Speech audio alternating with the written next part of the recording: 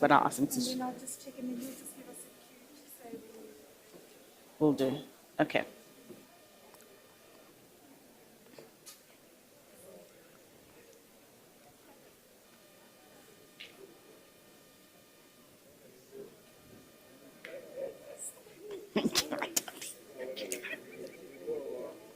oh, looking stunning. Ladies and gentlemen,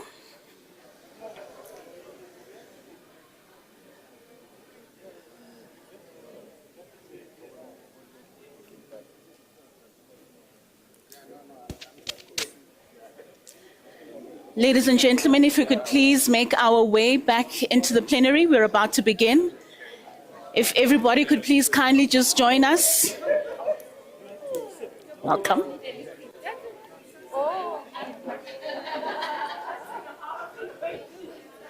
Good morning, good morning. Tata Magat. Looking for me. I am looking for you. I'm looking for you. Thank you so much.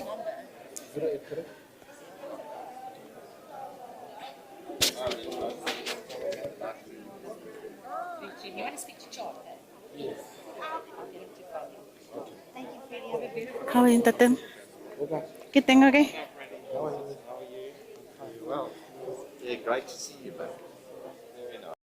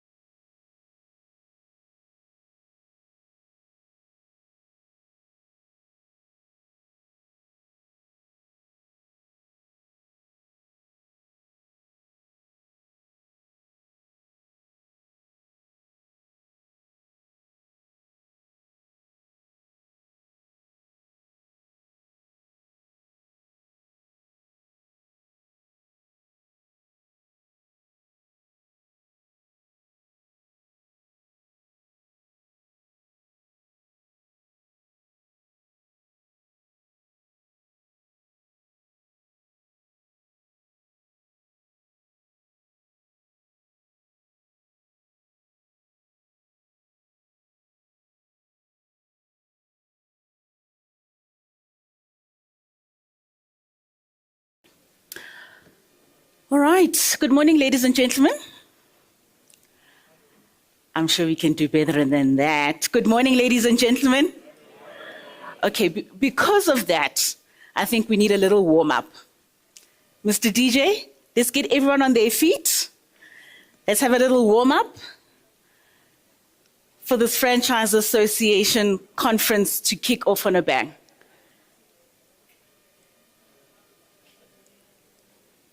If we can all get on our feet while the DJ still tries to find the song. Because clearly we need a warm-up this morning. The coffee was not enough. There we go. I see some energy on this side of the room. There we go. All you need to do is tap and step. Come now, guys. Let's get a little bit more energy. Let's go. Let's go.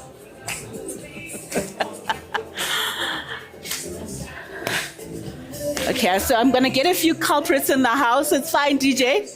I see we're warming up a bit. All right, ladies and gentlemen, you can take your seats. Let's try that again. A very good morning to you all. That is much better. Welcome, ladies and gentlemen. This is the Franchise Association of South Africa's 2026 conference. My name is Katlego Msomi. I'll be your program director for the day. Thank you so much for coming through. You're all looking wonderful.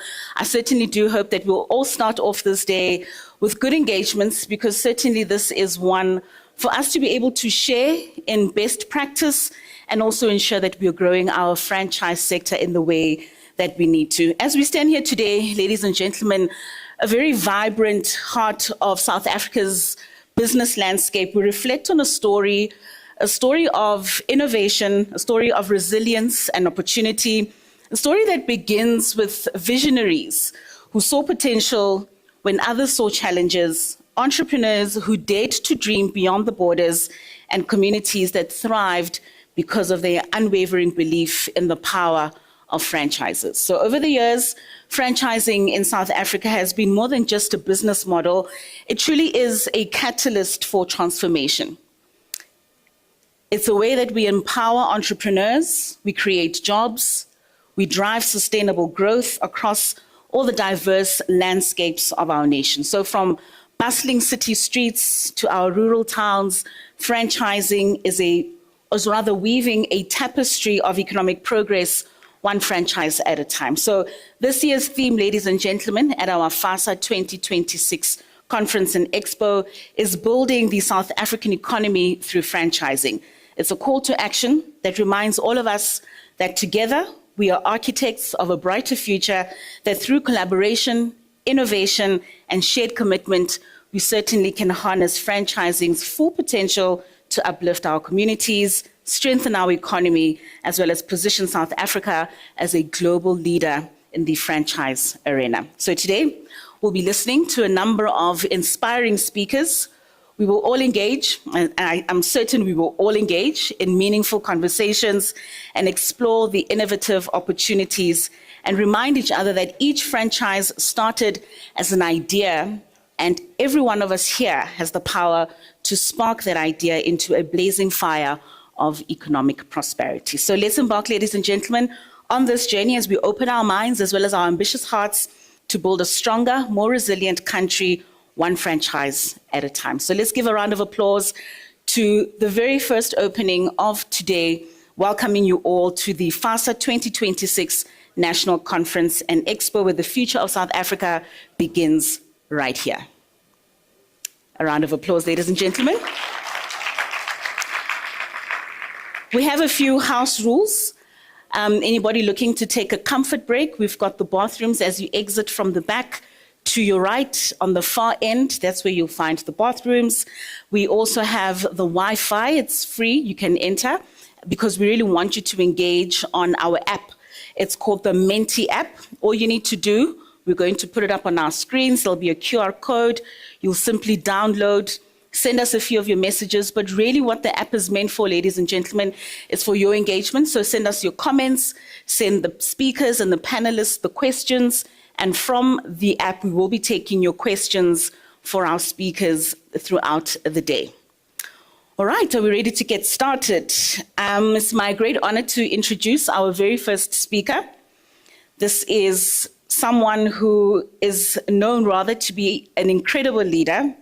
I've got to know him over the years, someone who truly embodies the spirit and the voice of the franchising industry in our country, a passionate advocate, a visionary strategist, and a dedicated champion for growth.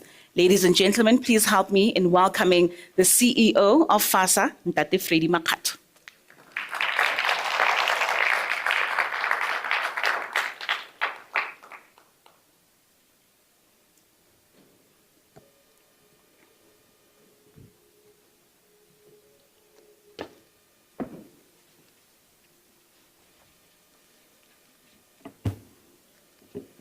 Good morning, good morning.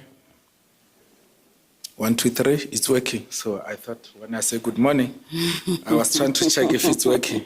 Because, you know, I'm admiring Katleho. Yeah, she's wired, she's got this nice microphone, and I've got to stand on the podium like I'm at church. I'm complaining here. I think I should have been wired. But the technicians, I duly forgive you. Thank you for the excellent intro. I didn't expect that because I usually just say I'm Fred Makgatho, I'm the CEO, and that's it. So, ladies and gentlemen, welcome to the 2026 Franchise Conference and Expo.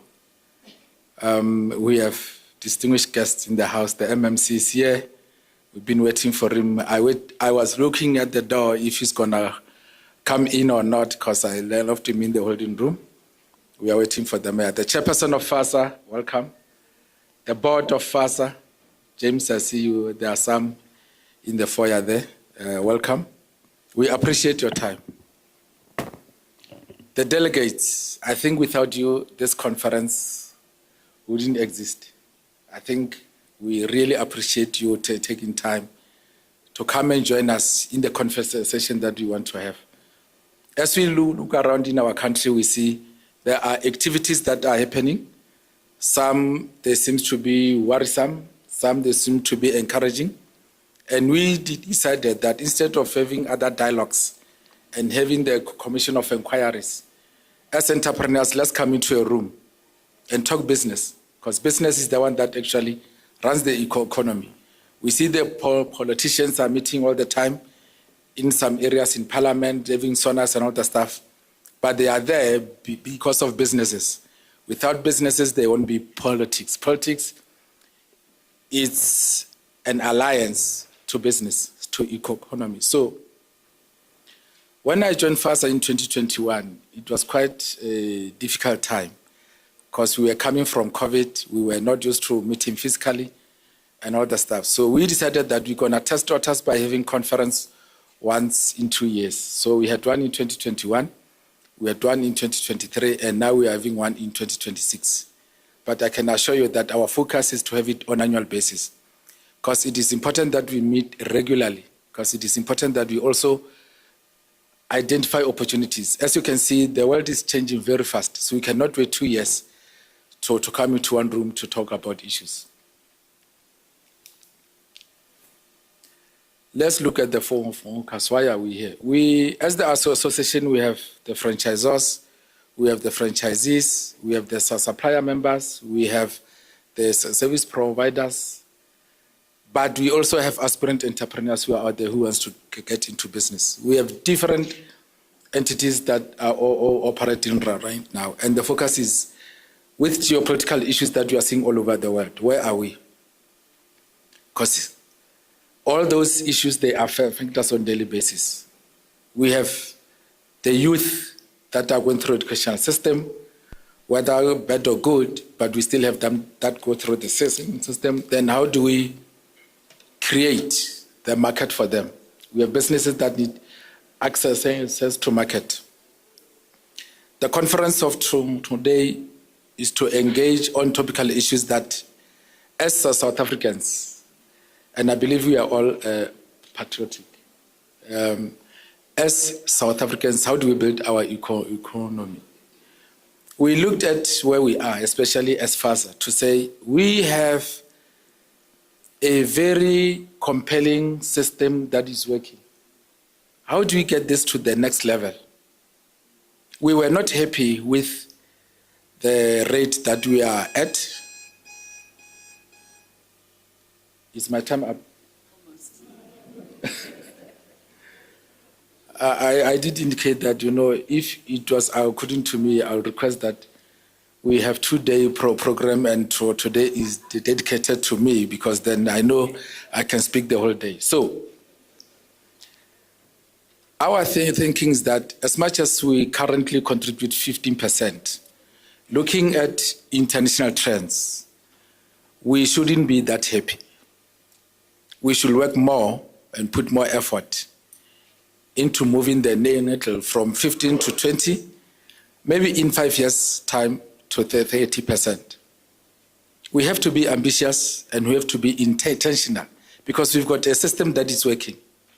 All what it needs is for us as a nation. We cannot afford to continue living like we are 5 nations in a country. We can't. We have to be intentional and say, South Africa is our country and can be built by us and no one else. We are some kind of a role model to some of the first worlds because of our democracy, our systems, and so forth. In order for us to find jobs, that's the only way. Without jobs, we will continue to have crime. Without jobs, we will continue to have corruption.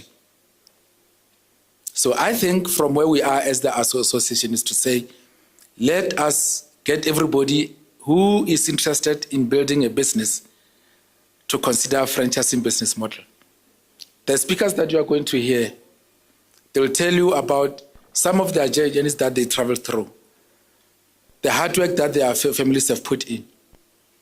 I really encourage aspirant and entrepreneurs because we see some, they come in, they go, they come in a year, they go, they wait for 10 years, they come back, they go. That is not how to run a business. If you want to build a business, you'll have to work hard. There are stories when we go around, when we meet entrepreneurs, some had to sleep at 3 o'clock and they wake up at 5 o'clock in the morning. So ours as FASA is to say, government, we know you are there. We want your participation in our journey.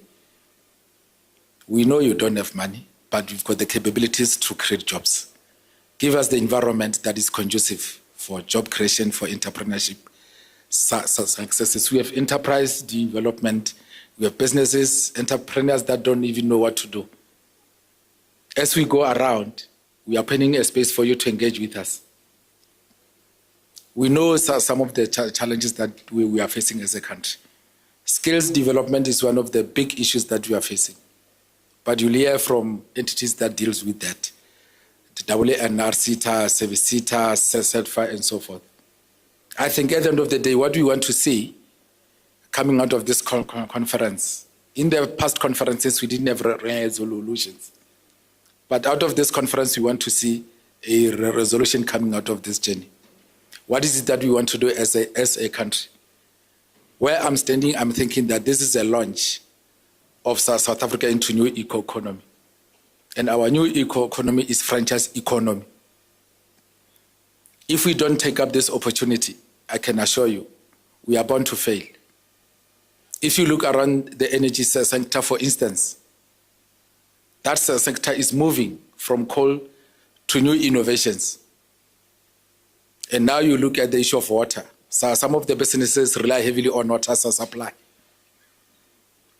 So as entrepreneurs, out of this convention, we have to think about solutions that we want to bring to the fore in order to make businesses succeed.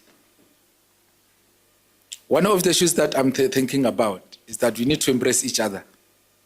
We cannot continue on this journey. We need to understand that franchising is a partnership business model. We have to embrace each other, the ecosystem. And I, for one, am hopeful that at the end of the day, through your direction, because you are our leader. Today you are the president. We listen to everything and anything that you say. Guide us to a point where we'll come out of this convention with a resolution that will launch our country into a new economic trajectory. For years and years, we've been relying on manufacturing, relying on mining, relying on infrastructure development and all the stuff. Those are short-term focuses. Entrepreneurship is long-term. I mean, you will hear from the banks how they stayed with businesses that are multinationals to today. We'll hear from brands that have been existing over 40 years. So I think that as we are embarking on engagements, because the purpose of this forum is to engage. And when we engage, we have to agree at some point that this is the standing point. With those words, I would like to welcome the mayor. Can we give a round of applause to the mayor?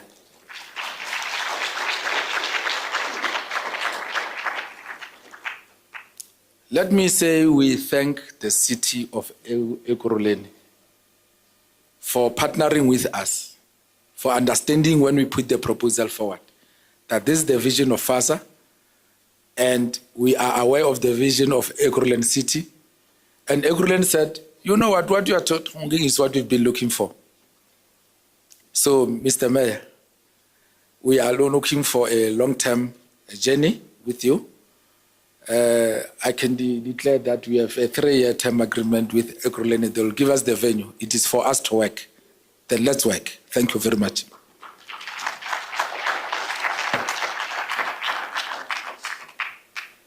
A round of applause, ladies and gentlemen. The CEO of FASA, Mr. Fred Makgatho.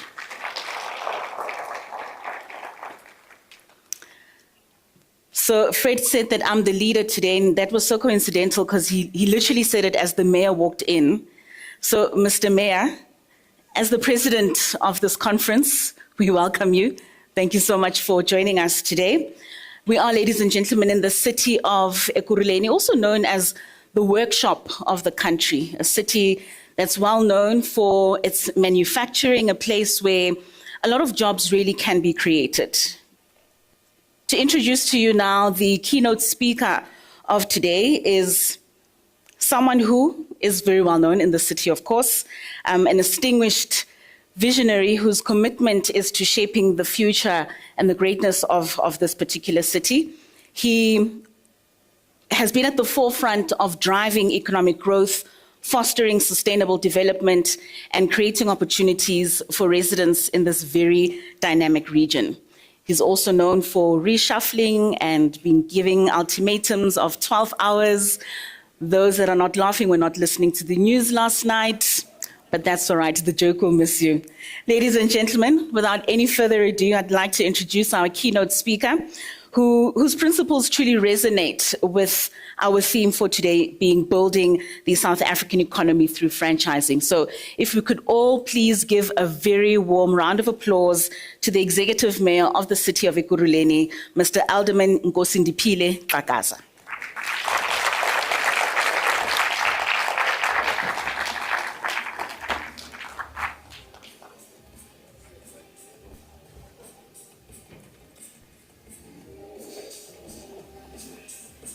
A round of applause, ladies and gentlemen, as the mayor makes his way to make the keynote. Thank you, sir.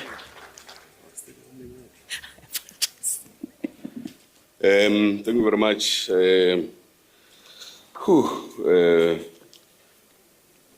Katlego, I'm told that you are the president. You are the one who's on the driving seat for this program. Session moderator. And I thank you for that welcoming, and I'm sure I will have to explain a bit what's happening, what's going on. So though we are here for franchising, but I'm sure you are a critical stakeholder, business and industry. They want to know, where is the city going? And how are we going to be assisted, or how we can assist? Let me acknowledge the Chief Executive Officer of the FASA, Mr. Freddy Makhato, and thank you very much for inviting us.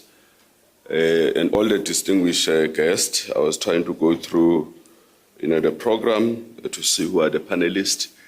I think we will stand on all the protocol that we have observed. But importantly, I want to acknowledge Mr. Dino Peterson. He is our MMC. He's a councillor at Dino Peters. He's our MMC for development planning and real estate. He's brand new from the box. He's hitting the ground running. He's sitting here all looking beautiful. His responsibility includes giving a strategic direction to this work, oversighting this work, which is community enterprise development. It's part of the entire SMME, small, medium, all those activities that relate to this aspect. But he must also look at the city planning, working with the HOD Chauke to ensure that all the processes there are streamlined, they are fast-tracked, and they are impactful. The development plans that they are done on time. The zoning, that the turnaround time is done on time. He must also give leadership on real estate matters in terms of the properties that are owned by the city. And he must then give that leadership property management for the city. So his scope is quite big, and I'm sure when I conclude here, I will basically just elaborate on some of the changes that we've made. But I can see that there's Councillor Sidu, who is also part of the oversight. He's here to oversight that what we're doing, where we're spending money on, is the value for money. So we really appreciate when the councillors are here to support us, because when the HOD requests money, to say we need money now to put into the conversation around franchising, you need councillors to support. There's competing priorities. Our communities in Tembisa, they want electricity, they want water. In Kempton Park, they want potholes to be patched, grass to be cut, and all that, with the little money that we get from our communities and industry. So there's prioritization. So councillors, when they see, when they are here, they can attest that we must partner, we must strengthen our partnership with these initiatives. So we want to greet all the distinguished members of the Franchise Association of South Africa, the esteemed guests, exhibitors, participants, and business leaders and colleagues. It is with great honor that I stand here today before you and warmly welcome you, each one of you who traveled from near and far to be part of this important gathering. Your presence not only demonstrates your commitment to the growth of your business, but also reflects a shared dedication to the broader South African economy.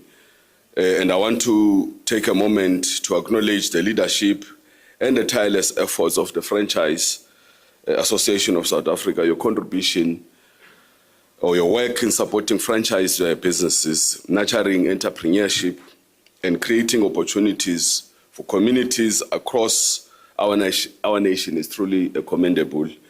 It is through partnership like yours that we can collectively drive innovation, drive growth, and transformation, that as government alone would not be able to pursue this work.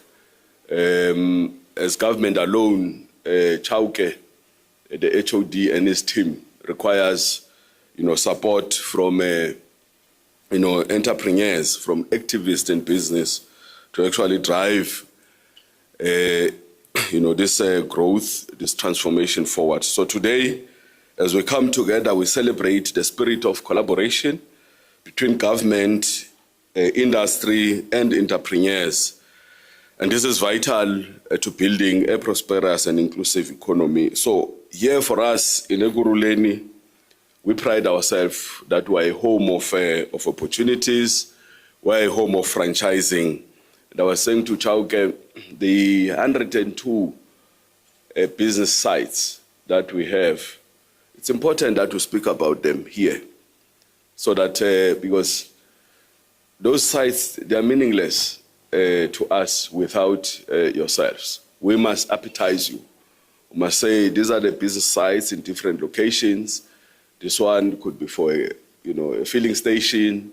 This one could be for chicken dicking and all that across. So 102 is quite a lot, and it is of no value for us to keep hold of these sites. We must give it to your good selves. You want land, and we must expedite that process, HOD, and I'm sure the MMC is listening. Expedite it, because these are some of the things that we continue to talk about them. But if we don't release them in a competitive way, of course, you don't, business communities, they are looking forward to get this land. We don't advertise them. We don't know where they must get hold of them. Where are they? So we miss an opportunity to grow and develop our city. So franchising in Ekurhuleni, the home of opportunities, stands as a powerful engine for economic growth, for job creations and skill development. And over the years, the sector's resilience and adaptability have been tested and have been consistently risen to those challenges, exemplifying the spirit of enterprise that drives South Africa forward. So as a city of Ekurhuleni, we fully recognize the immense value that the franchise sector brings to our communities, and through collaboration, through investment and innovation, franchise creates opportunities for small business development, strengthen local economies, and empower our youth and women. And our municipality remains committed to creating an enabling environment where franchises can thrive. We are streamlining regulatory processes, enhancing infrastructure, and fostering partnership between government, the private sector, and educational institutions. These efforts are aimed at unlocking the full potential of franchising as a catalyst for sustainable and inclusive development. So this year's Expo is themed empowering growth through franchising. And this theme could not be more timely. In a rapidly evolving global landscape, innovation, collaboration, and knowledge sharing are essential. I encourage all participants to engage actively, exchange insights, and forge partnership that will drive both our sector and communities forward. And let me reaffirm our shared commitments to inclusive growth, to transformation, to social upliftment, and that together we can assure that franchising continues to open doors, it continues to break barriers, it continues to build a prosperous future for all of us. So government, we are making our own efforts. We're investing in various means to actually give support to ensure that we collaborate with your good self. So we recognize that sustainable growth requires a strong partnership between the public and the private sector. And the city of Ekurhuleni, the home of opportunities, we are committed to creating an environment where businesses can flourish through streamlined, as I've said, regulatory processes, infrastructure support, and initiatives aimed also at empowering the youth, women, and across, including all emerging entrepreneurs. We are also focused on promoting inclusive economic growth, because franchise business can be a powerful cycle for transformation, ensuring that previously disadvantaged communities have access to ownership, they have access to management and employment opportunities. So I want to make a call to action and want to encourage all of us, want to encourage government across the industry, franchise owners to work together in building an ecosystem where innovation thrives, young entrepreneurs are supported, communities benefit through economic opportunities, because all that what we do is not just for your profit margins, but the impact should be to the communities. And let us not only focus on profit, but also the positive impact that we create in society. So I want to conclude by saying the future of South African economy depends on partnership, it depends on vision and action, and the Franchise Association of South Africa is leading the way, and I am confident that together we can unlock the full potential of this sector, drive economic growth, and create opportunities for generations to come. We are, on behalf of the 4.2 million residents of the city of Ekurhuleni, we really want to encourage you to have a productive and meaningful, or to wish you a productive and meaningful Expo. And may your discussion, collaboration, and innovation today pave the way for even greater achievement in the months and years to come. So I do think that some of the changes that we've announced, I think yesterday we were very busy as a country. We do need to explain them. And there's nothing else. We must strengthen government. We must make sure that government is strengthened so that there is responsiveness in terms of delivering services to our people, so that there's agility, the necessary speed. So it is not about coalition. Unfortunately, our people, they decided to give us through their own, we subscribe to democracy. They said, no, look, work in a multi-party way. So we must make it work. It's no longer a one-party state. And how do we get to work? It's not just about us sharing, functions. No, we're giving you this and that. It's about measurable outcomes that are impactful to our communities. And from time to time, we must then assess government, make an assessment and say, how far have we gone? And this goes beyond just political parties sharing responsibilities. And unfortunately, others, they think it's about us sharing. No, this 4 is ours. There's 4. If it was yours, you must perform. You must earn it. Because ultimately, it is a mayor that is accountable. Everybody says, but mayor, have you delivered? The speed within which you deliver water services. Where are we sitting, when there's outages of electricity and there's non-responsiveness? So that is why we are seized with that work. And we're laying a foundation, because coalition, it appears they are here to stay. And if we don't make them to work, we're going to continue to face voter apathy. Our communities are not going to go out to vote. And it's an important vote. It's an important right that we fought for. We're going to continue to face voter passiveness. So we must demonstrate that even in the midst of difficulties, of collaborations, of different electoral mandate and all that, we get it to work. So one of the big changes that we've actually done is to reinforce, we reorganize utilities so that the city's utilities are responsive to the reforms. National Treasury, they've said we must reform how we do business, how we conduct water business.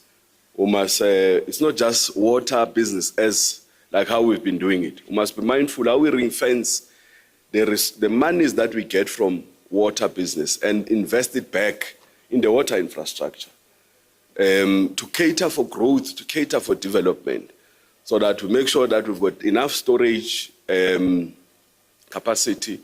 We also deal with water leaks.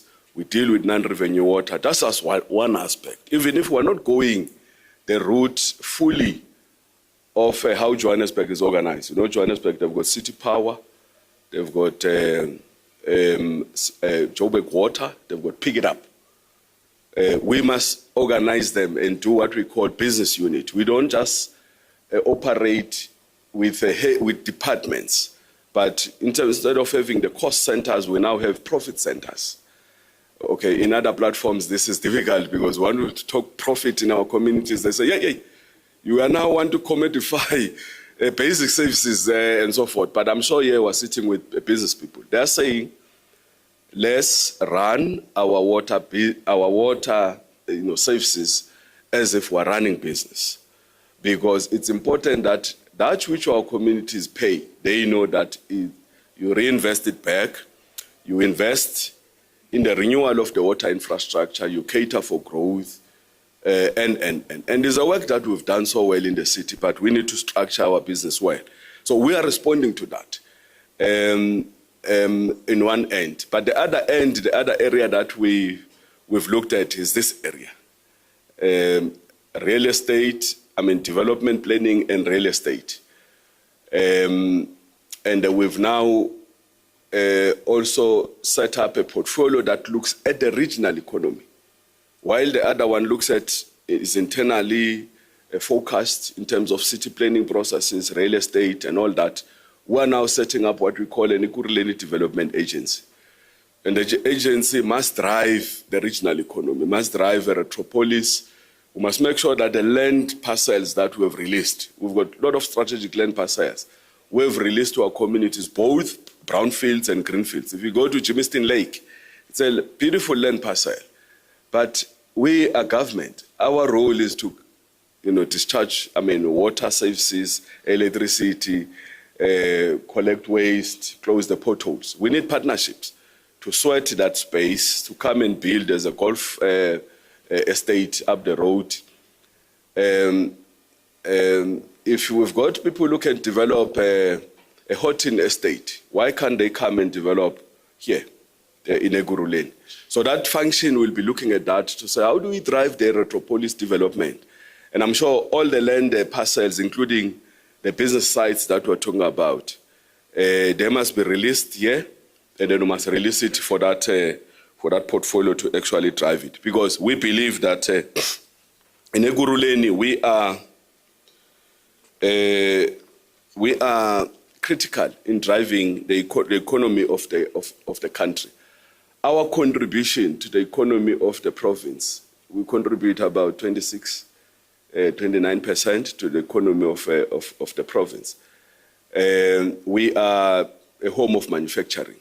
So if we're not going to look after, and those that have declined some of these offers, you know, they go around, they say they're economic freedom fighters. We're economic freedom fighters. But they decline when we give them roles. Here is a role, go and work. Oh, okay, we'll ventilate about this in another platform. So thank you very much for the opportunity. I would really like to come back and join and learn, so that whatever that we do, also take the contribution that comes from your beautiful delegates. Thank you. Thank you very much. Thank you so much, sir. We appreciate it. Ladies and gentlemen, the mayor in the city of Ekurhuleni, a round of applause once again to him, please. May I also please just call up Mr. Freddie Makhato to assist in handing over a token of our appreciation to you, Mr. Mayor.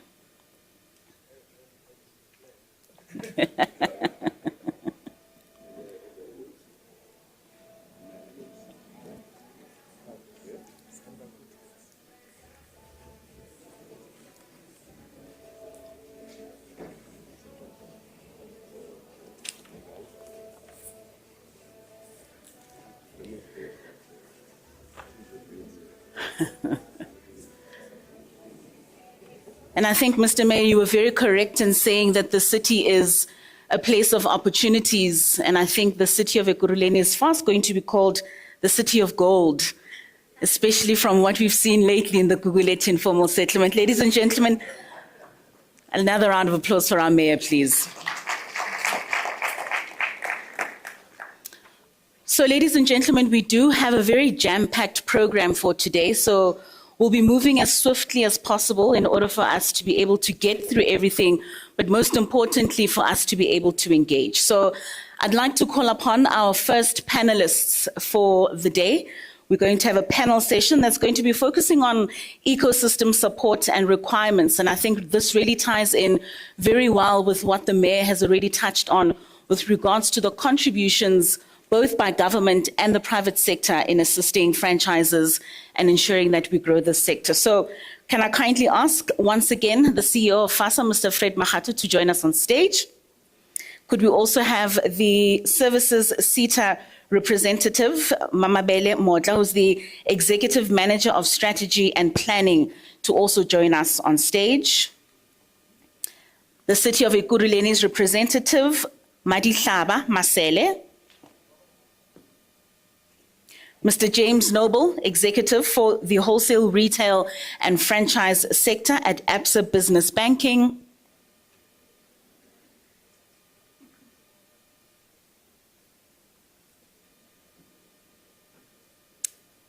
And last but not least,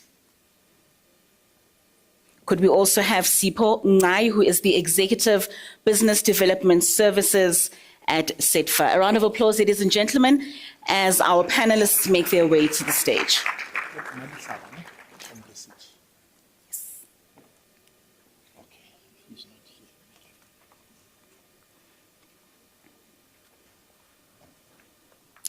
All right, ladies and gentlemen, I think the only person we are missing at this point in time is the representative from the city of Ekurhuleni, quickly making their way. And as they make their way to the stage, maybe just to give a bit more context with regards to this session. I mean, we are exploring what our partners are offering in terms of strengthening the franchising industry as well as for SMMEs across the country.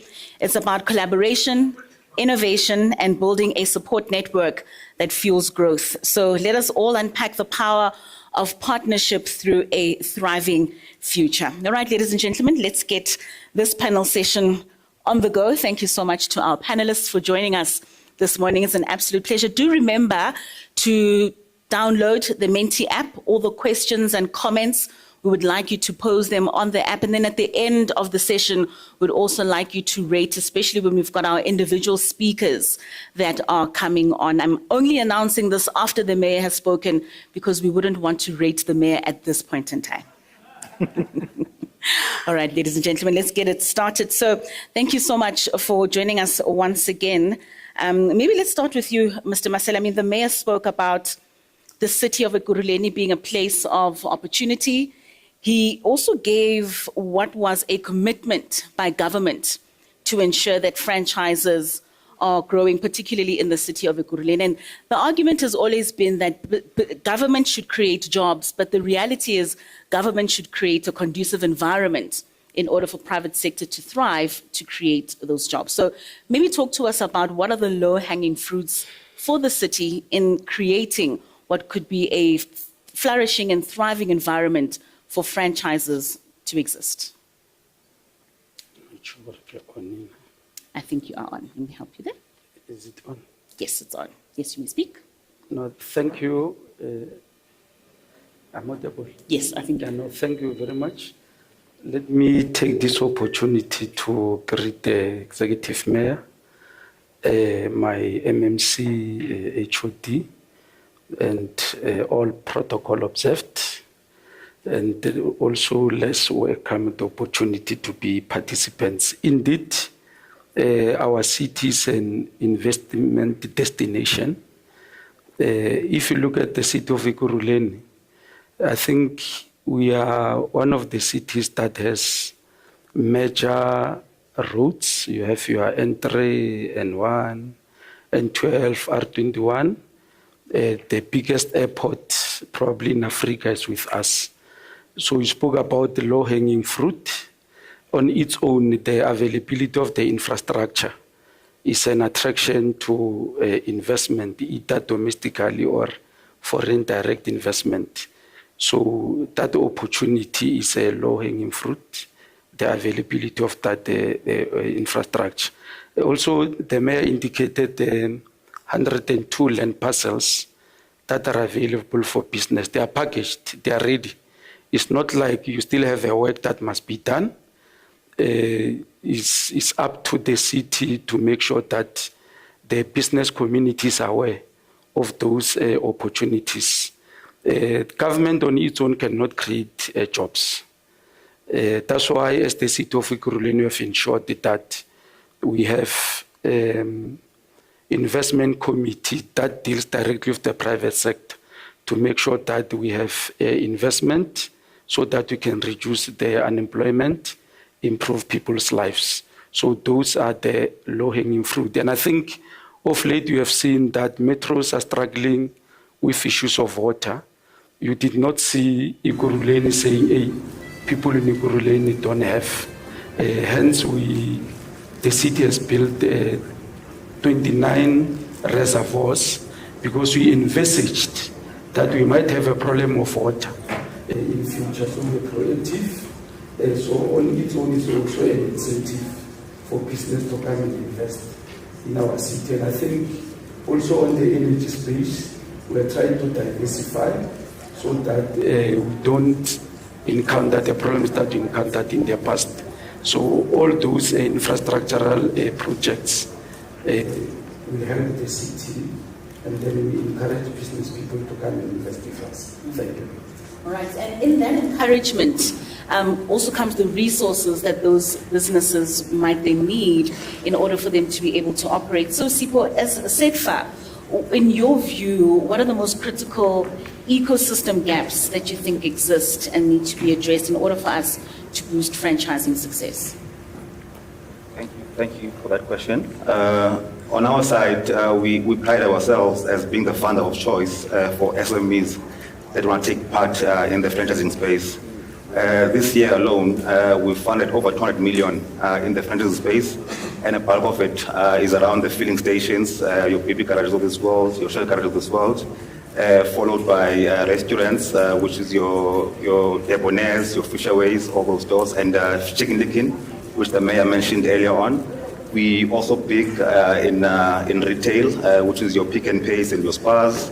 And lastly, along the automotive sector, which is mostly your Tiger Wooden tires and other sectors. So what we do for SMEs on our side is that we provide loan funding to up to 50 million for them to acquire their franchises. And the beauty about our model, unlike the other institutions, is that it's more of patient capital. So if you disperse today, we give you a good 3 or 4 months where you don't pay a cent, just for you to be able to build out cash flows to allow your business to grow, and then you start paying back the loan from month 6 or 7, depending on the model that we projected for the business.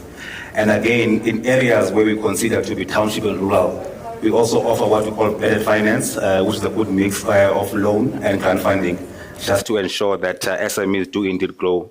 We've got a particular bias towards franchises that are owned by females and youth and people living with disabilities.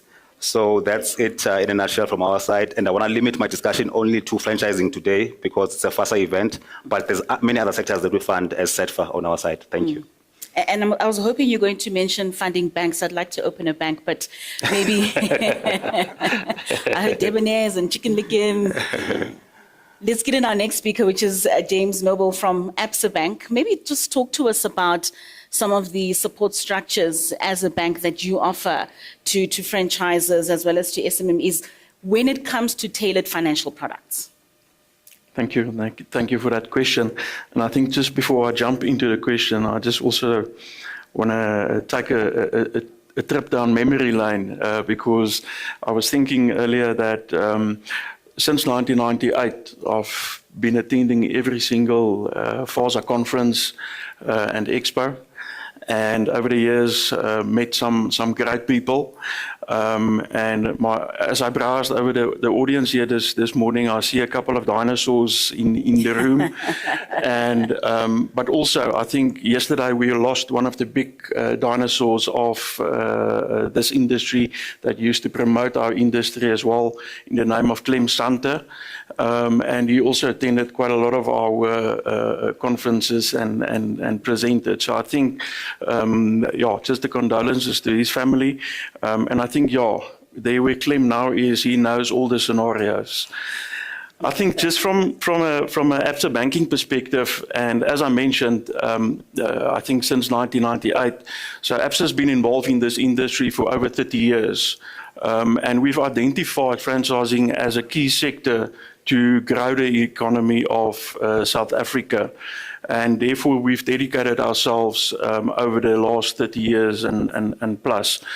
I think the big thing for me was also looking at where we started, maybe just having maybe 200-300 franchisors in the country, and that has grown to close to 800 franchisors. And if you look at the number of franchisees, and it's so nice to see if I look at our book, if I can call it so, and the number of franchisees that we've helped over these years and how we've helped franchisees to actually become millionaires and multimillionaires and all the success stories that came across our desk.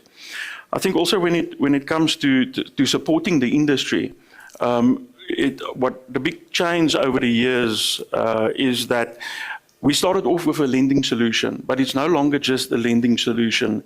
You need to look at a financial solution when you approach a franchisee and a potential franchisee. In the early years, we had a lot of starters, so we had to focus on startup capital and financing startup capital and so forth. Now, if you look at the trends these days, a lot of franchisees are becoming multi-franchisees where they own 10, 20, 30. I know of franchisees owning 60, 70 outlets. And so for them, it's a different ballgame. And you need to obviously cater for wherever a franchisee is in the life cycle of the business, whether it's a startup, whether the business is growing, and whether the business has reached the maturity levels. I think also in the past, the focus used to be a lot on just the business. But what about the owner of the business? You need to provide a financial solution to the owner of the business. And then also, I think secondly is then you need to find financial solutions for the employees of the business, to empower them to become part of the main banking stream and educate them on what it takes to actually run your own business eventually. And we've seen over the years a lot of employees that eventually stepped up and they actually stepped into their own business, also starting from the bottom. Now, just maybe talking about financial solutions, and I don't want to do a product sell here today, but I think it's important that if you start looking beyond the financing part, is that you need to look at your transactional banking. You need to look at how you access your account from an electronic banking perspective. And very importantly these days is you need to look at the channel because you do big turnovers. So therefore, either someone pays with a card or someone pays with cash or someone EFTs. And you need to make sure that whichever channel your customer is paying, that you get your money into your account as soon as possible. So therefore, if you look at card acquiring, for instance, it becomes very important that you've got 7-day banking. Where in the past, it used to bank only 5 days a week. Now you can bank your card turnover 7 days a week. If I look at the information from a geospatial perspective that we get out of that information, it can help your business to become data-led. Because it's important to understand who's your customer, where's your customers coming from, and that type of information we can provide from a banking perspective. And I think then also unlocking opportunities in different markets, different cultures. If I look at how we've changed our offering from just being a generic business banking solution, but also involving our Islamic banking customers and providing them with tailored solutions when they are in their franchise businesses, and I think even outside of their franchise businesses. Yeah, I think to conclude from our side, I think it's also important, and that's how we've set ourselves up, and we're continuously growing our team. We are busy employing, let's call it, specialists in every single province of the country. So it is important because retail in general, and most of your franchise businesses fall into that retail sector. If you look at any province, retail is the 3rd or 4th biggest contributor to the economy of those little provinces. It's not just agri if you go to the central region. Retail still plays a big role there, and therefore you need to have specialization to support customers from that perspective. And yeah, just to wrap up then, I think from an ABSA perspective, we've shown our commitment to the franchise community over the last 30-odd years, and I think we will continue to strive to be the bank of the entrepreneur for SMEs and franchise businesses. Thank you. All right. And I mean, you raise a very critical point there, James, with regards to the education and the awareness, not only for the franchisors and the SMMEs, but also for those that work within those businesses. That then takes us to the services, Sita. Mayoral, what do you see and highlight as some of the skills gaps that you've identified, particularly within the franchising sector, and how is the Sita addressing those? So packed. Good morning, everyone, and the Honourable Mayor, and I believe he stepped out, and the colleagues. I think I want to take just a moment to introduce Services SITA. We are one of the 21 SITAs, and one will say, why is the Services SITA here, not other SITAs? Because of we working together with FASA and the industry, we come to acknowledge that franchising, it is a service. In a way, because of you talk to business, you're talking to funding banks, but then that whole value chain, it is a service at its nature. So we draw from the National Skills Development Plan, which is very clear to government and all SITAs for them to support skills development for entrepreneurship development. So what then we have done, in the services SITA, we've got 6 chambers. And I'm happy because the mayor reflected, was talking about one of our chamber. We've got the management and business services, it's a chamber. We've got real estate and related services, it's another chamber. And we've got cleaning and hiring, We've got personal care, where you deal with hair, you deal with funeral industry in that chamber. We've got labor and collective services, where you have your labor collective bodies. Our last chamber is marketing and communication services. The reason I'm sharing those chambers is because of individually so, they participate in the franchising business model. From a real estate point of view, from a communication, marketing, contact centers, you participate in the franchising business model. Therefore, when you say skills gap, we're going to then categorize them in different forms. From an industry specific, then we are then saying, if you are franchising and you are playing in the real estate space, as a franchisor and franchisee, you need to understand that industry specific. So we have an element of the technical skills that come from those different industries. So standing here with my team, we are not only here to talk about franchising as an industry within the MBS chamber, which the beauty of it is that within our chambers, we've got different constituencies, and franchising, it is actually represented, the association itself. So we've seen growth in the past 3 years. Then we started with your question to say, okay, fine, what are the skills gaps that we need to respond to in ensuring that this service can be well understood, this service can actually add value to all these other operations. We then developed a qualification working with the industry and SAQA, QCTO and SAQA. So we have developed a qualification called Advanced Occupational Certificate Franchise Manager. That franchise manager, it is actually meant to professionalize this service. In that qualification, if you unpack it, it teaches you on how to run a franchise from an operation point of view. It then goes and teaches your employees to actually have a brand standard awareness. Because then in the franchising business model, a brand is important. It capacitates them in terms of the financial modeling from a budget point of view, profitability point of view, sustainability. So that qualification is at NQF level 6. Therefore, we have developed that qualification for this industry, for the franchisor and franchisee.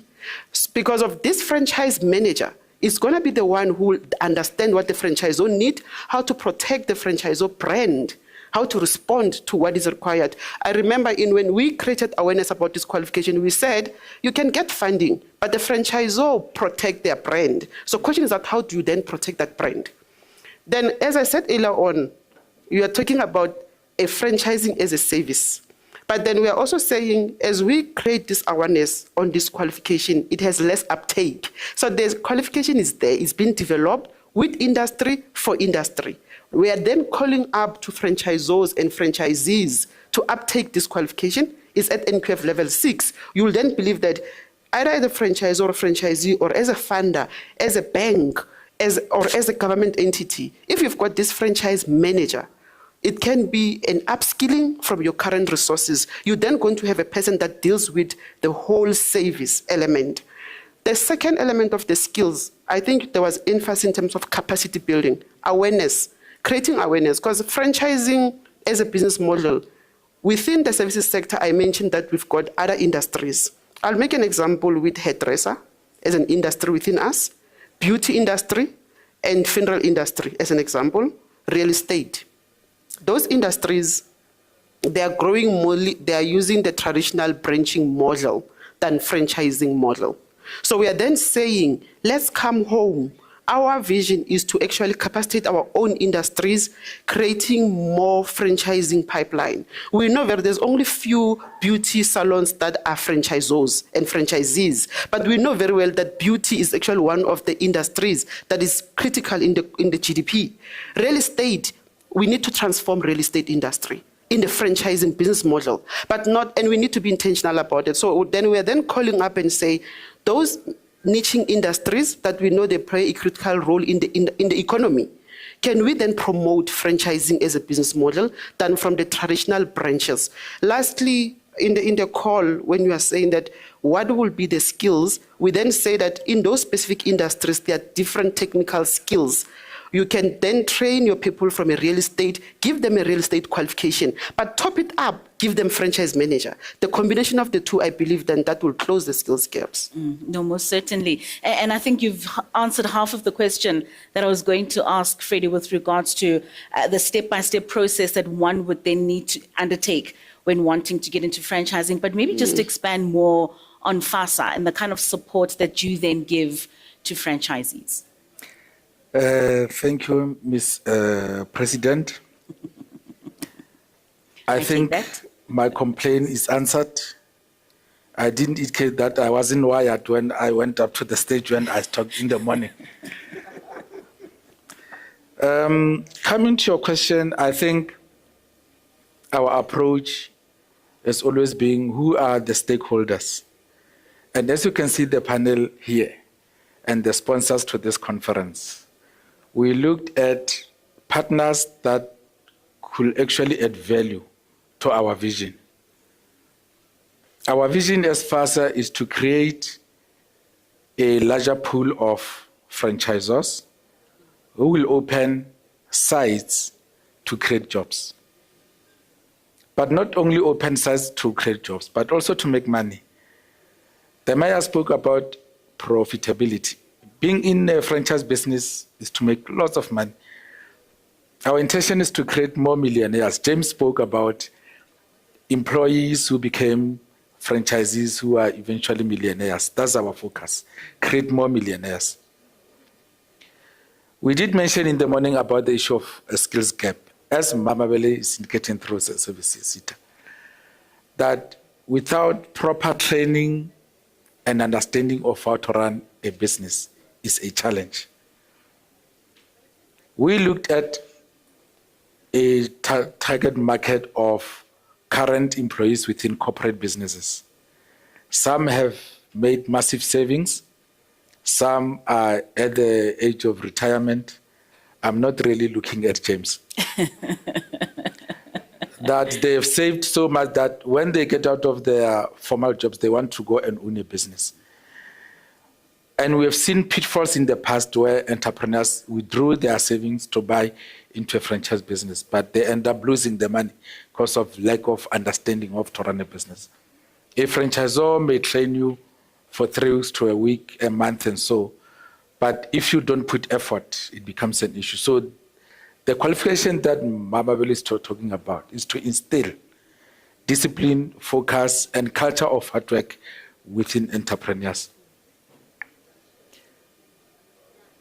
Thirdly, I think we are looking at funding, because remember, funding has always been a big issue. Where entrepreneurs say that we want to get into franchising space, but it's expensive. We don't have unencumbered cash.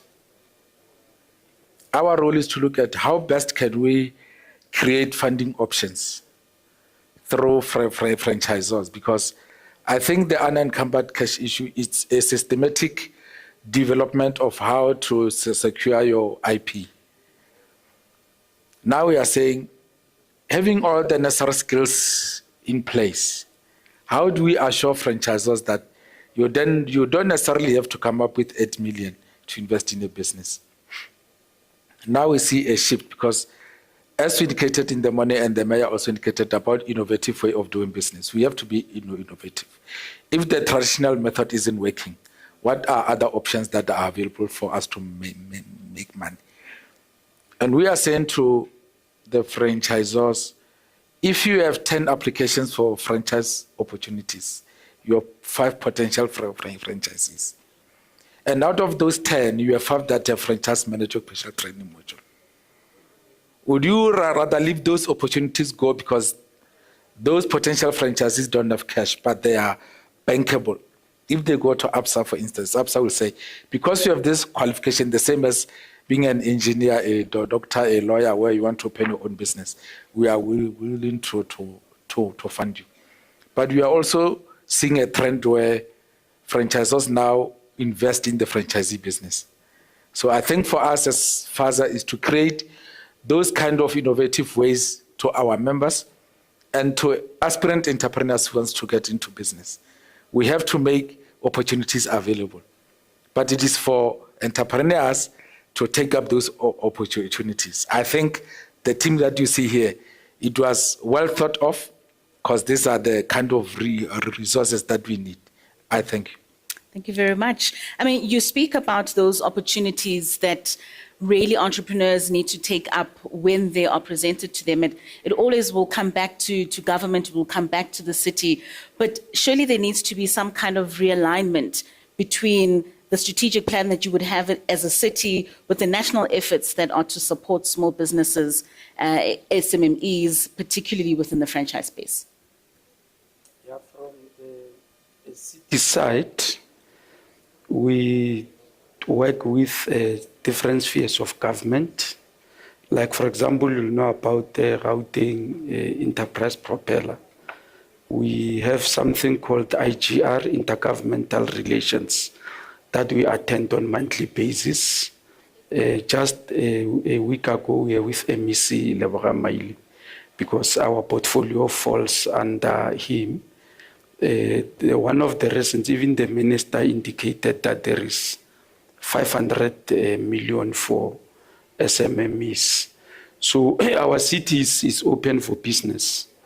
And I think it's even easier to do business in Ekurhuleni. We are growing at a faster rate.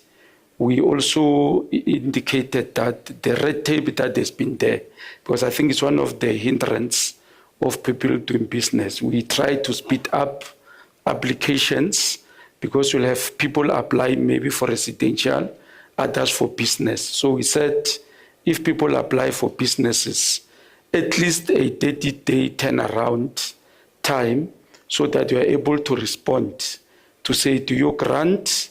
If you don't grant, what are the reasons? If you grant, and then it's fine.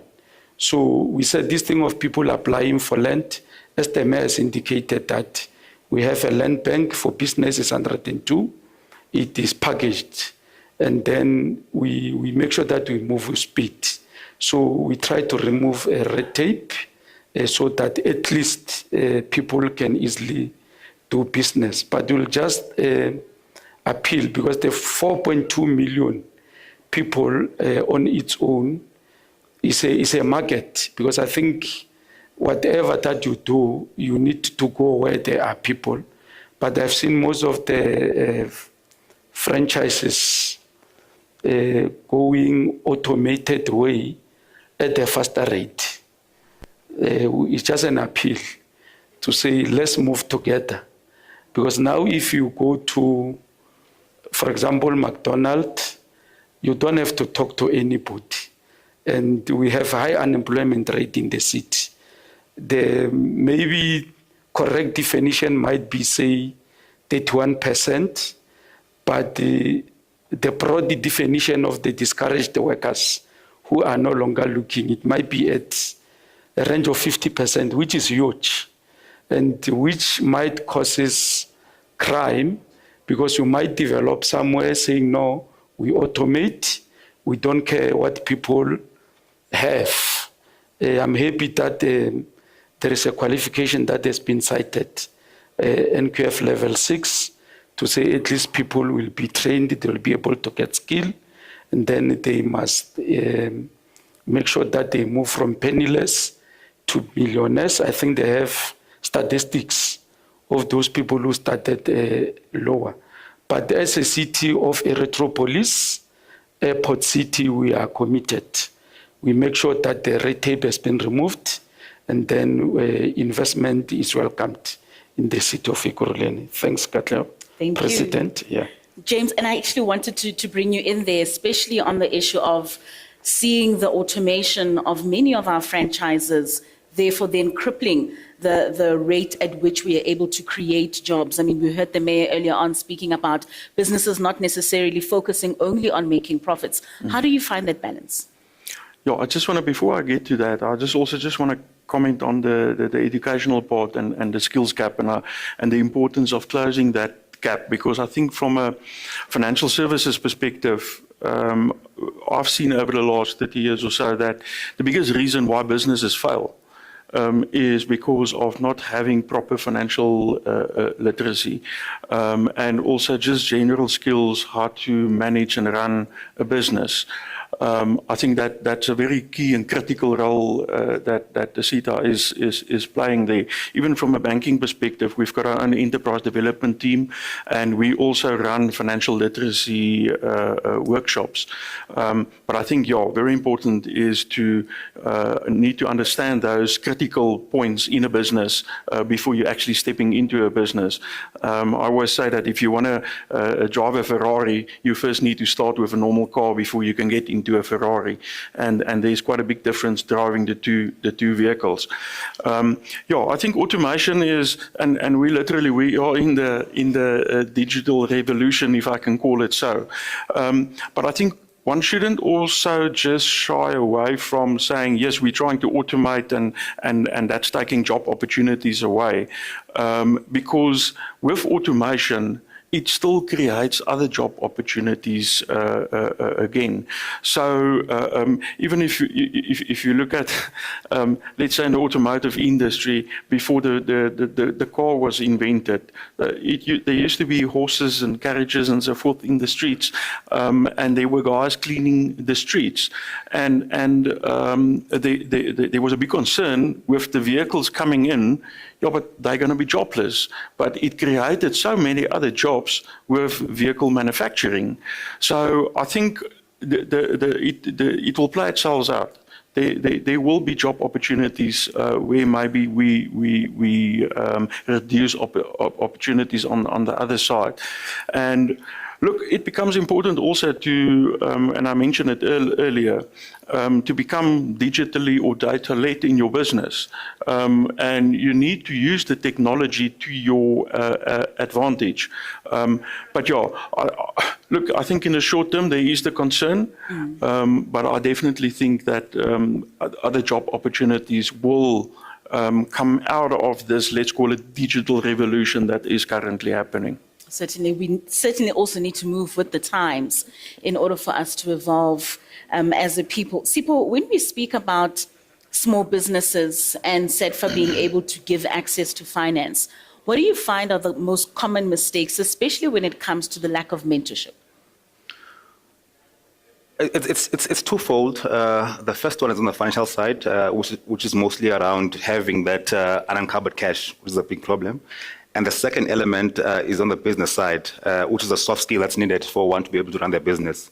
So what we do then in response to that is that we don't just approve and disperse funding and walk away and hope that they'll pay back. We've got a strong M&E function that we have internally, which is monitoring and evaluation, which is basically our own set for personnel going to the businesses on a monthly basis, asking what problems are you experiencing, how can we help you, and then running their own diagnostic exercise to see what gaps exist in the business, and then coming up with ways to close those gaps. So that service is for free from us, which we offer throughout the duration of the loan, just to make sure that the business is able to pay back what they owe, number one, and number two, also to grow to other areas or other spheres of business. So that BDS element is what then separates us from other funding institutions that are there, because we don't just fund and walk away. We have that relationship that we have with the entrepreneurs on a daily basis and provide reports and do site visits as well to the entrepreneurs. Mama Bella, do you find that people engage with CETAs in the way that they should? Are we aware of what CETAs are meant to provide, and do we utilize those services?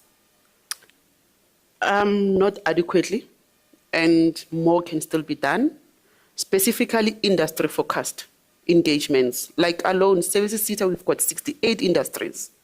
So when you unpack one industry, sitting here today, we're talking about one industry that touches other industries within, but that understanding and awareness. But what we did in the financial year 23-24, working with SETFA, FASA, labor, municipalities, we ran roadshows nationally across all provinces. And it was mainly to create awareness about franchising being a business model. Trust me, in those workshops, there was more awareness. I think there were even small entrepreneurs that are like, oh, is it something that I can enter into? There was panic. Awareness to say franchising probably is for the elites, is not for a traditional business in the rural area or in township. So I really believe there's more awareness that can be built, industry-specific focused awareness, especially on the with the skills specific. If we can then say, you know what, let us promote real estate industry in the townships or in rural areas, then let's have that as a focus, but then we introduce the skills that we need to. So I really believe that there's more awareness that we can still do. SETAs in collaboration with other SETAs, obviously. As I said earlier on, I'm services, but there's a business that touches wholesale and retail SETA, and then there's a property element that touches construction SETA. So collaborations within SETAs and government, but with business, with employers. So I want to take the opportunity and call upon employers, which is private sector, to partner with SETAs when we create this awareness in the funding opportunities. Because remember, as a SETA, the funding opportunity that we'll have, it will maybe be a discretionary grant or a special project grant funding available to train the learners. But they need workplace. We need employers to be on board. Like this qualification alone, the learner will need a workplace component. So we may have a funding available, but then without employers, the learners will not be able to get a full qualification. So I really believe there's more awareness that we can still do. And then there is really more collaboration that we need to be intentional. And we call it a skills revolutionary 2030, that we need to work together with industry, all the constituencies. I really think that we can do better. No, I agree with you. I certainly think we can do better. And in doing better, Freddie, are you finding that there's a shift or even just a move of small businesses that exist, particularly in townships, that want to be franchisors, where you'd find such as Legends Barber or a lady that does some catering, that would want their business to be franchised and for other people to be able to buy into their business? Yeah, thank you, Katlaho, again. Just to add on what Mabele just said about the road shows. I think the challenge is still that fear. Whether can I franchise my business? Can my business really be franchised?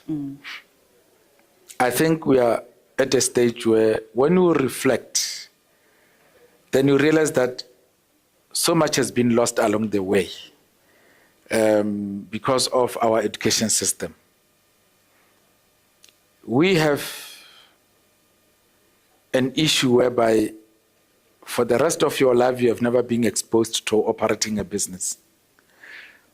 Once you graduate or once you finish school, then you look at what is it that I can do to survive.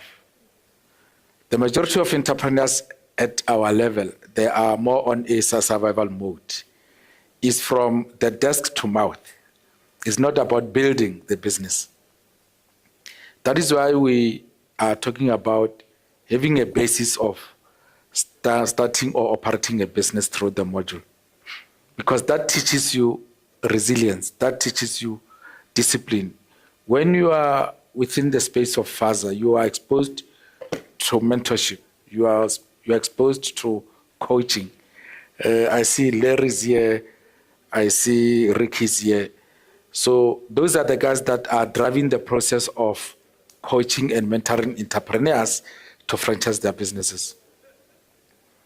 Because some of the things you are not exposed to in your daily lives, all what you want to do, how do I get to put bread on the table? So our next focus is the Department of Education, let's be honest, especially basic education. We cannot continue to have this kind of education this day and age.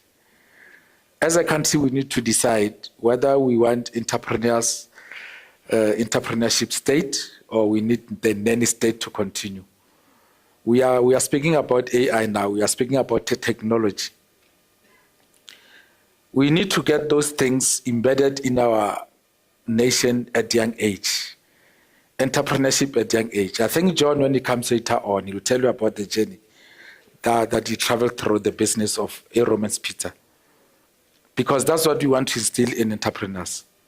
We have the majority of our business owners in the townships now, where their children don't even know what they are doing. They don't want their children to do what they are doing. Because we are always thinking about, this is hard. I don't want my children to go through these hardships. But this is what we should actually be doing. Getting our children invest in the business at young age by transferring skills to them.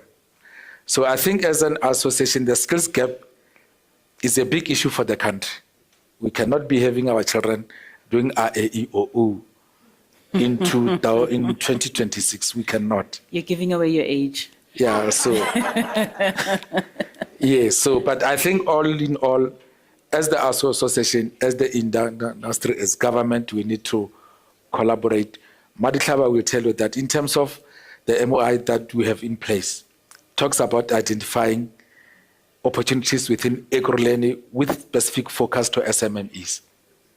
So in collaboration with Servicita, funders, and everything, I think Ekurhuleni will be a pilot project because we've been engaging with other entities. Thanks for the Department of Small Business Development.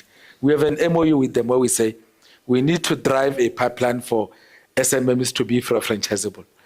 And it's a long journey. It's not something that you can do on a day. Yeah. We have to engage with businesses throughout the country, understand their profiles, understand what is it they're doing, what are their ambitions, because it is very difficult to want to franchise somebody that doesn't even have an idea what is a franchise business. Most certainly. It takes time to educate, engage. So I think in terms of our long-term focus, let's not be short-sighted. Taking a business to be franchisable is a long-term project. If you engage with the legends Baba, they'll tell you about the journey that they went through. Now you see them expanding, doing all this, but they had to put the hard work first. By the time they franchise their business, they will have done massive work over years. Some they will have been approaching James, refinance us. James says, no, I cannot, you are struggling. They go to set for financiers, who's funding you, APSA, let's talk. So let's get busy, let's get working. Certainly, that overnight success takes many years to build. We are left with about 5 minutes. I'm going to give you an opportunity, James, but in your opportunity, there'll be a question that's coming to you. There are 2 questions, I believe this is for the city of Ekurhuleni, and I want you maybe just to answer them at a go. The first question is from Amit Singh, and Amit says, grateful for the commitment from government. I'm interested in knowing how does the city plan to curate an environment for successful growth for franchise sector. Then the second question is from Trevor Nzimande, and Trevor says, what plans does the city have to reduce its environmental impact and promote sustainability? How will the city support businesses in reducing their environmental footprint? Now, as a city, we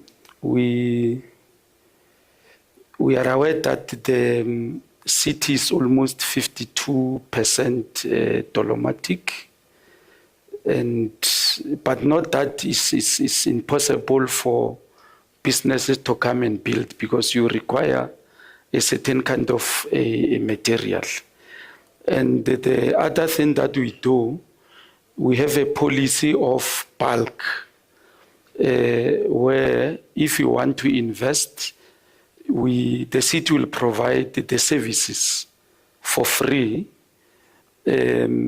If we can't, maybe due to financial constraints, we agree with the investor, and then we give you a holiday depending on the agreement to say, because you brought your own money to install bulk, we give you 3 years holiday, you don't pay until such time that we feel that we have covered your costs. So in that way, we are trying to create an environment that is friendly to investors. So we've been doing it for quite some time now in the city. And hence I indicated earlier on that the Department of Development Planning and Real Estate, which has a component of city planning, we try to reduce the red tape in terms of businesses that applies, looking for land, to make sure that we cut this long process of to fro to various departments. If somebody is sick, there cannot be approval. So our system has been automated. So everybody else in the city who is involved in the process of real estate or land, as it is known, will be aware of that particular application. And then we have also a system in the office of the mayor where they are able to monitor all these applications and do oversight on them. So we created an investment environmental friendly Right. to make sure that at least at any given time we are able to assist those particular businesses. That's why our infrastructure, I think, we are not boasting, but it's top notch. So we don't have, yes, we do have some problems here and there, but we have ensured over time that we eradicate some of those particular problems. I spoke about the huge investment in energy infrastructure because we realized that load shedding has created a lot of problems, challenges, particularly to small businesses. And it also created a multiplier effect problem to the city, because if people lose jobs, the revenue that the city must get to reinvest it, as the mayor has indicated, it went down. Right. So, yeah, but we do have a good economic environment to assist all the businesses. All right. Well, we have a number of questions. They are coming in thick and fast. I'm going to try and see if we can't get through many of them. James, these ones are directed to you. It says, what would Mr. Noble consider as the main pain points of small businesses, and how does ABSA solve these pain points? That's from Mbomi. And what solutions does ABSA offer to residents who face water and electricity challenges?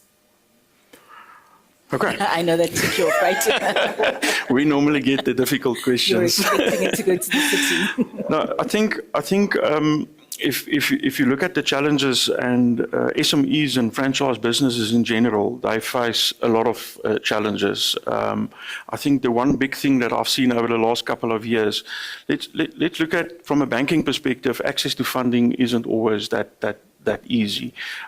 We do have an enterprise development division as well, where we try and assist up and coming entrepreneurs.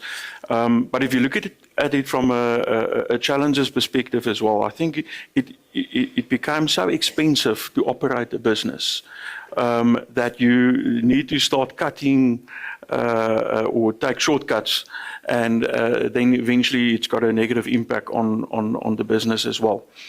I think one thing, and I just want to, and it links into the answer or the question for the city of Ekurhuleni, is also, we all know product trade name franchising. We all know business format franchising. But social format franchising is something that we haven't really explored that much in South Africa, where we involve the community and getting franchise type initiatives across the line. So, because it empowers the people, it creates jobs, and obviously that stimulates the local economies as well. So I think since Ekurhuleni is the head office of FASA for the next 3 years, and this partnership started here, I think it's something that we need to explore, because I know from a SME perspective, outside of franchising, all the work that we've done in the township environments with spaza shops and empowering spaza shop owners and getting them from, let's say, informal businesses into the formal format businesses and actually becoming bankable businesses. Just on the residential question for water and electricity and so forth, I think if the person who asked the question can also approach me afterwards, but we do have a renewable energy team that actually focuses specifically on that type of solution.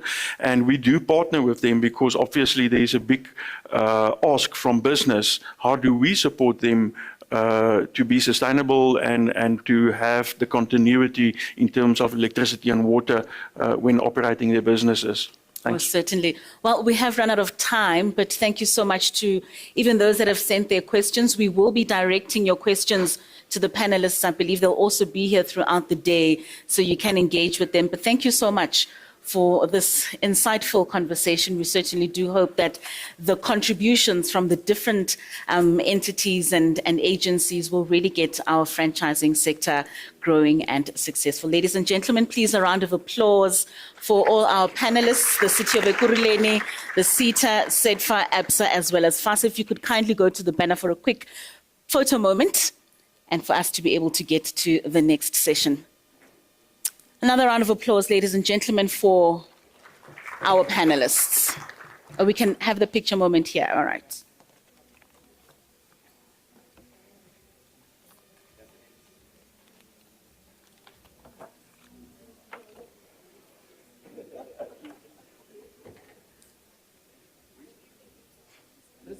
Oh, is that me? I was looking for the president. You must be next to me. Sorry.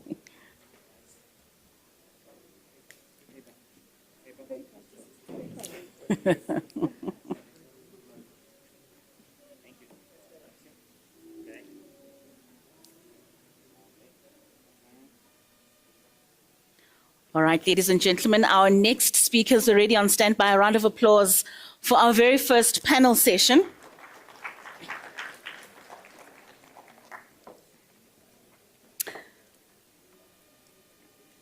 All right, so our next focus, ladies and gentlemen, is on the economic outlook. It is my great pleasure to introduce a chief economist at Nedbank, renowned for her insightful analysis and expertise in economic trends. She'll be sharing her perspectives on the economic outlook of franchises, as well as the dynamic evolving landscape that we are seeing in the country. As a nation, we know that the recent economic challenges and opportunities have presented a number of adversities, but here to speak to us is Nikki Weimar, who's a chief economist at Nedbank. Please give her a round of applause, ladies and gentlemen, as she takes us through this presentation. Hello, everybody. How are you? Are you good? Okay. All right. So my aim today is to deal with the more depressing stuff, which is dealing with the economy. We are the prophets of doom, after all. But I think there's some pockets of good news there that I can share with you today. So what we're going to do is we're going to have a look at South Africa's economy. We're first going to answer the question, where are we now? What do we look like now? And then we're going to cast our eye into the future and see what can we expect going forward. So, where is South Africa as we start 2026? We're a month and a bit in, and we've had, I think we can all agree, we've had a couple of, well, over a decade there of really tough times. Are we in a better position or not? Well, the answer is we're somewhere in between, all right? I used to work for one of our CEOs used to say South Africa is one of those places where the worst never happens, but the best happening is also quite elusive. And we're still in that place in between. Here's our economic growth performance. That first slide, let me see if I can put a highlighter. Yes, I can. That first slide there, that shows you essentially South Africa's annual economic growth rate. That's those green bars. And that red line there, that's really the average growth rate over that period. And you can see how from 2009 we took a step down to a lower growth plane and then another step down after the pandemic to a lower growth lane. So it's been really slow going. We've had a long period of low growth. We're still stuck in that environment, but there were some hopeful signs last year.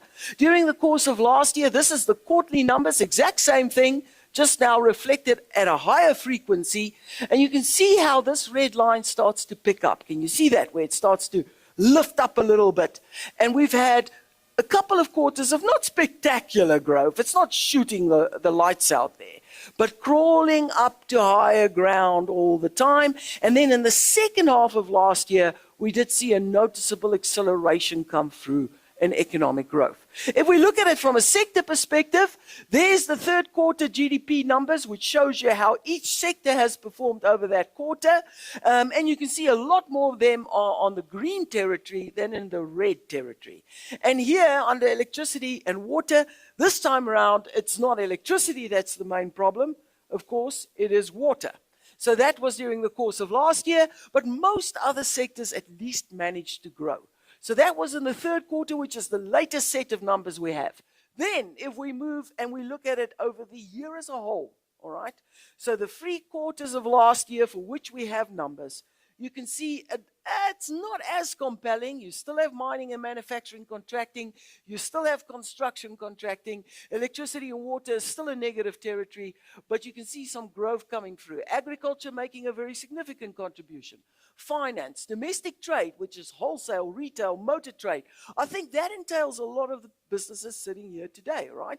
You're in that particular sector. Hotels, accommodation, catering, that's all under domestic trade. And those are the sectors that really carried us, that provided us with a bit of momentum during the course of last year. So, we're starting to grow. It looks like there are early signs of a bit of momentum coming through. more sectors are contributing to the economy, more sectors are recording positive growth, but it often from an analytical point of view, better to look at it from a different perspective, all right? What am I talking about? We need to ask ourselves, what's driving this growth? And for that, we need to look at it from the sources of demand. So you can look at which industry is doing what, or you can ask, well, the underlying forces that makes that possible for them, how are those shaping up? And that is your sources of demand. Now, in any given economy, I'll show you that little pie graph there. You really just got 4 sources of demand, whether you're United States or China or South Africa. It's the same for everybody. You can grow through that little red circle, which is PCE, personal consumption expenditure, household consumption expenditure, consumer spending, probably a market many of the businesses sitting here today serve. Or you could grow through essentially exporting your goods, which is net trade. Now the rest of the world is your source of demand. You could also grow by serving government. It's that little green circle there, government consumption expenditure. And then the final source is your market could be providing capital goods to either companies or state-owned enterprises or government undertaking capital expenditure. All right, so that gives you a sense of where all of that fits in. So those are your sources of demand. Now, the first graph I want to show you is that in terms of net trade volumes, that is not supporting growth at the moment. Imports exceed exports. So it's a drag on the economy, right? So growth's not coming from there. So it's coming from these 3 sources. Domestic demand, right? And I show you that breakdown over here. And essentially, almost all the momentum is coming from the consumer. The dark green line there at the top that I've put in that box. So it's still very narrowly based. We are starting to grow faster. We are starting to build up a bit of momentum. But the source of that growth is still isolated primarily to one source of demand. So we're firing off primarily one cylinder, put it that way, and that's consumer spending. Luckily, it's over 60% of GDP, so it matters, but nonetheless, it's one source of demand. Now, as for government spending, that also started to pick up a little bit once we had a budget in place. So towards the end of last year, they started to contribute a bit more. And then fixed investment, which is this yellow line here. That's really the thing we need in South Africa, is when companies go out there, take the risk, raise the capital, expand their operations. There's a direct link between fixed investment and employment creation, right? Now that, unfortunately, is still miles below the levels that existed in 2015. And it only recently started to tick up, but at least it ticked up. So there's some early signs of positivity coming through there. So it looks like we're moving towards a place where things are a little bit more impressive. We're starting to gain a bit of momentum, and it also looks like that sources of demand is starting to broaden a bit, right? So that's the good news. But there were other important things that happened last year, which you might not be able to measure in retail sales or GDP growth, but that might set the scene for much faster growth in the years to come. Really, since 2009, this is an economy that looked a bit like this. We were a group of pedals stacked on top of each other that was starting to shake. It was not a very stable arrangement. We struggled with major structural or supply side constraints, inadequate electricity capacity, regular power outages, bottlenecks in logistics, road, rail, and port infrastructure just couldn't handle the volumes, long delays, extremely expensive costs, and poor government services, failing municipalities. And unfortunately, over that period from 2009 to essentially, I would say, 2019, we also saw that government's finances deteriorated dramatically. And even though we were running large budget deficits, we didn't produce much for our society, all right? So a lot of that was wasted, and that debt just built up. And over that period, South Africa got downgraded by several global, well, all the global rating agencies dramatically, to the point that we reached junk status. So that's the world we were in. It was starting to look very shaky. From 2018, President Ramaphosa adopted structural reforms to try and address some of these supply side constraints. We've moved very slowly, But we are South Africa. We move slowly. But it seems that we are starting to move surely, which is good, right? And during the course of last year, we saw some of the benefits of those structural change come through. From April 2024, we've had no major, widespread, repeated, and persistent load shedding. All right? That's made a difference. Stable electricity supply. We have also seen some improvement in logistics. We have essentially seen government starting to restore the damage done to government finances over the period 2019 to 2018. And we saw some progress in monetary policy, which I'll talk about a little bit later. And the outcome of that is we still don't have a solid foundation, but at least these pebbles are stacked on top of each other in a far more stable arrangement. All right. And I'm going to show you what I mean by that. And it is actually visible in the numbers. On the electricity side, we now allow private electricity generation. That made a major contribution to the economy during the course of last year. At the same time, Eskom also got their act together. There's Eskom's electricity availability factor, and you can see that has increased nicely. At the same time, a little bit more freight is moving through the rails, and the ports have actually improved a lot. They almost back to where they were at their best levels. So on the electricity and on the logistics, it looks better. It also looks better on this front here, which is really just government's finances. We still run a massive budget deficit, right, of almost 4.5% of GDP, which means that our expenditure exceed our tax revenue to the tune of 4.5% of the economy, which is not sustainable. But the reality is that it's actually not because of government's choices anymore. If you strip out just the interest cost on our debt, right, government's actually running a budget surplus. So they fixed that problem.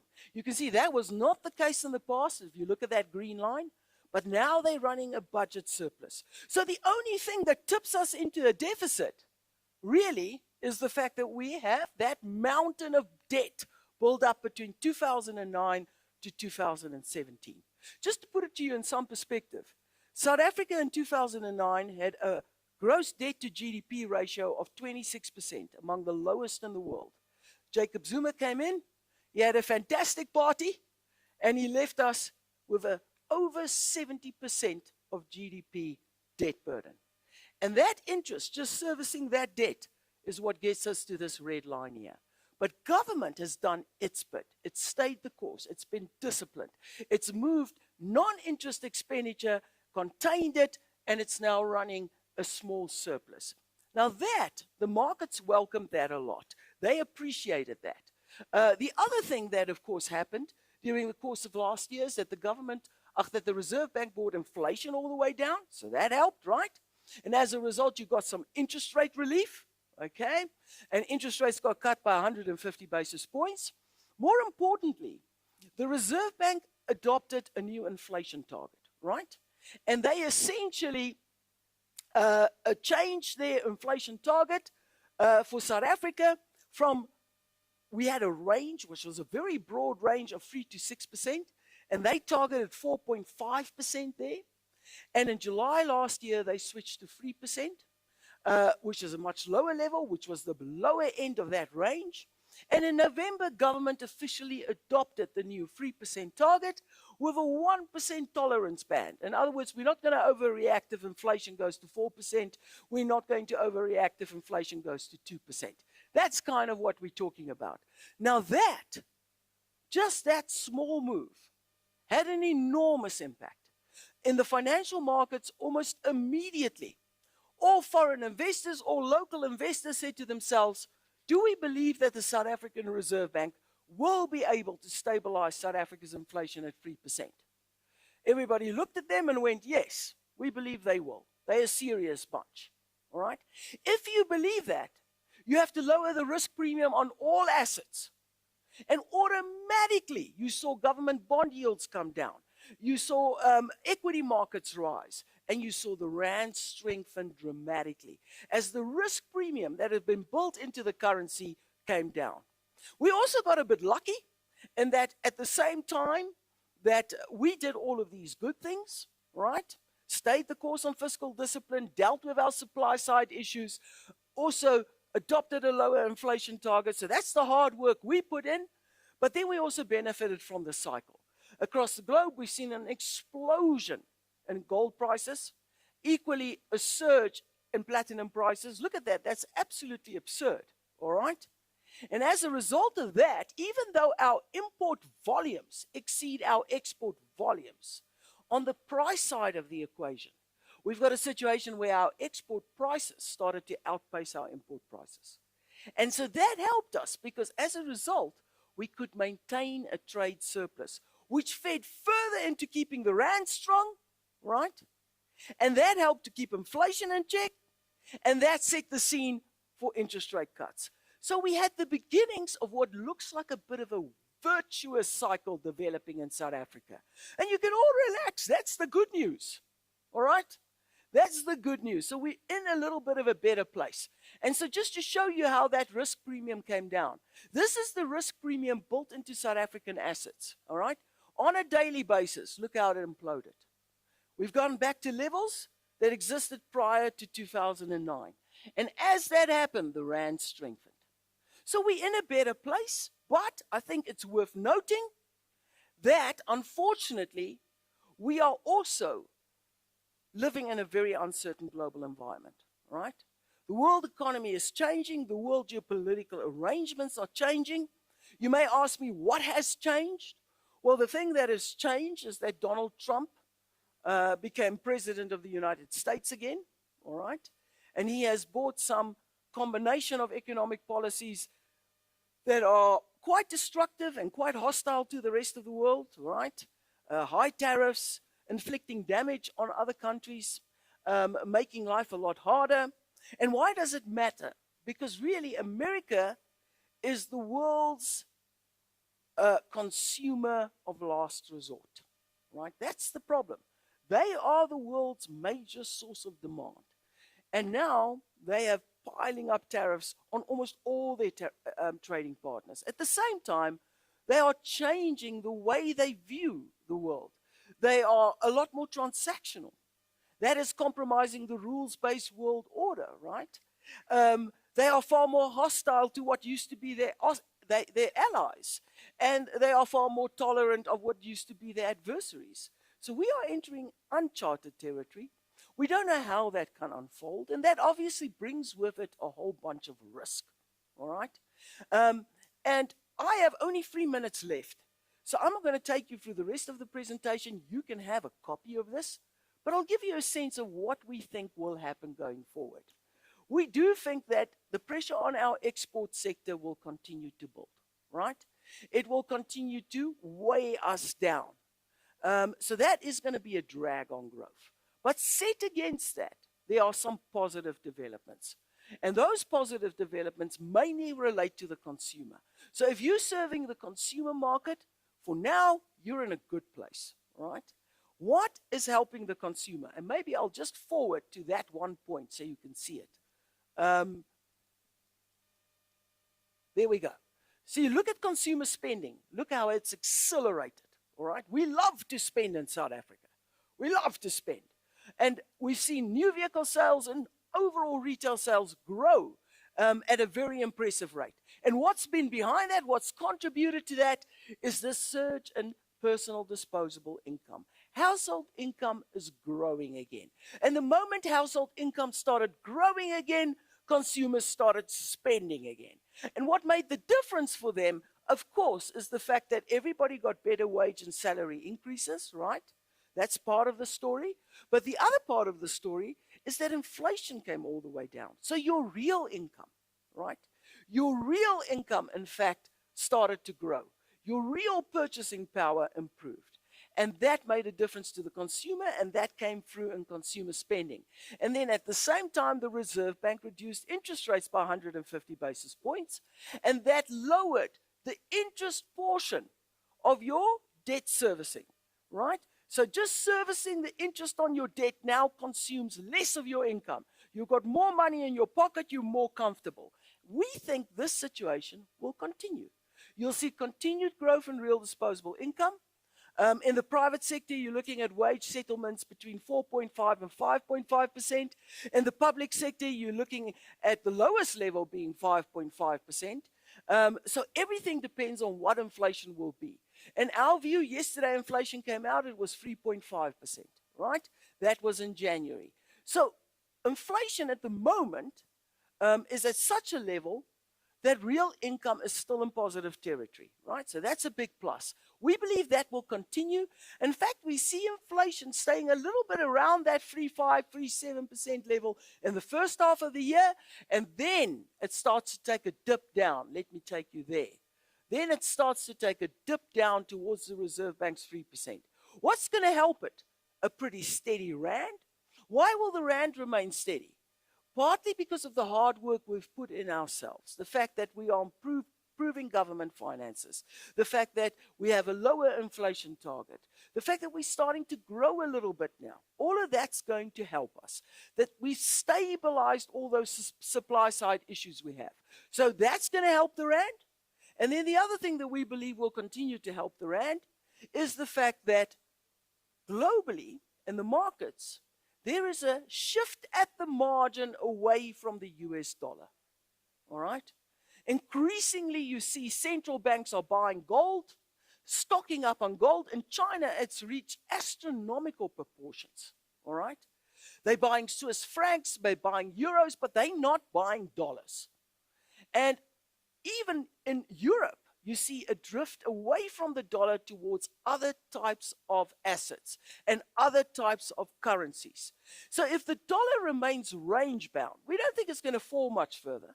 But if it remains range bound, it means the rand will remain pretty steady. And the rand is one of the biggest factors feeding into inflation because all your imported goods are impacted by the rand. The other factor that will help is there's a glut in the global oil markets, all right? You have got excess supply relative to demand, which means that there is this natural downward pressure on oil prices. So that should also help South Africa.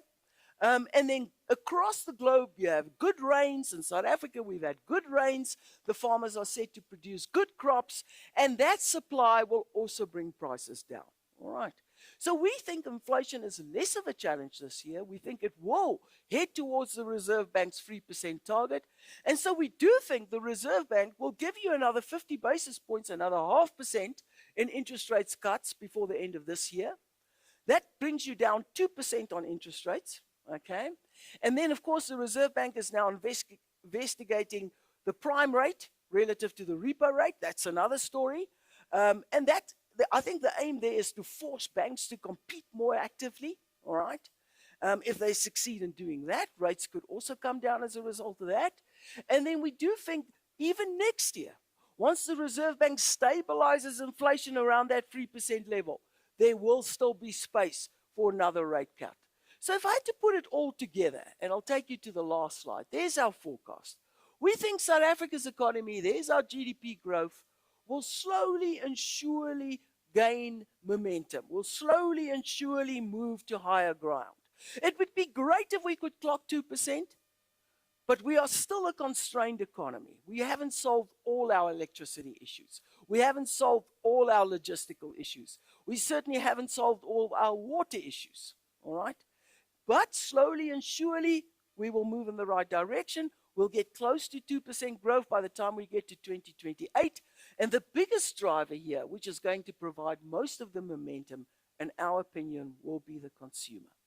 Okay. Hopefully that gives you a sense of where we are. Thanks. Thank you so much, Nicola. Pleasure. Ladies and gentlemen, Nicola, could you please join us? Oh, for questions, okay. So we don't have time for questions. I believe Yeah, we no, need no. to rush. Okay. But thank you so much. All the Pleasure. questions that have been directed to Nicola, ladies and gentlemen, will be sent to her directly. If could, Dr. Freddy, please join Nicola right here on stage just to give our token of appreciation. Thank you so much. I mean, talking about that fragility of the economy and how comparing it to that stack of pebbles, it can become unstable if certain elements shift. And if one is removed, then the economy really does come to a place where it can be unstable. And also just emphasizing on the roles that we each have to play in ensuring that stability within the economy. All right, ladies and gentlemen, we have come to a place where we can now take a quick break for us to refuel, reconnect, and just reflect on the insights that have already been shared. This will be a very quick break. We'll be back at 11:15 with 2 more panel sessions that will take place before lunch. The first one will focus on regulatory and governance framework as well as inclusive growth through franchising. Please also ensure that you engage with our exhibitors in the networking session and that we are all back here at 11:15 exactly. Thank you so much and do enjoy. Come to an end. If you could all just kindly please just make your way back. Our next panelists are ready for us to continue.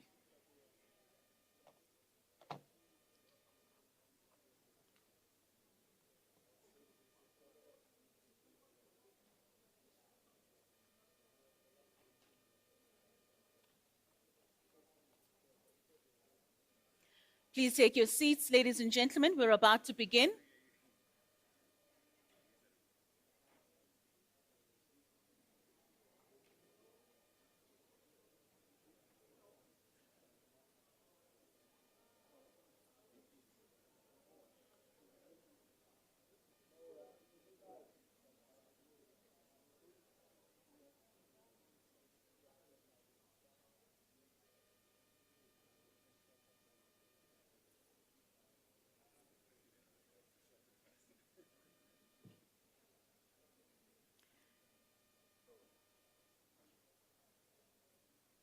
Yes, I think if you can just join me so we can get started.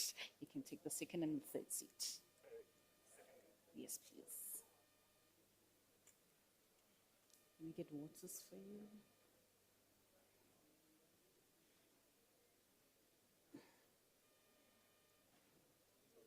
Thank you.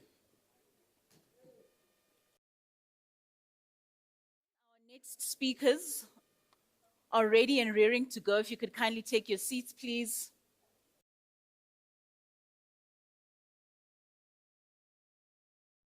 We do continue. Those that please also just come and join us as we continue with our discussions for today. I hope you were refreshed. Those that are joining us on our live stream, you also grabbed a cup of coffee, and for us to get into 2 more discussions just before our lunch break. All right, ladies and gentlemen, so we're getting into the regulatory and governance framework panel discussion. I mean, as the franchise industry, it's continued to expand, and the need for clear, effective, and fair regulatory governance structures becomes increasingly vital. These frameworks are essential for protecting both the franchisor as well as the franchisee, ensuring transparency, fostering trust, and encouraging responsible business practices. Our discussion today aims to shed light on just the current landscape, the challenges, the opportunities in strengthening the regulatory environment for franchising in our country. So those that are in the exhibition space, if you could please join us as we're about to start with this discussion. We have 2 speakers that are on this particular panel. Mr. John Dludlu, who's the CEO of Small Business Institute. He brings extensive experience in small business advocacy, policy, as well as development. And then we've got Mr. Thamsanqa Moyo, who's the Chief Strategy Officer at Nerdma Systems, specializing in strategic technology and operational solutions.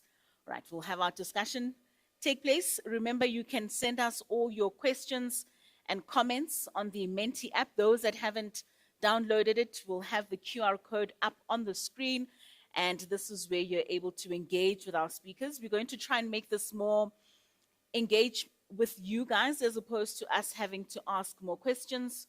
So let this discussion begin. A very good morning to both of you, gentlemen.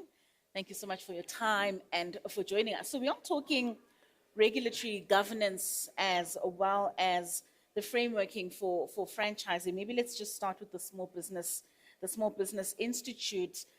With regards to what you would find as the main gaps within the regulatory framework that impacts small businesses, particularly franchises in South Africa.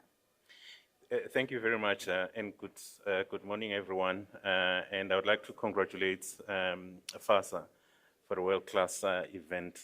So let me just take 2 minutes to talk about our relationship with FASA and perhaps why I'm here. So FASA and us, the Small Business Institute, have got an MOU. The MOU is about collaborating more precisely around the area of lobbying government advocacy. That's the biggest part of our work stream. The second part of our work stream is we represent chambers of commerce across the length and breadth of our country. And at city level, secondary city level, townships and rural areas, we've got about 89 chambers of commerce affiliated to us across all sectors of the economy. And we've got, before COVID, we haven't had money to do a survey about how many businesses stayed standing after COVID. You talk about the challenges. I mean, if you look at, you Google franchise industry, it is overregulated. There is no innovation space there. And I think the legislation is in the wrong, has got a wrong focus. What do I mean by that? I think we should be spending more time strengthening the self-regulation system. So the work that FASA is doing for ethical franchising, I think has to be strengthened instead of the clamped down approach that we have right now. You have about 3 or 4 legislation that govern the franchising industry and small businesses. The first one is obviously the National the Consumer Protection Act, and then you've got the Companies Act, and you also have to be registered with the CIPC, file returns. That's a bit too much. I think some of this work ought to be done at a self-regulatory level by industrial associations such as the Franchise Association of South Africa. And I mean, the red tape quite often is what small businesses battle with. It's quite a mammoth task just to get the daily business going, but for you to navigate through the compliance is quite something else. And I really want us to unpack that in just a moment. Maybe let's bring in Tamsango to talk to us about NERDMA. This is an integrated ecosystem digital solutions company. How do your services assist with small businesses? If we could kindly turn on the mic, please. Testing? Yes. Okay. There we go. All right. So at NEDMA, we've got an ecosystem of technology tools that address sustainability. They place sustainability at the core of an organization. And within that ecosystem, you find that we've got risk management tools, we've got HR systems as well, but they all contribute to the sustainability element, maybe popularly known by people as ESG. All right, so that again plays a role in terms of governance and legislature and frameworks, because the G in ESG is governance. So our tool is there to ensure that organizations, including SMEs, have a better or improve their value proposition regarding sustainability and ESG. So in a nutshell, that is what that part of NEDMA does. Over and above that, NEDMA is a tech company, so we do other things outside this, software development, engineering, etc. But the core of our business right now is around sustainability ecosystems. And do you find that companies, especially small businesses, are moving and veering towards more of understanding how much technology does impact their daily operations? I would say yes and no. I'll explain. So typically organizations that are digital natives, they appreciate the value of tech. They've got it enshrined in their whole business and operating models. But the other side, I think an earlier speaker here was saying we live, or the businesses live hand to mouth. They are not really concerned, if I may maybe use the term about that. But the digital natives, the startups that are digitally inclined, they do utilize technology to a high extent. Yes. John, we touched on the red tape, especially for small businesses earlier on. How do you think we can better government policies in supporting the growth of franchises, moving around the red tape, ensuring that people are still compliant within that process? Yeah, let me just give you a bit of context. So in a study that we did, red tape was accounting for something like 4% of an SME owner's turnover. That's quite a lot of money. And in the worst cases, it was 9 working days a month spent on complying with a variety of legislation, policies, bylaws, and so we are absolutely against red tape. We're very pleased that the president 2-3 years ago appointed our chairman to be his advisor on red tape reduction.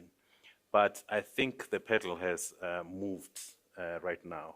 The foot has moved off the pedal. We are having more regulations being layered onto the system. Something very bad happened, I think, 2 years ago, when we started seeing black kids dying off in the spaza shop. Yes, there was a bit of assistance by government by way of the spaza shop fund. That's very welcome. But there was a plethora of new regulations. That stifles innovation, and that increases the cost of compliance, increases the cost of doing business. Our challenge to government is very simple. Countries sort of target 25% reduction of regulations, new laws, and if you really want to introduce a new law, you must take something away. You must look into the plethora of laws and say what has become useless, what is now overlapping, what is covered by other things. Other jurisdictions do it, so we urge our government to do the same. Yeah, and that was my next question to you with regards to who could we look to that already has a grip on how they understand the impact of that red tape and finding solutions around it. I mean, you do speak of solutions. The president last week at SONA also acknowledged how much of a hindrance red tape is for small businesses in the country. He must lead the charge. There used to be a survey done by the World Bank called the Ease of Doing Business. That survey has been discontinued. It was discontinued because of some irregularities they found in the counting and calculation of red tape across the world, not in our country. We believe that that work ought to continue, and it must lead from the front. Tamsanga, what digital tools or systems do you believe are most effective in enhancing transparency as well as governance for franchise networks? So as long as you've got a digital tool that addresses issues around sustainability in whichever way, because there are so many of them, but as long as you've got something that gives you structured visibility across social impact, operations and governance, I believe you've already done half the job in terms of taking a step forward with regards to maybe improving your plight as an SME. I thought you were continuing. No, it's fine. All right. So maybe, John, let's then bring in the issue of small franchise operators and just how they can navigate, especially the existing regulatory forms that you've mentioned in terms of those challenges that then stifle innovation. When those regulations are in place, are there ways around them? The solution is on its way. Just to jump on to what you were saying, I think you asked a question about the adoption of technology. During COVID, it's very unfortunate that it was during a moment of crisis. However, the adoption of technology, AI technologies, was like this. So we shouldn't stop that momentum. Let's go ahead. In a few weeks, we will be piloting a new tool that will assist small businesses across all industries. With compliance, imagine if you do not have to interface with a local authority and AI did this for you. You remove so many things. You remove human errors. Yes, there may be jobs that are going to be lost, but your efficiency levels go up just like that. We should not stop technological assistance. Tambo, just on that full process, I mean, you mentioned it earlier with the previous panel, and the city was worried that businesses are moving into a space where we're automating almost everything at the expense of jobs created. And James said they've also got to move on with the times. How do you find businesses balancing that act out? I would say the established businesses, they adopted quickly and they utilized technologies to a very high extent. We see it ourselves in our day-to-day work as NEDMA. Over 90% of our client base is huge listed companies, multinationals. But for SMEs, I think the adoption falls a bit short. I wouldn't be able to put a finger in terms of why, but the adoption of digital technologies is an opportunity. I'm happy that a tool is being launched that is going to help these SMEs, that is AI-based, because then that also improves the actual user in terms of you don't really have to be that proficient with your IT skills because the AI will do a lot of stuff for you. But I would say I think SMEs have got a huge opportunity to adopt digital technologies. Earlier on we were speaking about what they do from a sustainability or ESG point of view, for example. We find that SMEs have little to no ESG value proposition whatsoever. And when they try to do it, they are stuck in spreadsheets. Yeah, they're stuck in spreadsheets. Information is in silos. It is fragmented. There was a banker here from AXA, if I remember well. When you go with your proposals, I think they can poke holes in them easily. There was also CIFA here, so I think if they adopt digital technologies, then they can put a comprehensive proposition together. Are we balancing the act out in terms of infrastructure as well as literacy levels amongst our businesses for them to be able to explore such avenues?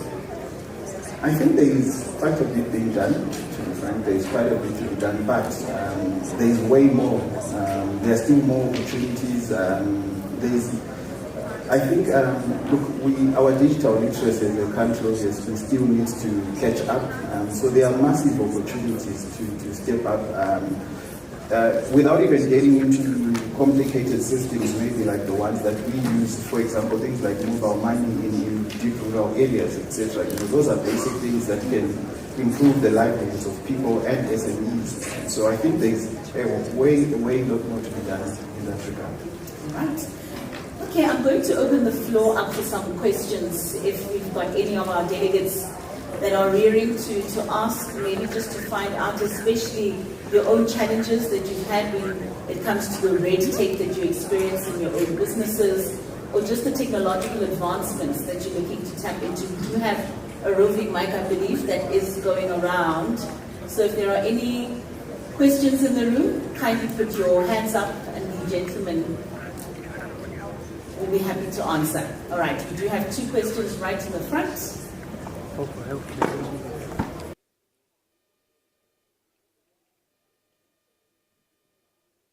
Are we still good morning? Yes, we are still good morning. My question is directed to Tamsan from NEDMA. Do you think, in your opinion, it is important for SMMEs to report on their activities, or they should just do what they do as they are doing now, or do you think it is important to use tools to operate their businesses? Okay, Fred, I didn't catch the last part. I'm saying, do you think it is relevant or important for SMMEs to use technological tools to run a business, or they should continue to do it manually? And what solutions does your business offer? All right. I think if I say important, I would be understating it. It is imperative. So as SMEs, you find that when you go into the marketplace, you are still going to compete against the behemoths of this world, the giants. You are all competing for market space. You cannot take on big businesses on a resource-based strategy, for example. They will beat you, night and day, they will win. So you need to be innovative, and these digital tools help to level the playing field. So, for example, you find that market access, distance, all of those are nullified by technology tools.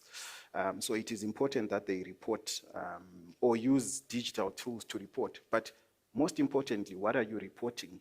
Are you reporting on governance issues? Because all SMEs, all of them struggle with market access and access to funding. Now, we are in an age, okay, it's a digital age, but you cannot ignore sustainability right now. Everyone, I'm sure in this room, has heard that term ESG that I keep dropping here. So if you, maybe studies have shown, before I get into that, studies have shown that if you've got a credible ESG value proposition, you unlock markets, you reduce your operating costs, you attract top talent. Now, as SMEs, remember I said we are competing against the top companies. Now, you need talent, and talent is going where a company is showing a credible ESG value proposition. Even King 5 has moved towards demonstrating governance instead of just talking and highlighting it. So everything comes full circle. You have to interconnect all of these. And what you need at the center of this is a solid digital system that can interlink all of this. So that's why I said it is imperative. Thank you. Certainly is. We do have another question, I believe, right in the front. Please state your name, where you're from, as well as your question. But before you state your question, I believe you also want to add to that. To endorse the point that he has just made, Tamsanga has just made. Again, during COVID, one of the big three consultancies, management consultancies, had a remedial program. And the remedial program included assisting SMEs to scale up towards the export market. And it was very effective. Unfortunately, it was discontinued after the period. But there was a very interesting tool that they also developed for free for SMEs, except for the hosting rights, which were prohibitively expensive. The tool was a cash flow management tool. You feed in your information onto this tool, and it calculates it for you. We've just closed the window now of something called Asset Assist by the Department of Small Business Development. Imagine if you had that tool still active. You put in this information, your cash flow forecast is done for the next 4 years. You don't need a human intervention there. Certainly. All right, our question from the gentleman in the front. I don't know if it's good morning or good afternoon, it's in between. My name is Shannon Merricks from Kasi Broadcasting Africa. My question is to the two panelists, but also to the leadership of FASA, APSA, Nedbank, SIFDA. In between, you all can find a way to answer this question, because I think this is the elephant in the room. The lady that presented a beautiful picture about South Africa. I'm sitting here, I'm saying, if our GDP is growing, the rand, the dollar exchange, it's looking good. But one thing small businesses do, SMEs, even in townships,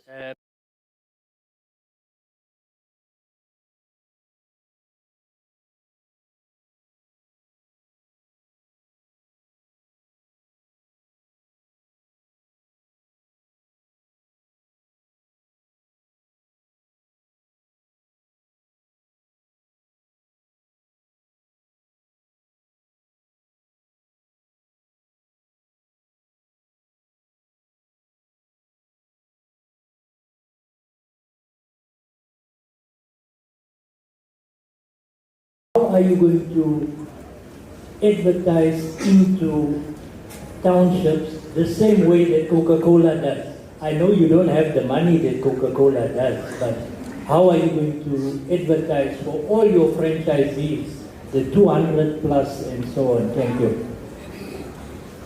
All right, I believe that's more question that FASA would answer, but maybe, John, we wanted to take a swipe at that, especially when it comes to seeing, especially for small, medium advertisers that aren't on national broadcasters, but are also disseminating the information that's needed. Yeah, so let me wear my other hats. I spent the bulk of my life in the media, the so-called legacy media. So I really sympathize with the community radio stations, community media. My proposed solution is we have to welcome what Google has done to compensate what effectively amounts to stealing advertising from smaller publications, smaller radio stations. So the fund they have set up, it's huge in Europe, it's huge in America. In Africa, it's only just begun. We have to put pressure on them to do more. All right. I hope you answered with that, Shannon. We do have some questions on our app. This one, I believe, would be directed to you, Tamsanga. It's from Tabiso Lino Madiba. And Tabiso says, how do we best secure systems for SMMEs from cybercrime and educate them on cyber hygiene? What technologies should we be looking at? That's a broad question. Okay, first of all, maybe to answer how do you address the issue of cybersecurity for your programs. If you're doing it in-house, you have to be very sure of what you're doing because the amount of cybercrime out there has just risen exponentially. If you are not sure, if you're an SME, typically I don't think you will have enough skills to do it. You would rather find or maybe acquire the services of an established software service provider, and they can actually foolproof your systems by, let's say, taking or hosting your application on established players like Amazon, for example. Then you know to some extent you are protected. I know it is also inherent in SMEs to try and figure their way around things, but I would say when it comes to issues of cybersecurity, tread carefully, tread very carefully, or you come to us as NEDMA, we'll sort you out. Most certainly, yeah, Yes. because we know that entrepreneurs are quite often the secretary, the finance, the Everything, marketing, the yes. driver, and Yes, everything in yes. between. We have a very interesting question here, John. It says, when it comes to regulation, is it government or the actual, the franchisers who are restricting franchising in South Africa and elsewhere? I think it's a little bit of both. I've spoken extensively about the regulation, the role of regulation, and why we need more self-regulation. But there's something that we all have to worry about. If you look at the NCC website, the amount of recalls of products suggests that we're dealing with a crisis.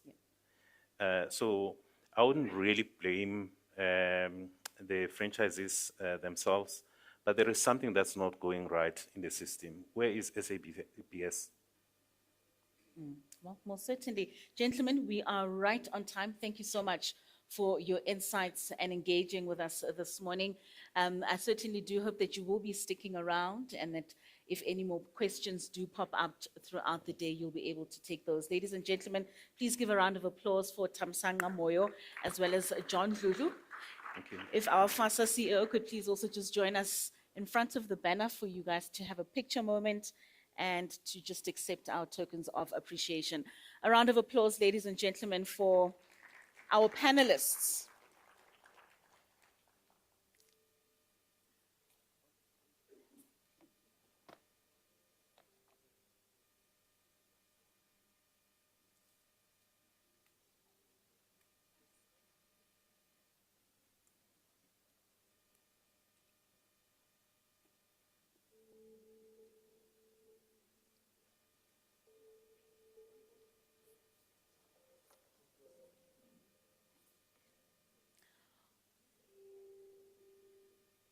All right, ladies and gentlemen, as they continue to take their pictures, I just want to implore you to ensure that you receive fresh from the printer our Franchise Association South Africa Franchise Manual for 2026, all the information that you need about the companies that are associated with FASA and all the information that you would need really to grow some of your own franchises and equip yourselves with all that knowledge.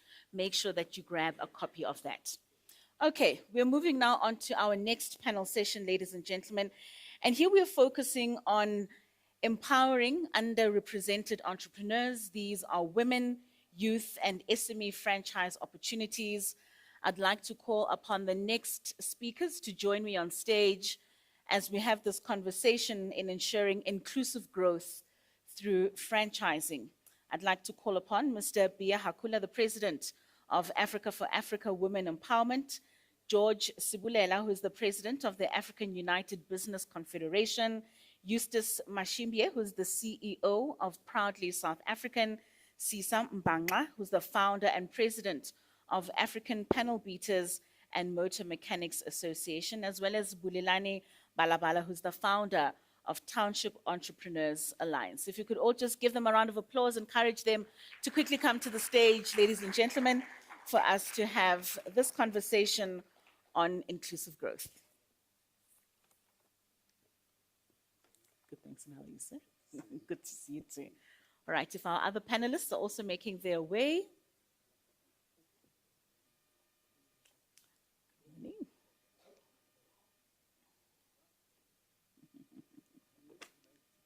Do you need to be mic'd? Good morning, sir. All right, could we kindly get a roving mic to the front, please? One of our panelists is not mic'd yet.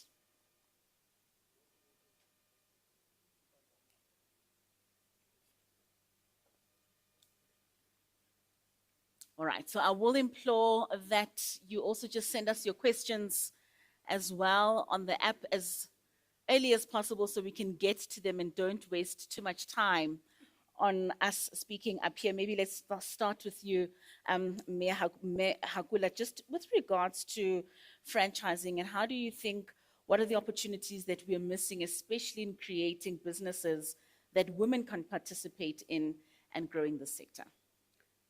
Thank you very much. And I think for me, what is very important is to understand why franchising is important for women. It provides flexibility, that's the first thing.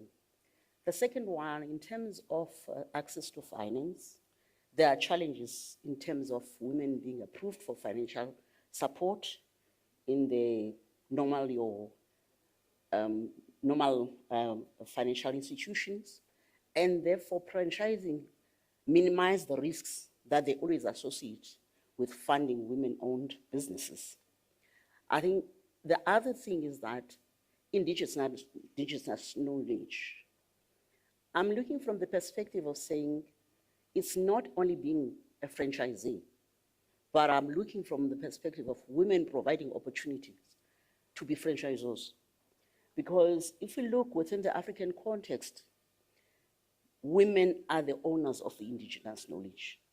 And I think we need to move away from the point of us depending and being franchisees alone, and strike a balance of how do we enhance the indigenous knowledge that is inherent from mothers as women.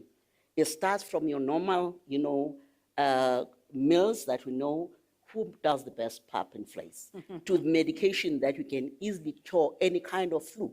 And these are the things that we need to harness and see how can we commercialize and empower women from their own base. I always believe that when you talk about development, it starts from the known to the unknown. And I think this is what we're missing when we look at the whole context of franchising. Thank you. And when we speak about women, quite often then we also speak about the youth, Bulelani. And as someone who focuses on township entrepreneurship, I can believe that many young people within the township, in the absence of readily available jobs, they then turn to business. What are we missing in ensuring that young people participate in a way that they should, especially when it comes to small businesses? Good afternoon. Well, morning. Still morning. Good morning. I think for me, I think in the conversation of, I think the theme, the overarching theme is inclusive growth. I think there's a couple of things. I think number one, it's purely understanding how individuals within that economic sector participate in markets. I think the far cry that we've had over the past number of years, I think from whether it was digital exclusion, whether to financial, red tape and exclusion, underpins one singular thing, which then says that the ideal that says that these individuals need to operate in, I guess in this particular sense, I'll talk about in a formalized sense. We then need to nitpick and ask ourselves, what does that actually mean against the backdrop of the revenue that they make on a monthly basis? So if the revenue that they make on a monthly basis shows levels of sustainability, then it means that as mainstream or formalized economies, we are in actual fact informal ones. Because I think then if you shift that perspective, then you'd actually understand how to support these individuals. Beyond that particular viewpoint is to then say, if these individuals are operating within the spaces and the systems that they're currently utilizing, how then do you then help them to, because I think when you sort of think about franchising, in essence, it's building a robust system for your business. Yeah. Systemization, building very strong SOPs, so that whatsoever level of growth, these individuals are able to then grow. So that we then ask now a singular question. We're not asking the individual singularly, how much do you need to scale? We're asking the individual, unpack the business to us so that we're able to then assess and clearly demonstrate which parts of your business needs to be, number one, systemized. What support do you actually look like? Because in most cases, you find that when you engage micro enterprises and small businesses, especially within our space, and you ask them what the pain point is, they will singularly most of the time go to, I need money. Yeah. But the person actually, in fact, needs customers, they need systems, they need growth. So I think my singular answer and simple answer is to say, let's be intentional about what impact and support actually means. And I think whenever I say this, it's under the backdrop that says, don't think of your spend or your initiatives and your activities and think that you need to then develop another line item. You don't. Let's look at all the activities that are currently there from an organizational perspective with a large corporate or government and ask ourselves a simple question. Where are all the spin-offs or the impact measures, the way we are able to then place these amazing young people? You then find that you already have the activity. Mm-hmm. And that one singular affiliation and platform changes the whole entire narrative from that business. That for me is intentionality, and we can unpack that as you ask more questions later on. As we go. Speaking on intentionality, Sis, I mean, there seems to be a lot of intention, especially when it comes to motor mechanics and that auto panel beaters industry. What do you think has really assisted, especially in what Bulelan is also touching on with regards to formalization within that space where you have mechanics being moved from an informal space and moved into a trajectory where they can be formalized? Thank you. It's still a serious challenge and a problem because here we represent the underrepresented entrepreneurs, which mostly our members are based in the townships and the rural areas. I think the first thing we should ask ourselves is that the townships are they investment friendly? Are they the conducive place to do the formal business? Because the reason why I'm asking that is because in the township businesses are not protected. They are not protected in terms of the bylaws. I mean, when a person wants to go and start a business, someone wants to invest, you look at a lot of dynamics and a lot of things. So you find that in the township there is a lot of unfair business competition that is taking place. The issue of compliance is demanded from the SMMEs, whereas they are not protected. I know for a lady, for example, a lady in Soweto, Midlands, who's owning a mechanical workshop. For the quest of complying, she got into Motor Industry Bargaining Council. Last time I checked, she was owing about 500,000, and there's no access to work. There's a guy also in Proticlan who bought a franchise in the automotive space as well. And then because of the lack of access to the market and unfair business competition that is taking place there, his business failed, and his house was repossessed. So I heard when the mayor was here, he was also talking about those kind of protections, but practically they are not happening.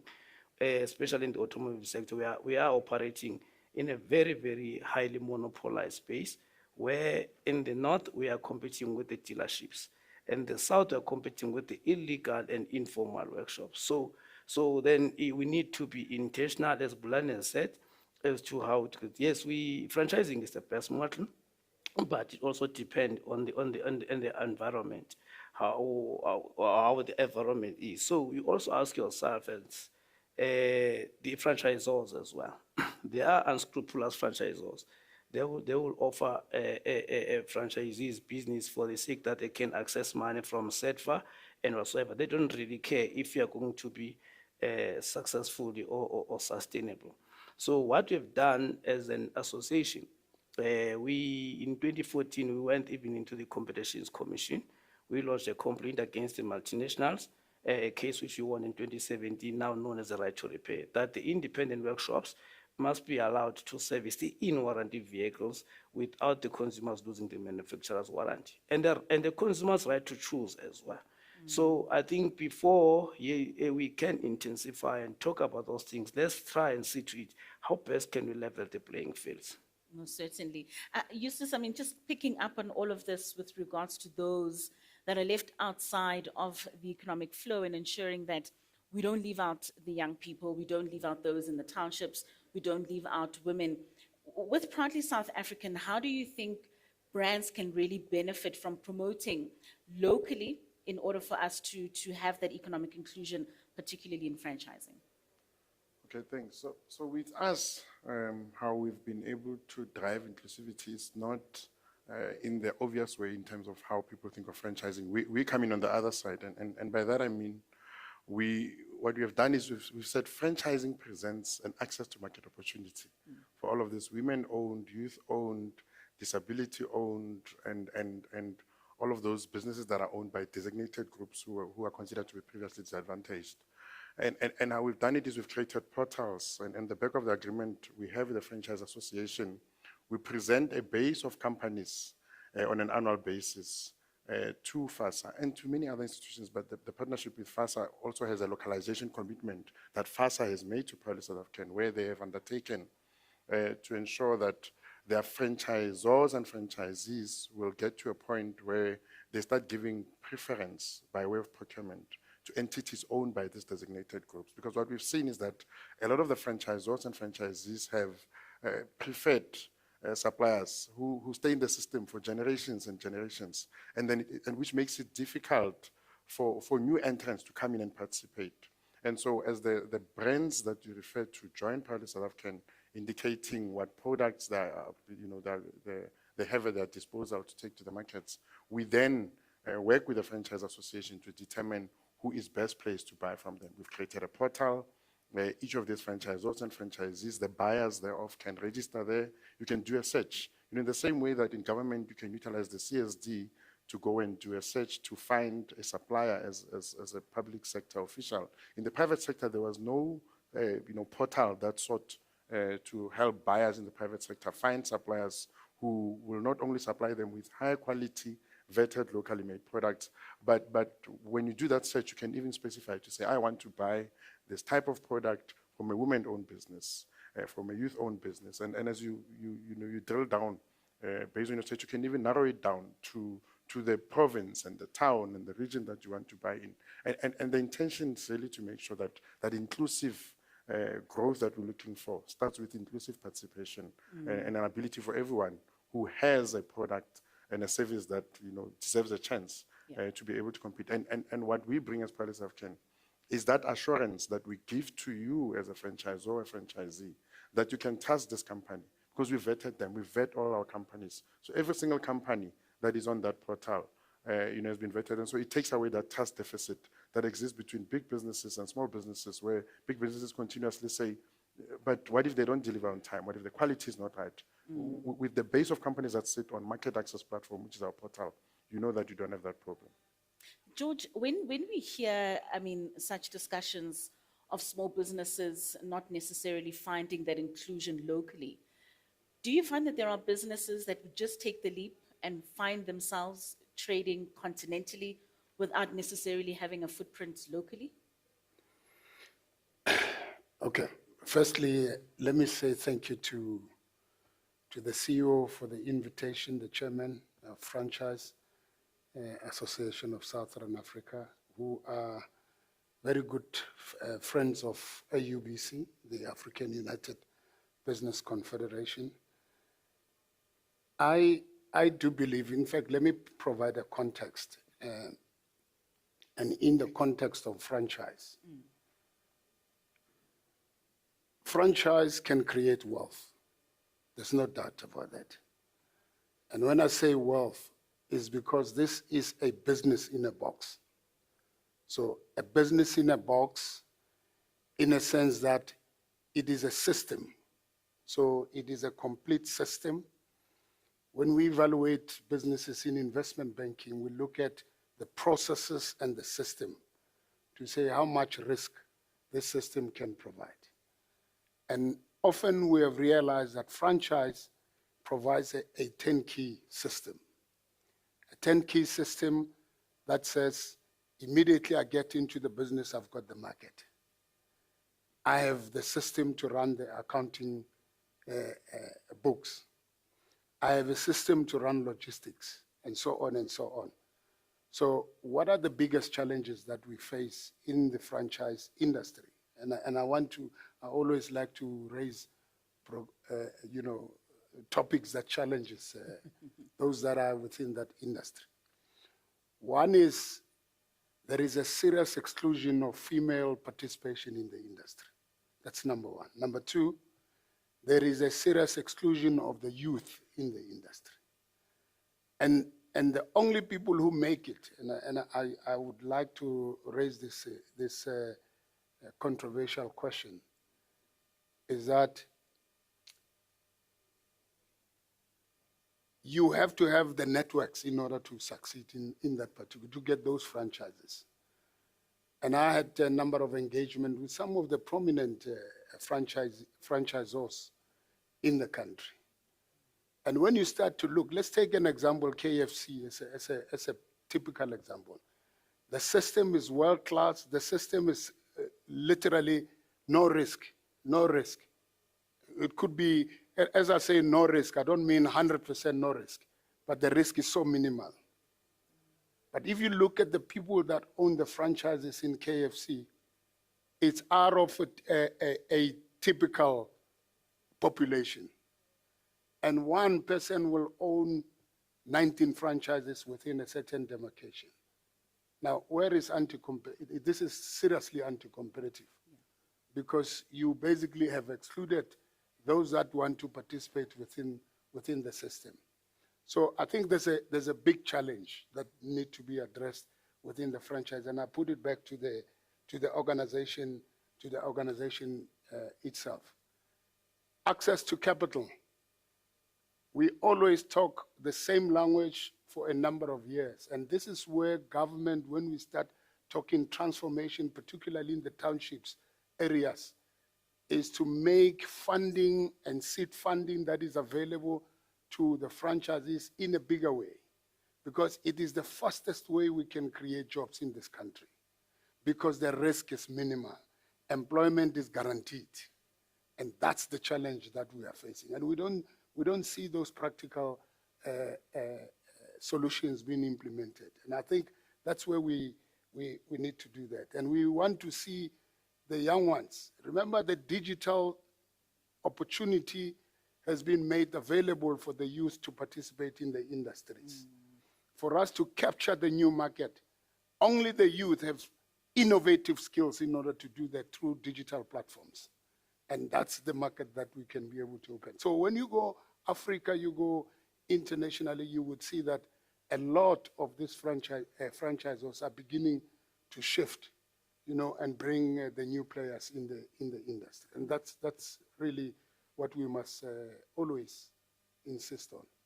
Advocate for and certainly open up those opportunities. Well, I'm opening up for questions because I believe we've got quite a few on our app. This is for you, Bea. This is from Genevieve, and Genevieve wants to know that in terms of the insight that the best business opportunities sit within areas of direct expertise, what do you see as the key drivers of moving from mom and pop to professional and polished?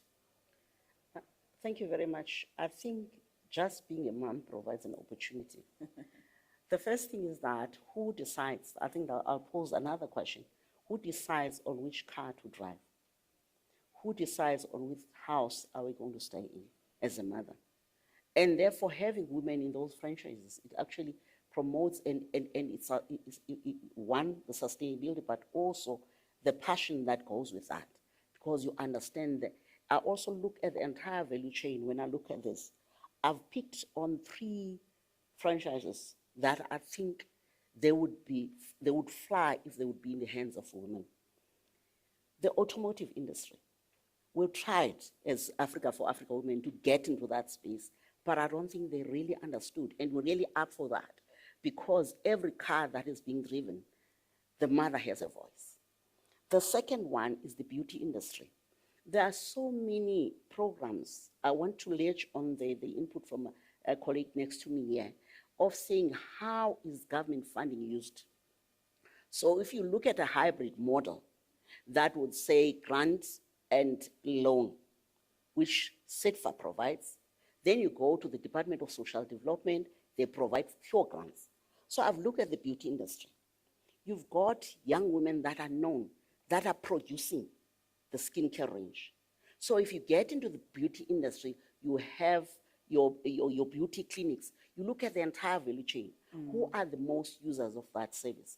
It's women and their children, you know. Then you look at the service, you look at the product, you look at the convenience. The third point on convenience, the similar model that is used by your fuel industry, you know, your Shells of this world. You could have a similar model where if, for instance, a place like Checkers is opening in one big mall within proximity, you guarantee, say, part of that we should be looking at these industries deliberately. Yeah. I think this should be a deliberate effort. The second one is educare. Educare facilities, because women, the young women, they leave work because they want to take care of their children. And therefore, if you have franchises in this, you're actually providing an environment that is conducive, one, for these women to raise their children safely.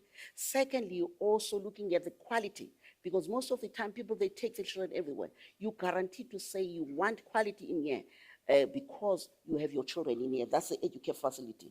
And also you can also bring this, the entrepreneurial element of breeding these young entrepreneurs within the same space. The third one is from the point of food security. That's why I mentioned the social development. You've got many projects. You can go anywhere, especially in the rural communities, where they don't have outlets in terms of the market. But if you bring in the element of young people and women and have food processing hubs where they are able to supply, but also the big chain stores, but also for sustainability, you know, within that community. We talk about sustainable hubs for sustainable villages. So this is, for me, these are the things that we need to be pragmatic in terms of what is possible, looking at what women can do themselves, but also the industries that are inherent in terms of women excelling in managing those franchises. Thank you very much. Most certainly. And I mean, when you speak about food security, we see a lot of the times, especially within townships and cities, that people are moving into hydroponic farming, where you don't necessarily need large pieces of land in order for you to start making some of those products. Bulelani, there's a question here for you, and it says, how can Township Enterprise sustain G20 brand, and will it transmit collaboration in South Africa UIF ratings? I suppose both you and Eustace could collab on this question. Sustaining G20 brand. Yes. I don't know about that. In the township. You know what? I don't necessarily think that any township business needs to maintain the G20 brand. I think that township businesses in and themselves and township founders in and themselves need to build the impetus to be able to harness the capabilities and the power to trade in amongst themselves. Here's the automotive industry, which then is is making a clarion call to say that we've got founders who are able to deliver on the quality mandate. What we now need is this next tier that's going to run concurrent with the laxing of policies, the participation, the inclusion from a big business perspective. But we then also then need to then, on the other side, then paddle in and start to then develop a market and educate a market around its authority and its power. And part of that impetus then talks to, if a market is educated in Soweto, they'd say that here are the automotive practitioners that we accredit beyond the accreditation bodies that are going to follow suit in the years or the months to come. These are the people that you then need to then procure your goods from. It changes the conversation entirely, because the next tier of jobs that we are looking to create is not going to come from the large-scale businesses. They've systemized. And with the advent of AI, they're optimizing even further, that any technical skills any technical administrative skills can now be automated through a Zapier or an N8N and so on and so forth. But these township markets and the CUNO economies present an amazing opportunity where this 3 million that the president is looking for can be absorbed in a matter of a couple of months if we're able to then get the consumers aware on how to then build these mainstreams. The second part for me is a very hard stop for me that says that I think from a caution perspective, only support brands that are actively developing markets. We don't have a money problem. I think the part of the conversation I had this morning with some government agencies is over 54 billion rand is allocated in various budgets across all the departments and agencies in the country. When you take that against the backdrop of what the president was talking about in his speech, saying that 1.8 billion or the sort will be spread across, there's more than that. The question is it redistributed in the right manner, whilst at the very same time we're making the individuals aware in their own individual capabilities and their own individual advancement to say that let's start to then build our own markets. And then what we then help them with, from a systemization perspective, help these group of cohorts of individuals to understand a couple of things. Let's help them to hyper-localize, and then let's get distribution going on so that whatever they're able to produce, because here's the beautiful thing, and I'll close it here about the township. There are places of commerce and consumption at the very same time. The very same stove that we use to cook the dinners, the very same stove that we utilize to bake the scones, those 2 or 3 buckets that we sell at the taxi rank and make 1,000 or 2,000 rand profit. So the biggest thing for me is to say, if we are able to then help these individuals scale in a systemized manner, but also then understanding that these individuals, once they've adopted those systems, they're able to scale and grow and create jobs, it then changes how we then view being included, because we are now including ourselves in the communities that we're in. And it's no longer an us to play. It's a dominant bargain play in my view. It certainly is. Eustace, maybe just to add on to that, with regards to this question from Khosi Mutubeng, in expanding that sustaining of the G20 brand, proudly South African was at the helm of what we interfaced with that brand. Do you think that sustenance is needed, even just beyond the township? Look, the participation from Proudly South African was really centered around how do you take the South African brands that are lesser known and expose them to a wider audience, which was represented by all of those countries. And the sustainability thereof came in the form of an online store that we have created. We've built an e-commerce platform, an online shopping store, where everything that is sold on that platform is made in South Africa. There is nothing that comes out of South Africa that is on that platform that does not come from South Africa. And the intention behind it was to ensure that those who are responsible to do export development and export promotion for the country, especially people in the GTIC, are able to do that knowing that there's a way in which these products can be accessed. But it starts, what we've seen is that for these brands, for a lot of these brands which come from MSMEs, it starts with support from those of us who live within the borders of the country. It starts with us buying from those brands such that they can grow, they can scale, and they can get to a point where when those orders come from outside of the country, and they've been able to go to a point where they even have enough capital for them to fund that required scaling for them to be able to meet the orders that come from outside of the country. So that is what was a key takeout for Proudly South African from that G20, because remember, the G20 countries represent alternative markets for some of those companies who've lost or on the verge of losing their main source of markets, i.e. the US. There are people who have traditionally been able to supply their products into that market. But because of the tariffs being levied on those products, we have to find alternative markets. But the big question that we are now responding to is, when someone sits in a foreign country and wants to buy that product, how do they access it? And that platform is meant to make it easy for anyone sitting anywhere in the world to buy, whether you're buying as a consumer or as a business. So the platform has a B2C capability as well as B2B capability. And I mean, we saw in those latest numbers how much exports have really grown outside of the traditional markets, such as the US. So it's very imperative for us to start positioning ourselves in such a way. I'm going very quickly because I want us to get through many of these questions as possible. Sisa, this one I want to pose to you because Balisa wants to know what scalable franchise models exist that are realistic for youth entrepreneurs without assets or collateral. And maybe you could just tailor that towards the motor and panel beating sector. Yeah, that's speak English. But yeah, I think on what Blelane was saying, and then that we must create our own markets. Automotive industry is driven by the insurance, even if you're going from the manufacturer to the dealerships. And then there's an opportunity that exists on the youth and the females. And the youth of these days, they are more technologically advanced than us. We need to start selling our own service plans, our own maintenance plans, and our own warranties.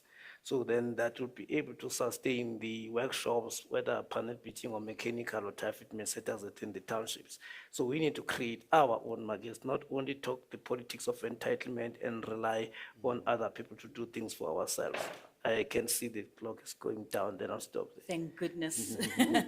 Maybe just to close it off, George, we've got a question here, and it's from Trevor Nzimande. And Trevor says, how can partnerships and collaborations between franchises, government, as well as other stakeholders promote inclusive growth through franchising? And maybe just then expand that for a continental outlook.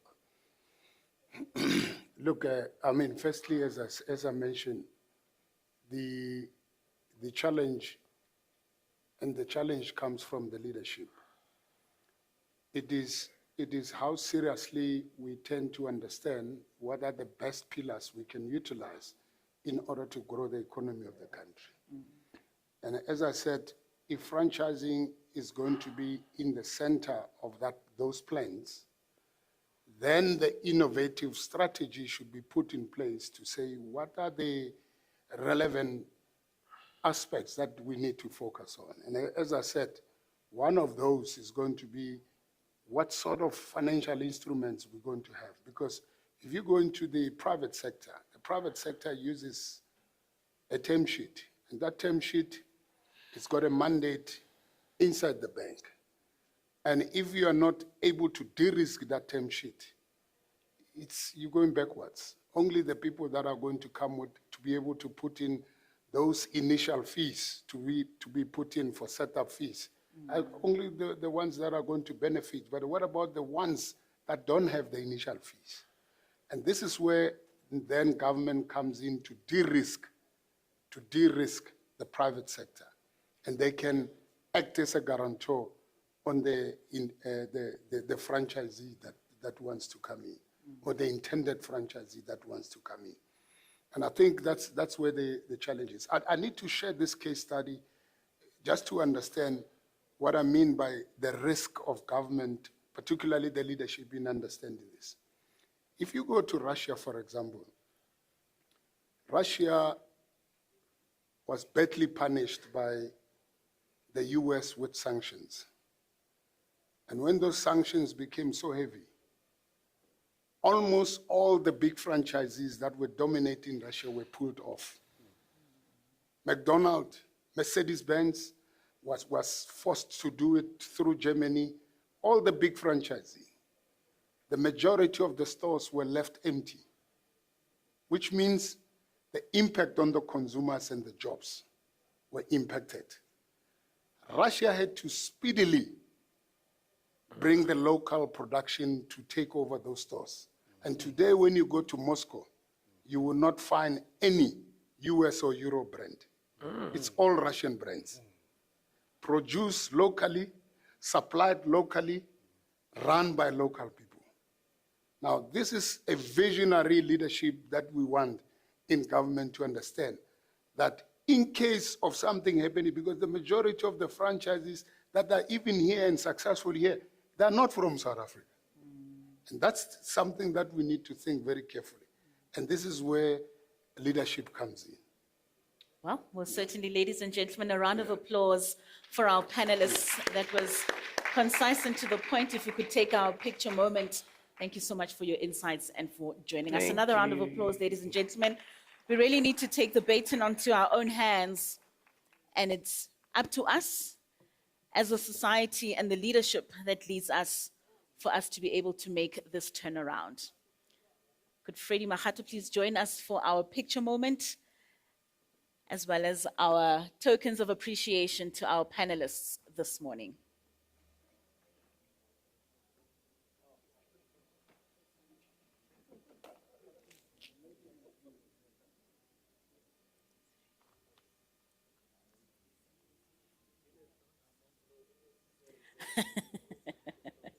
The rose amongst the thorns.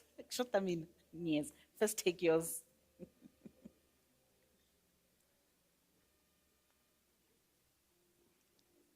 I'll join right here in the corner.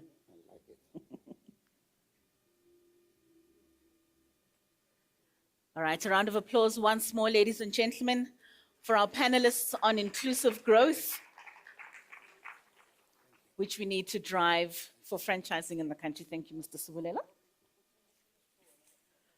Could Freddie just stay on the stage? I believe you have a surprise for us before we take our lunch break.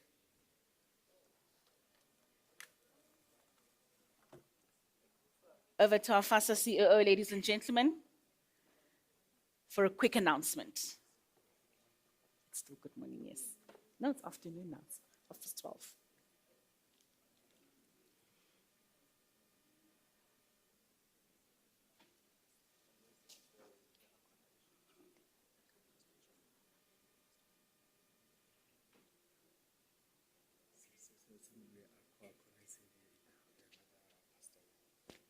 Is it?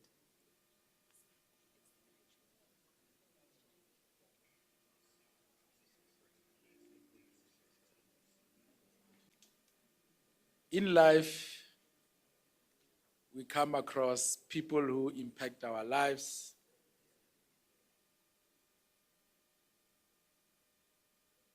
In a big way that is not described by words.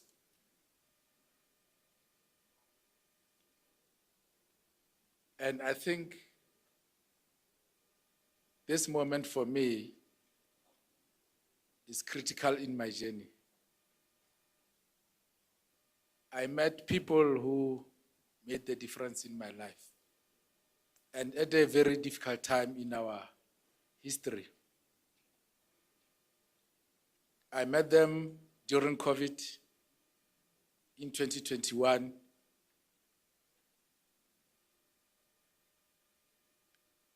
I understood the journey that they went through in making the association work. We were at a very panic stage in the world as to whether will business succeed or die or close down. And these people, they made sure that the association survives. And I remember when I got an invite to be interviewed to be the CEO of FASA. I wasn't used to be interviewed online. I was used to physical interviews. But then I was interviewed online. And the people who interviewed me, amongst them, the association has taken the decision to honor and appreciate their leadership efforts of identifying the next generation of leaders that will take the association forward. I've got a tear in my eye because I met these two incredible ladies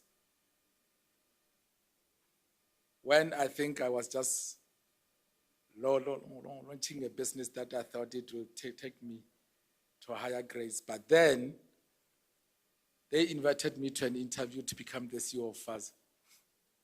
And I abandoned my business. To that end, I would like to call somebody because the person that you wanted to honor is the past chairperson of FASA. Is Petunia Sebanyoni. I believe she's here.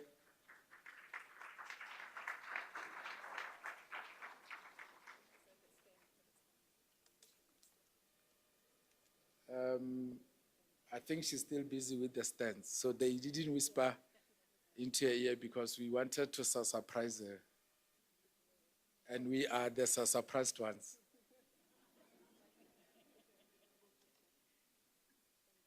And after my interview, I didn't know anyone at FASA. Then I had to call a number and find out where is my office, where do I go? And the lady answered, because remember that time we were working from home. But because I was interviewed online, I could see the address somewhere that this should be the office where I should go and work. And when the lady answered, I said, "Who are you?" And she says, do you mind to call it? Oh, please call it. Yeah, call.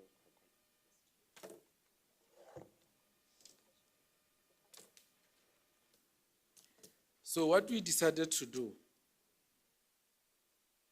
as we consider this event to be a relaunch of our focus as an association, we decided to honor those that held the fort during difficult times because we appreciate and we understand the kind of work that they put in. So I think you will understand where we come from. The lady that answered the call is none other than Sherin Davids. I asked, "Who are you?" And she said, "My name is Sherin." And she said, "How can I help you?" Because she thought I was going to lodge a complaint. I said, "No, in fact, I'm the new executive director of FASA. Where's our offices?" And she said, "The office is where you are." So today we take this opportunity to honor Sherin for having committed her life. Well, when we say her life, we mean her life. She has never worked for any other business in her life except FASA. Today, I think she marks 30 years at FASA.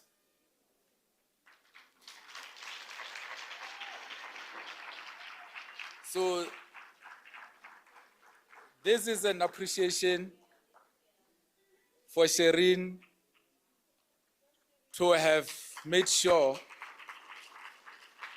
that the association continues to operate even in difficult times. She was the only employee at FASA in 2020 to 2021, only employee. Sherin, we take this moment to appreciate, to thank you, and we will continue to love you. Stay focused and stay true to FASA. Thank you very much.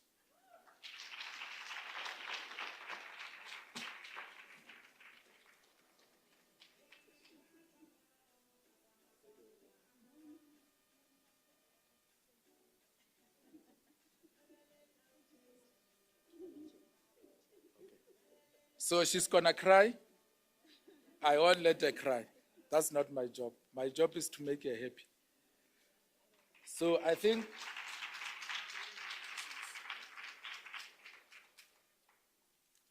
we have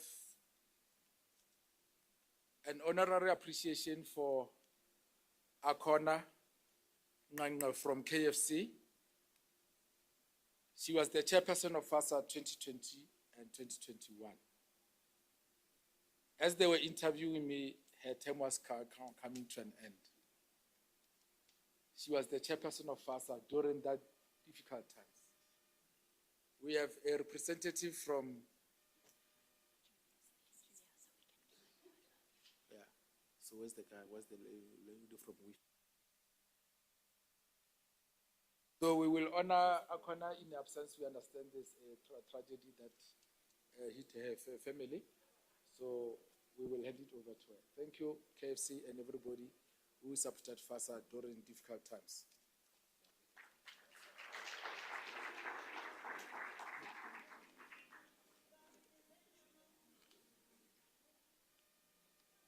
When I went for my first meeting with the former chairpersons, Akona, and the incoming chairperson, Petunia, in 2021, when I went to YAM offices, Petunia was sitting on a chair with very colorful hair. And I didn't know who she was. We are sitting there, we don't talk to each other. And when Akona comes, says, "Hi, Petunia," they hugged, "Sisters, how are you?" Then she says, "Are you friend?" And she says, "Oh, this is the guy we are supposed to interview." I say, "Yes, I'm sitting here and you are ignoring me." And that's when I met Petunia. And I think that the contribution that Petunia made during her chairpersonship is immeasurable. She made sure that she connects further with any other entity that exists. And I think we are where we are because of her groundwork. Her niece is here to accept the honor on behalf of Petunia. Please pass our gratitude to her. Tell her we love her very much. Thank you.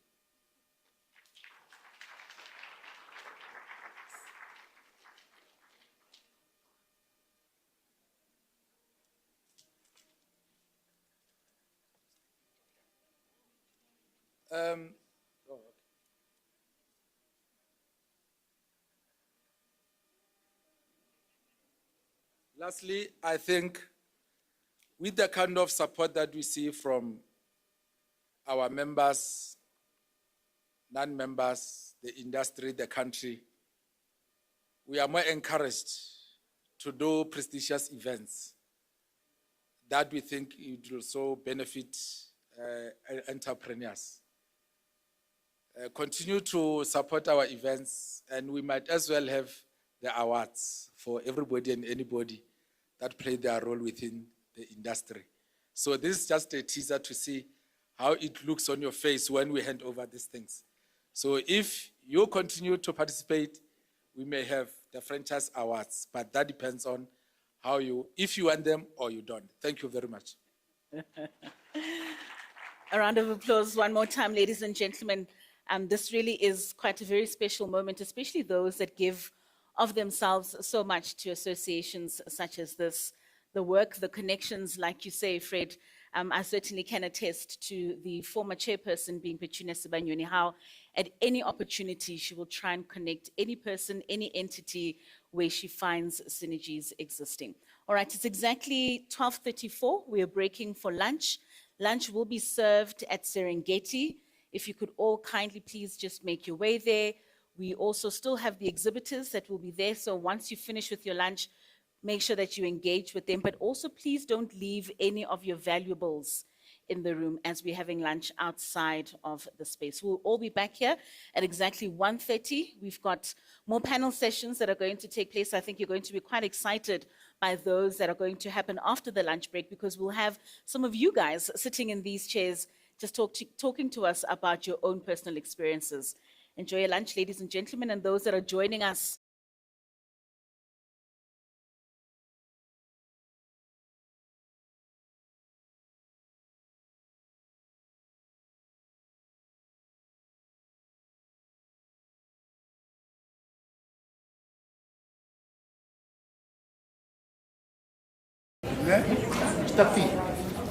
Where I was looking.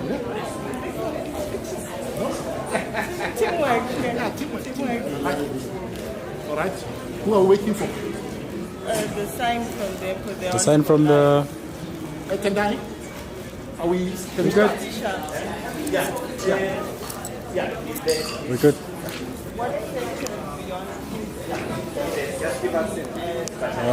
Wait, just a second. Just 1 second. We want to fix the image.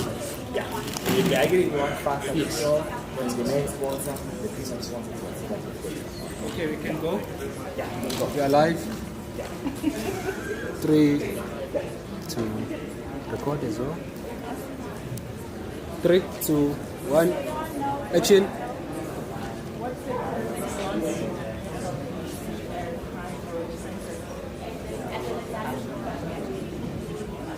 Look, it is quite clear that technology is going to be the future. Right?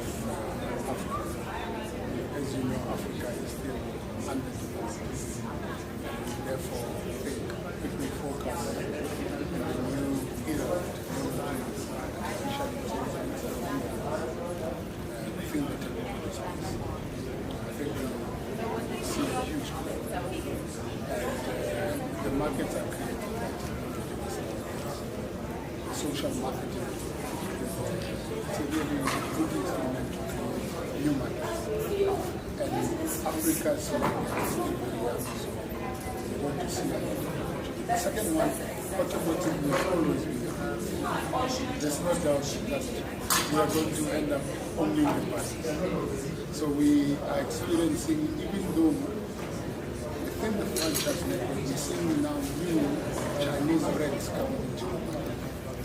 And you can imagine all of them are beginning to establish new franchises and the way of doing business. So we need to see a huge increase in automotive sector. The output was out.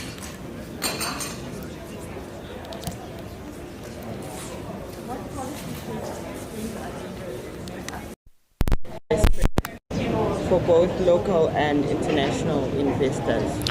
I think there's a requirement of franchise organization to engage very strongly with ministers, particularly the Department of Trade and Industry, because the trade and industry has to set up a team that looks at franchising in totality.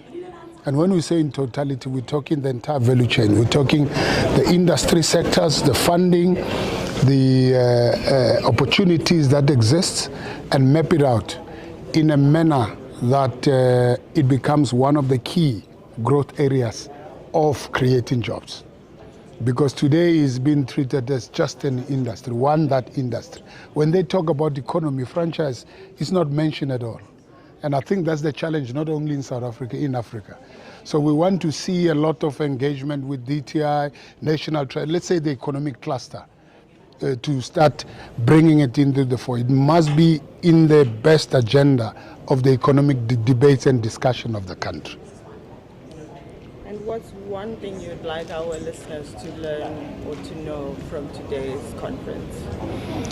Look, the conference is very clear, is to understand that, as I mentioned before, that franchise can create wealth because it is a business in a box. You get it from the shelf, it's got all the management functions are dealt with. So what you need is what you do with the box. And that's why the banks loves it so much, because they know 80% of the risk is mitigated. And therefore, if you really want to create wealth, and in fact, for other people that are already in different businesses, it is the alternative way to create a new opportunity, to diversify, because you know that your money is protected. And that's what I want people to understand, that this is not just a talk shop. It is an opportunity that could be utilized if it's done correctly. Thank you. Done. I can move. Thank you. Thank you.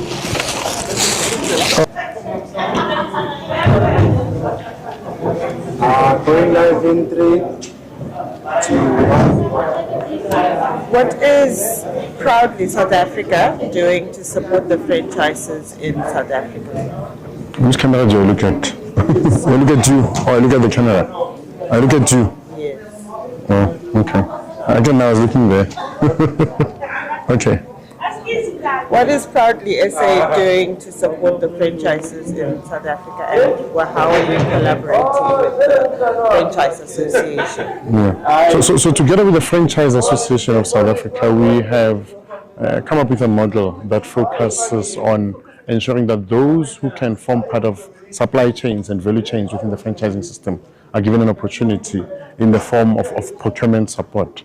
So we have a database as Proudly South African of companies that make all types of products and render all types of services that are utilized by some of the franchises that are part of the franchising ecosystem.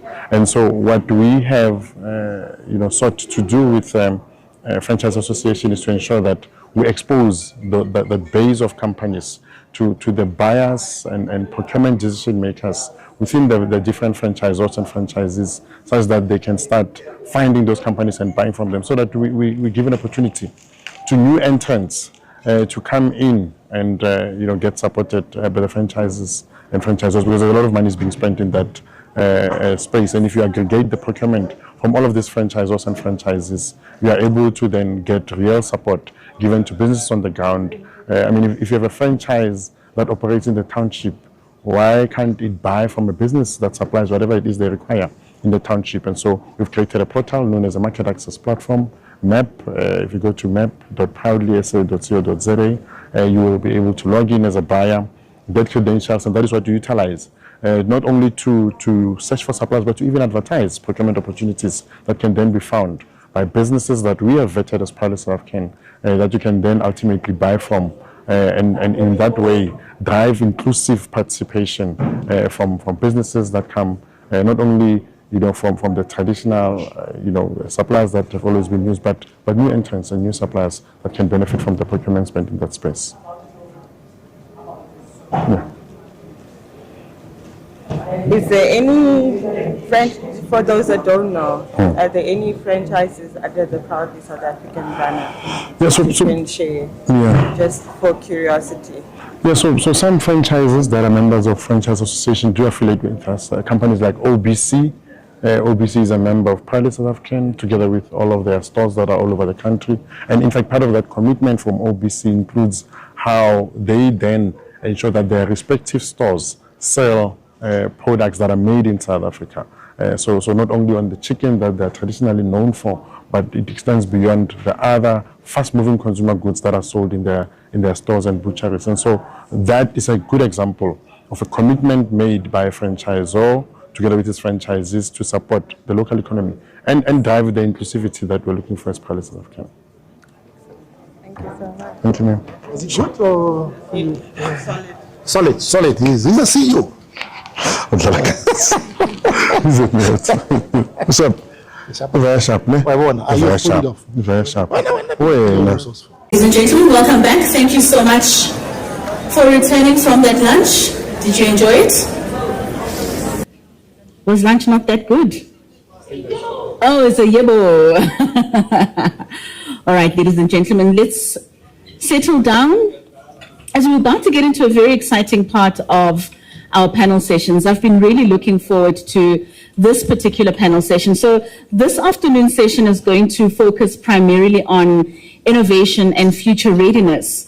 And with this particular discussion, we are aiming to explore those inspirational entrepreneurial journeys, the innovative strategies that they have employed in order for them to drive success, and how some of these franchises are also preparing for the future in a rapidly changing business landscape. So as you see, my panelists are already in their seats, rearing to go. We've got Ricky Walton, who's the founder of ShareGuard SA. He has built a very successful security solutions franchise through innovation and strategic growth. We've got Lindiwe Shibambo. She's the founder and MD of Made For You, a pioneering domestic cleaning franchise known for its customer-centric approach as well as expansion. And then we've got John Nikolakakis. I got that correct. And he's the CEO of Roman's Pizza, a well-established franchise brand that really has evolved with technology and market trends to maintain its leadership position. And as we do, ladies and gentlemen, we'll continue to get your questions and comments on our app. So start sending them in as quickly as possible as we're having this discussion. And I think most importantly, it's about these life experiences. A very good afternoon to my panelists, and thank you so much for joining us. We've got Ricky. Ricky, maybe let's just begin with you with ShareGuard SA. It's been a very long journey. You've built this business from the ground up for many, many years. As long as there are criminals, you'll always be in business. Yeah, this is the one. Is the mic on? Is Ricky's mic on? Yes. Yes, okay. Yeah, so this is any business we can't actually pay. And no, mic's not on. No. So, yeah, there we go. So as I was saying, this is the only business we can't actually pay. So legally, that is. Yeah, we started 13 years ago. And but it started long before that. Yeah. Actually, my journey into entrepreneurship started in the army. Are there any guys from the army here? There are a few I've seen. Yeah. There we go. Back in those days, we had no choice. It was like, go to the army or go to jail. So we had to go to the army. Anyway, in the army, what I realized was that you had a captive audience, which is really good for business. So if any of you have ever heard about army food, all you know it's the worst thing you could ever eat in your life. It was just revolting. So I had about 300-400 troops every day, lining up at the mess hall, and they were hungry, and they were tired of army food, and I thought, geez, if I could give them something that they'd like, they'd pay a fortune. So I had free access. I was corporal, so I could go in.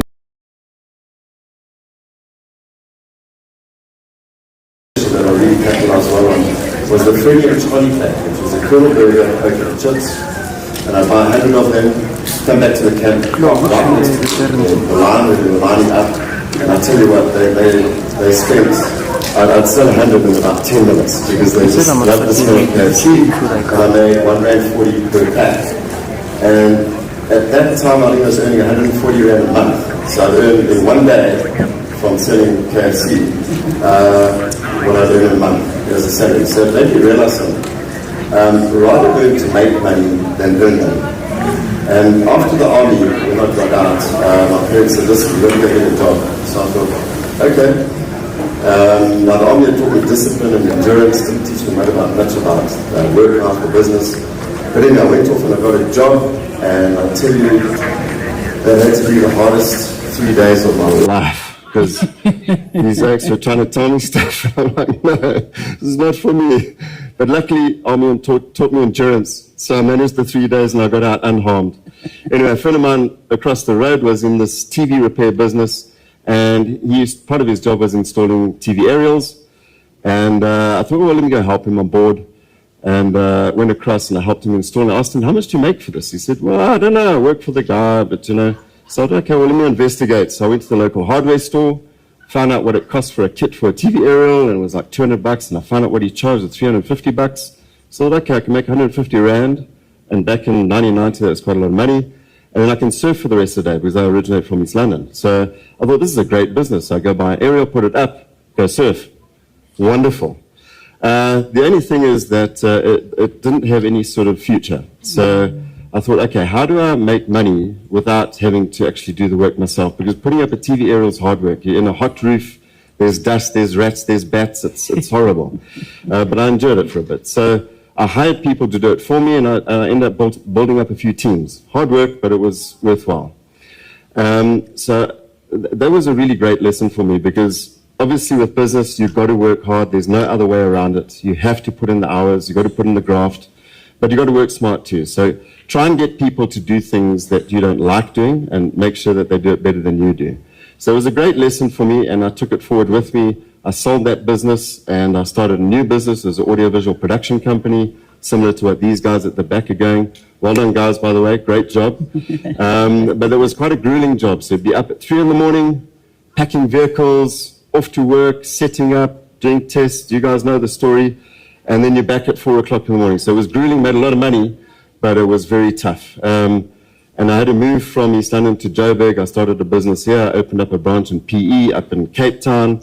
And I learned something that I'll never forget, is because I made a lot of money out of it, but I spent a lot of money. In fact, I spent more money than I made. And there was a beautiful lesson that I've taken with me in my life, and that is turnover for vanity, profit for sanity, but cash flow is reality. So this is something that if you're going to start a business or get into business, you've got to understand you have to have cash flow. So that business, I learned a lot out of it, but I realized that also, again, there's no longevity. So I decided, okay, let me start something completely different, and I started a video production company to support that company, and that taught me that you don't ever sleep, because all you do is video and edit all day, all night, and you've got customers wanting to change things, and I didn't have really good systems in place, and slowly I started learning, put proper systems in place, put proper rules in place, and you can start building a proper business. So anyway, there's been a lot of stories, a lot of failures, I've had a lot of businesses, but the most important thing is that I've never had a plan B, because when I eventually managed to escape from school, I didn't actually get a matric. So there was no opportunity of getting a high-powered job or anything like that. So my plan was always plan A. I've got to make it regardless. There's no plan B. So fail plan A, but fail plan A again and again and again until you learn how to make it successful. So I've had a couple of other business past that where I've learned other things. But the most important thing is that everything that I've learned, I've brought into this business model, which is ShareGod SA, and I turned it into a franchise model.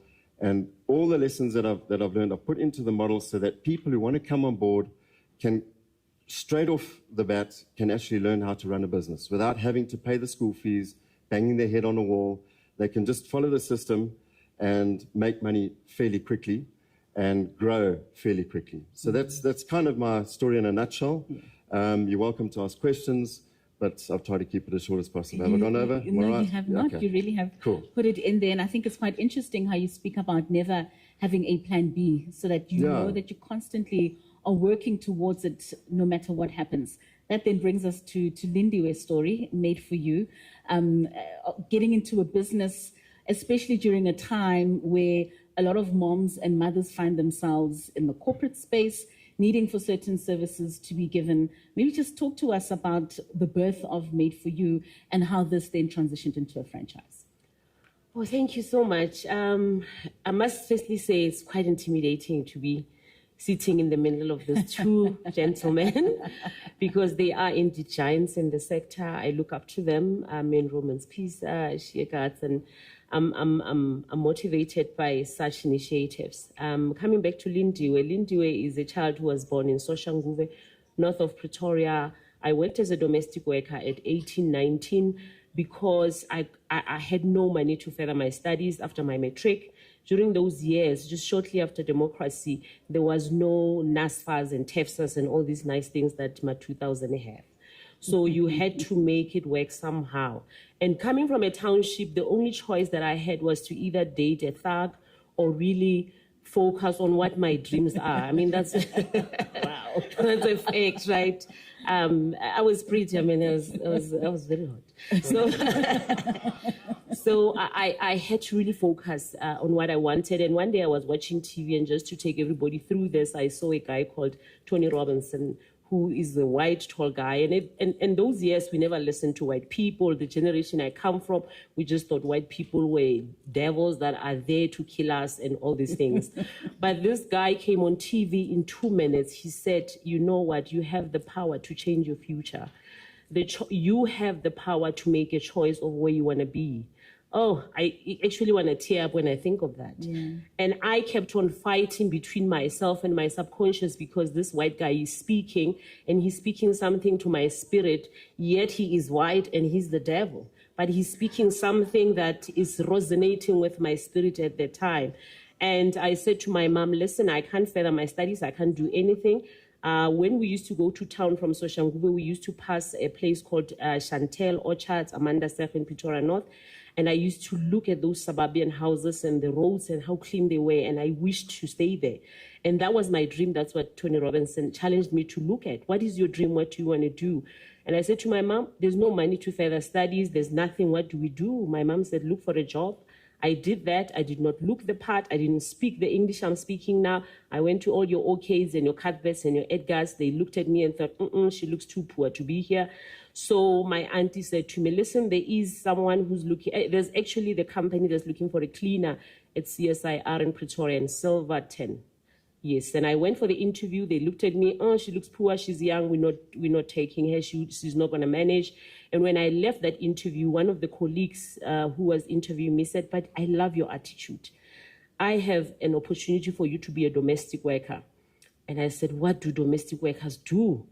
She said, no, your auntie will explain everything to you. She spoke to my auntie. I went to my auntie. My auntie said, domestic workers clean houses, they take care of children.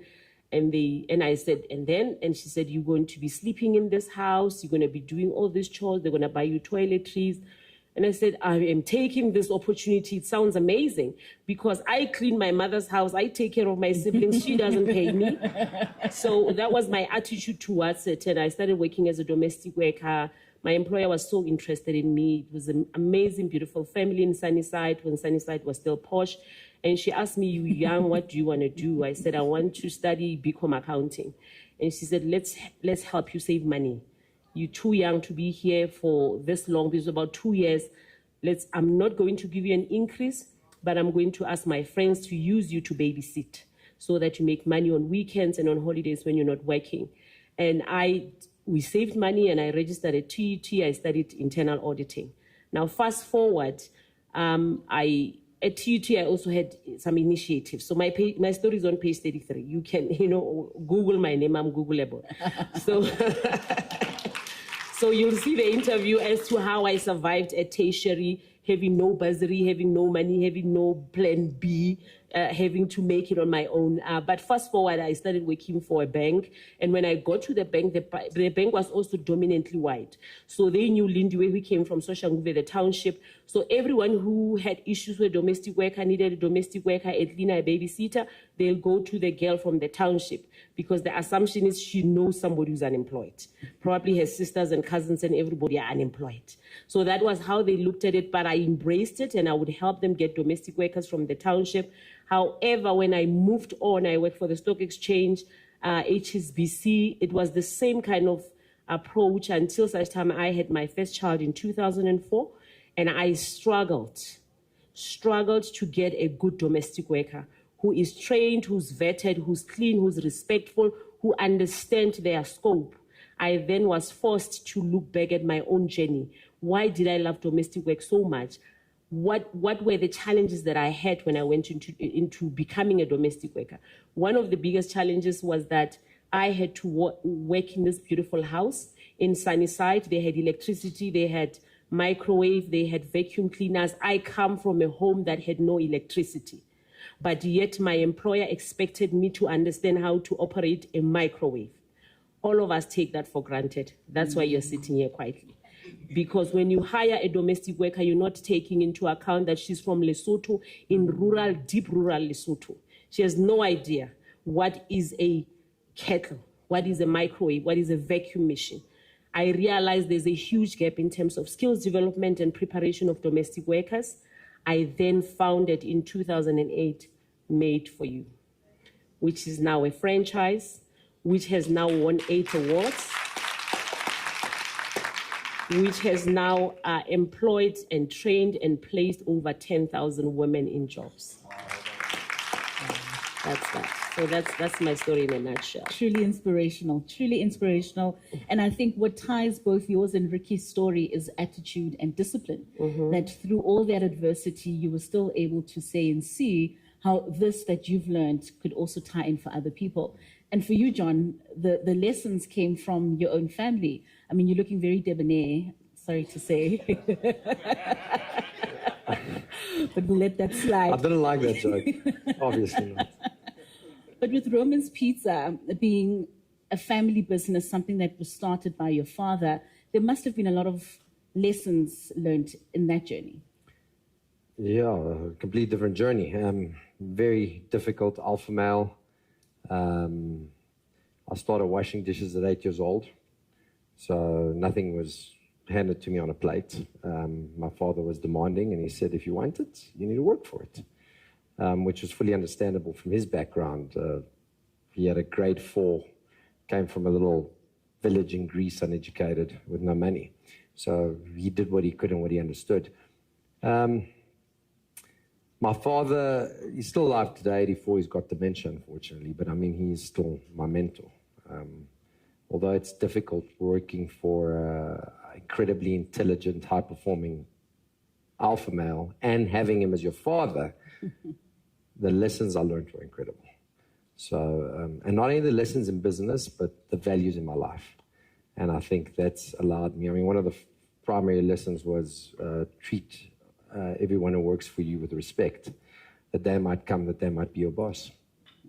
He says, don't judge the person on the side of the road. When I was young and arrogant, why is that person begging, or why is that person a homeless person? We lived overseas for many years. He says, you don't know the story. So a lot of those lessons we've put into our value system, which is not an explicit value system at Romans, but it's an implicit value system. With the most important being work ethic. We're a very hard-working company, and I think every entrepreneur, I grew up in a home, I mean, it's a restaurant business. My mother built the business with my dad. They were very seldom home. And I think that's the one thing, and the one thing I'm trying to teach my boys today, the only thing I can give them that the schooling system isn't giving them, with technology where it is, and if I look at my friends with older children, is effort equals reward. And these two things that you have at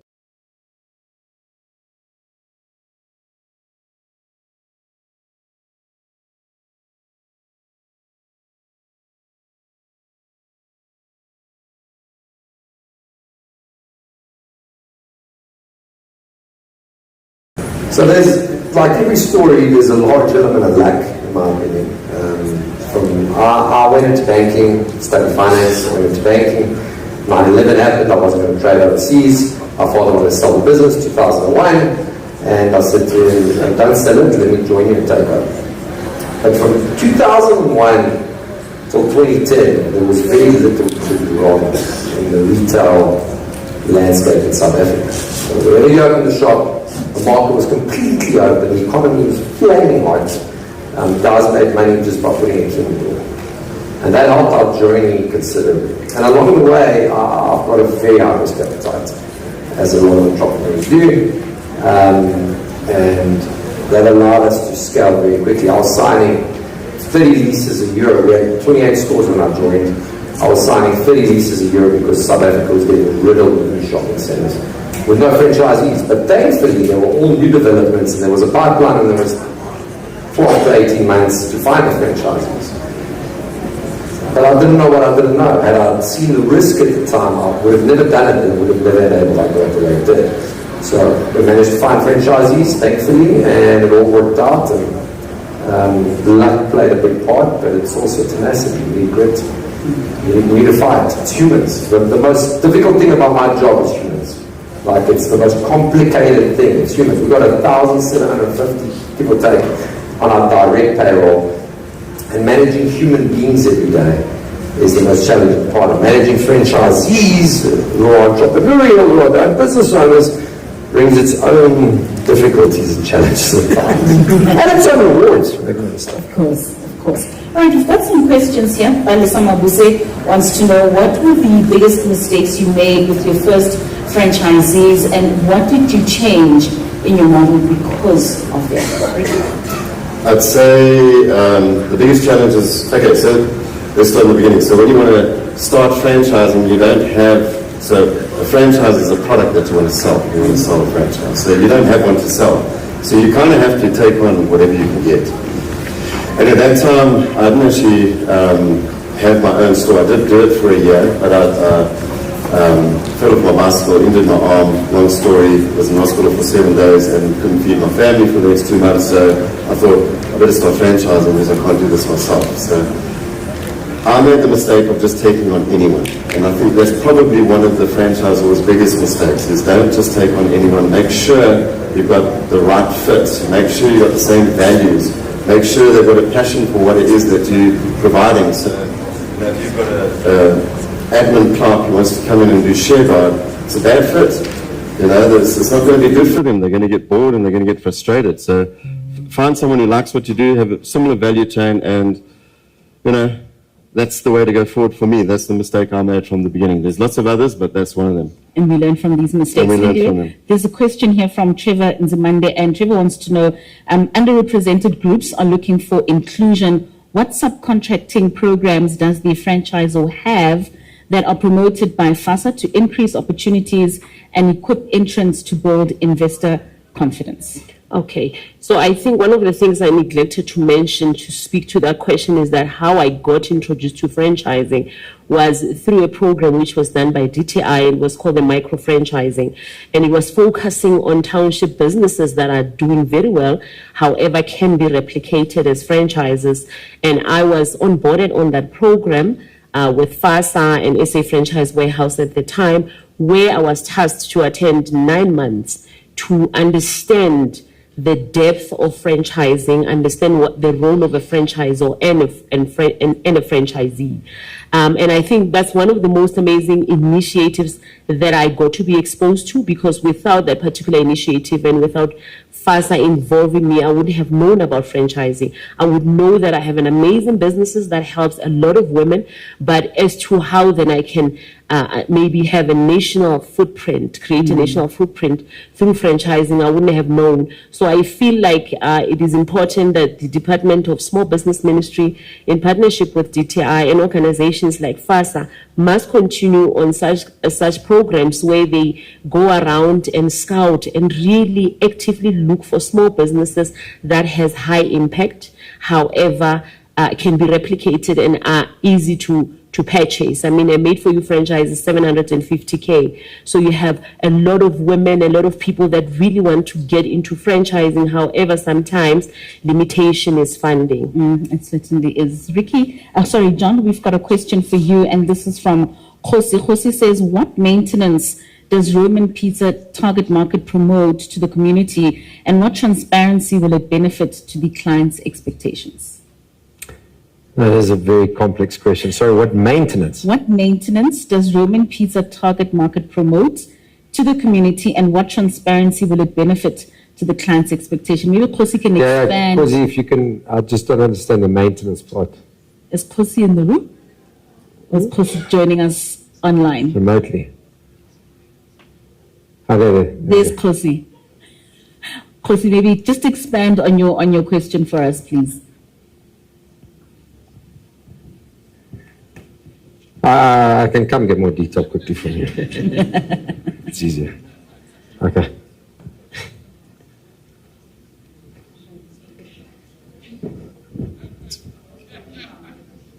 Khosi is shy. Is Khosi shy?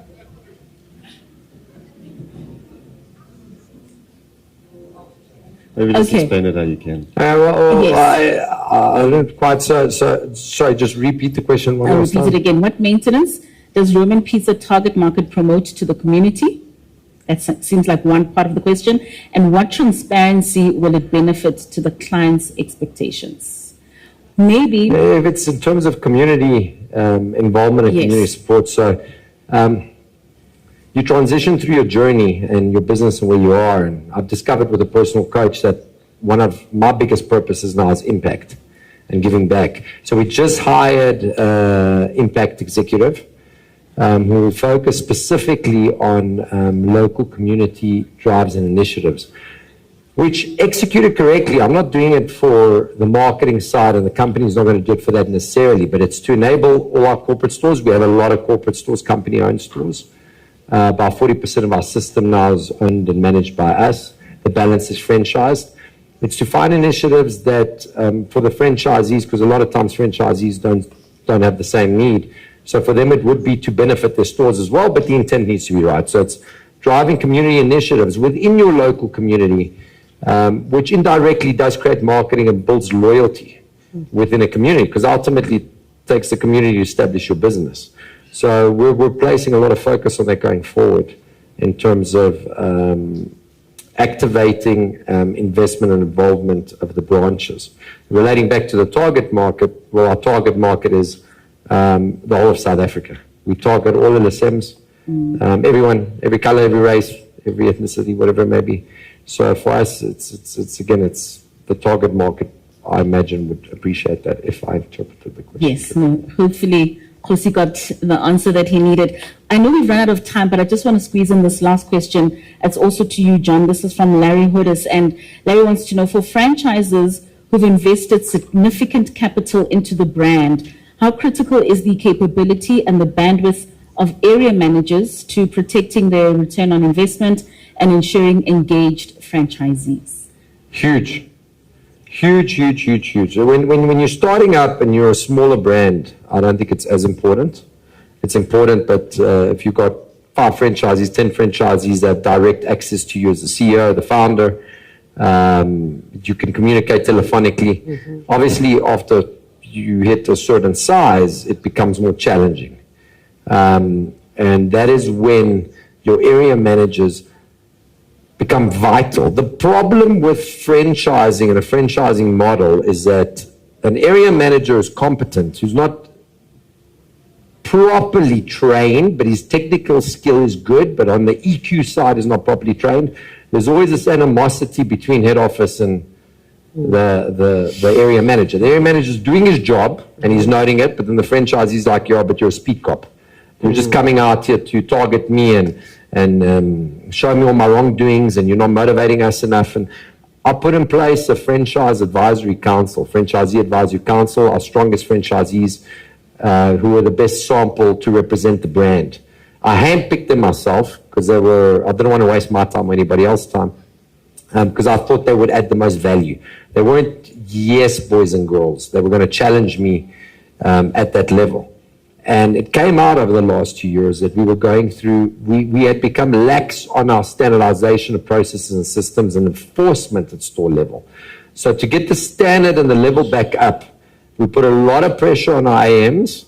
We then put a lot of pressure on the franchisees. And the problem is they didn't have sit-down coffee sessions where they communicated with the franchisee. A lot of times the franchisee was in the store, so the report would come back to head office, then our head of operations would, excuse my French, shit the franchisee out, and it, according to the franchisees, it became very demotivating. And some of these were high-performing alpha male and females who are entrepreneurial in their own rights, who had done very well. And out of their mouths, they were telling me that they were being demotivated. So an AM is critical in the franchising journey because they are the bridge between head office and the franchisee. And how well they're trained and how well they communicate will determine how motivated your franchisee base is and how compliant they become. Right. Last but not least, we have a comment from Philippine Mushidi. Says, I'd like to extend my appreciation to the founder of Made for You. Your journey is remarkable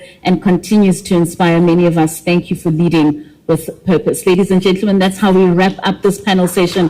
Thank you so much for your inspiring stories. Could we have our photo moment? I'm not sure if Fred is in the room to hand over our tokens of appreciation. All right, Shalene will assist us with that. Thank you so much for joining us. Thank you for your stories. If you could just kindly stand here, get your gifts. Before you leave, don't run away from us.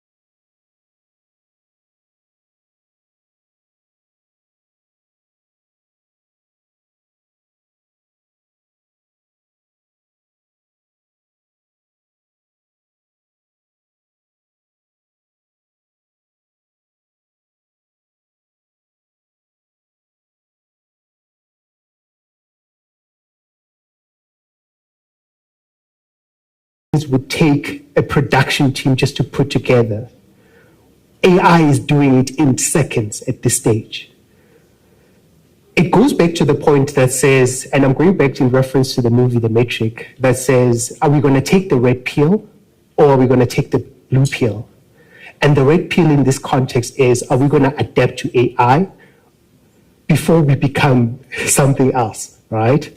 So if you think about it in actual fact, I've written close to about 3 books at this stage. And in writing those books, I've removed so many other people that could have helped me build the book. Editors, the writers, the storytellers to put it together. All of that has been replaced by AI at this stage. Imagine that. In building websites, you have things like tools, systems like Lovable, where I can actually go and prompt it and say, hey, build an e-commerce platform. These are my products, these are my pricing. This is the payment system I want to use. This is the bank account I want to use. And we put it all together for us. So things have very much rapidly changed at a rapid and fast pace at this stage. And I think we do need to give it some attention in terms of how things are actually changing at this stage. Now to the big topic to this conversation is around how is AI transforming franchising? And I think it's quite an important question. My answer to that is that we are moving away from location-driven into platform, how do I put it, into platform-driven ecosystems. It's no longer about how many locations I have. It's now about are the platforms that can facilitate the user experience at a sufficient state. I no longer need to have an office in Mpumalanga. The office I have at home on my website is sufficient nowadays. A lot of the technology that is coming out is created by young people sitting at their back rooms, building and coding, and it's all based on prompting.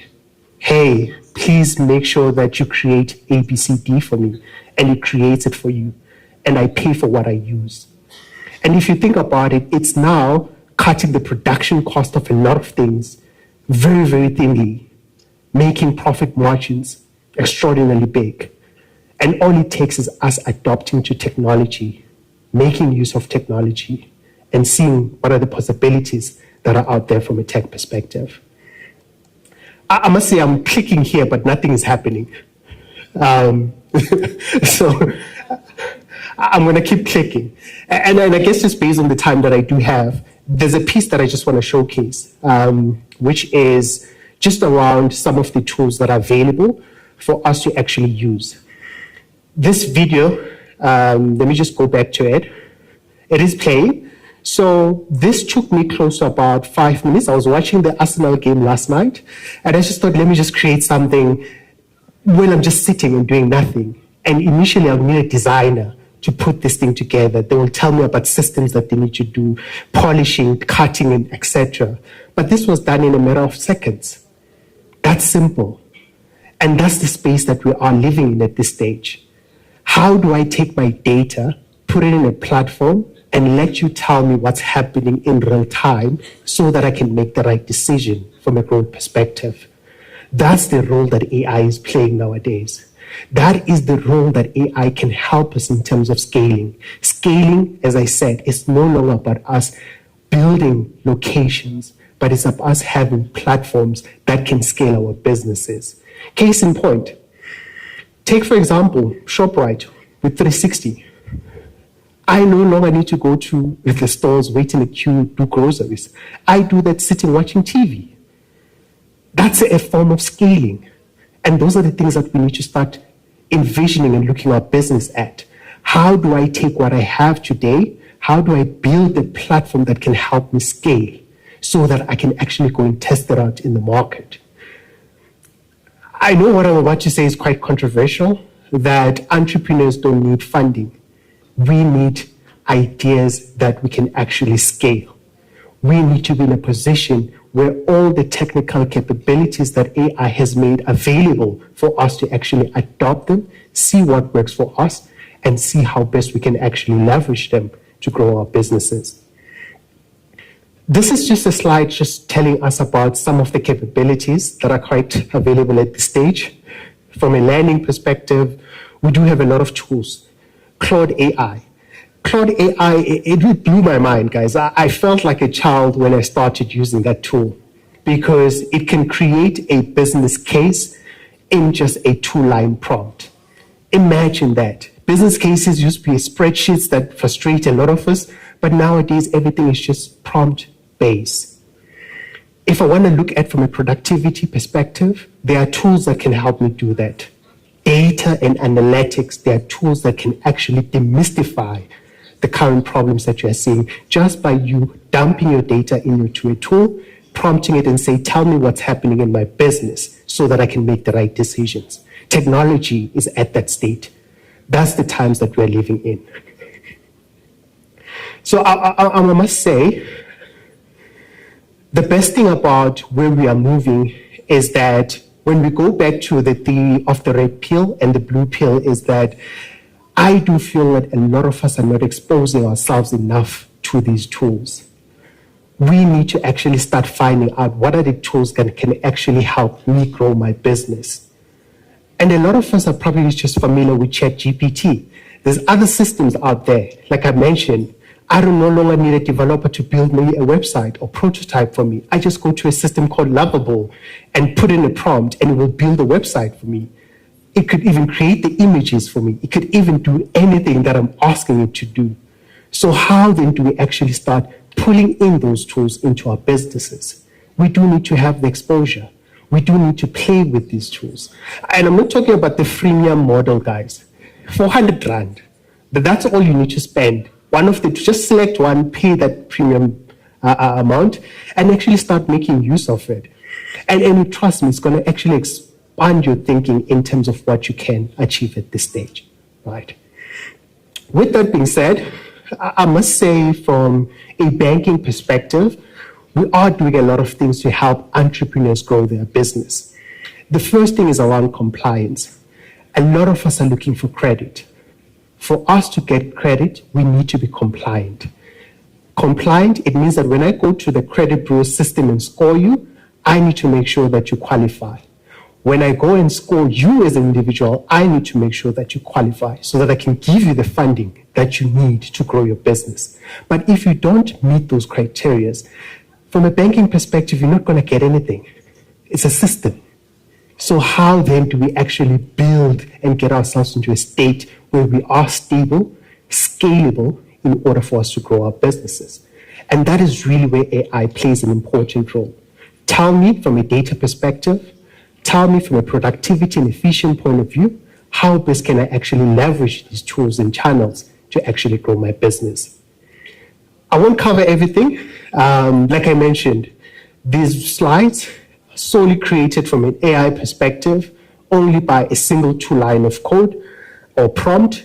Didn't need to be a perfect English. It just, even with my errors writing it, it can create what you're looking for.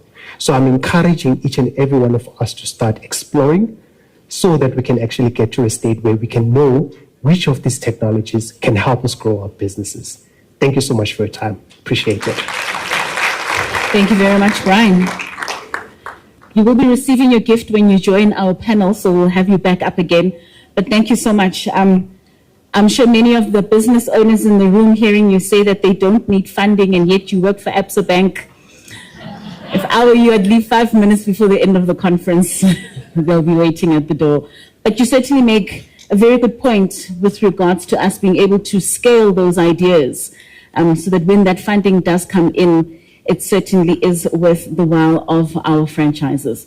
All right, ladies and gentlemen, our next speaker is going to be talking to us about the experience multiplier, how small moments create big loyalty.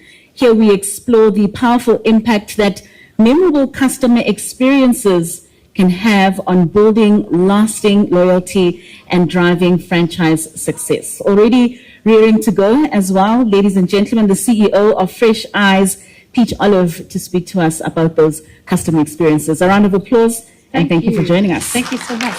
I'll get the clicker. Yes. Hope it works this time.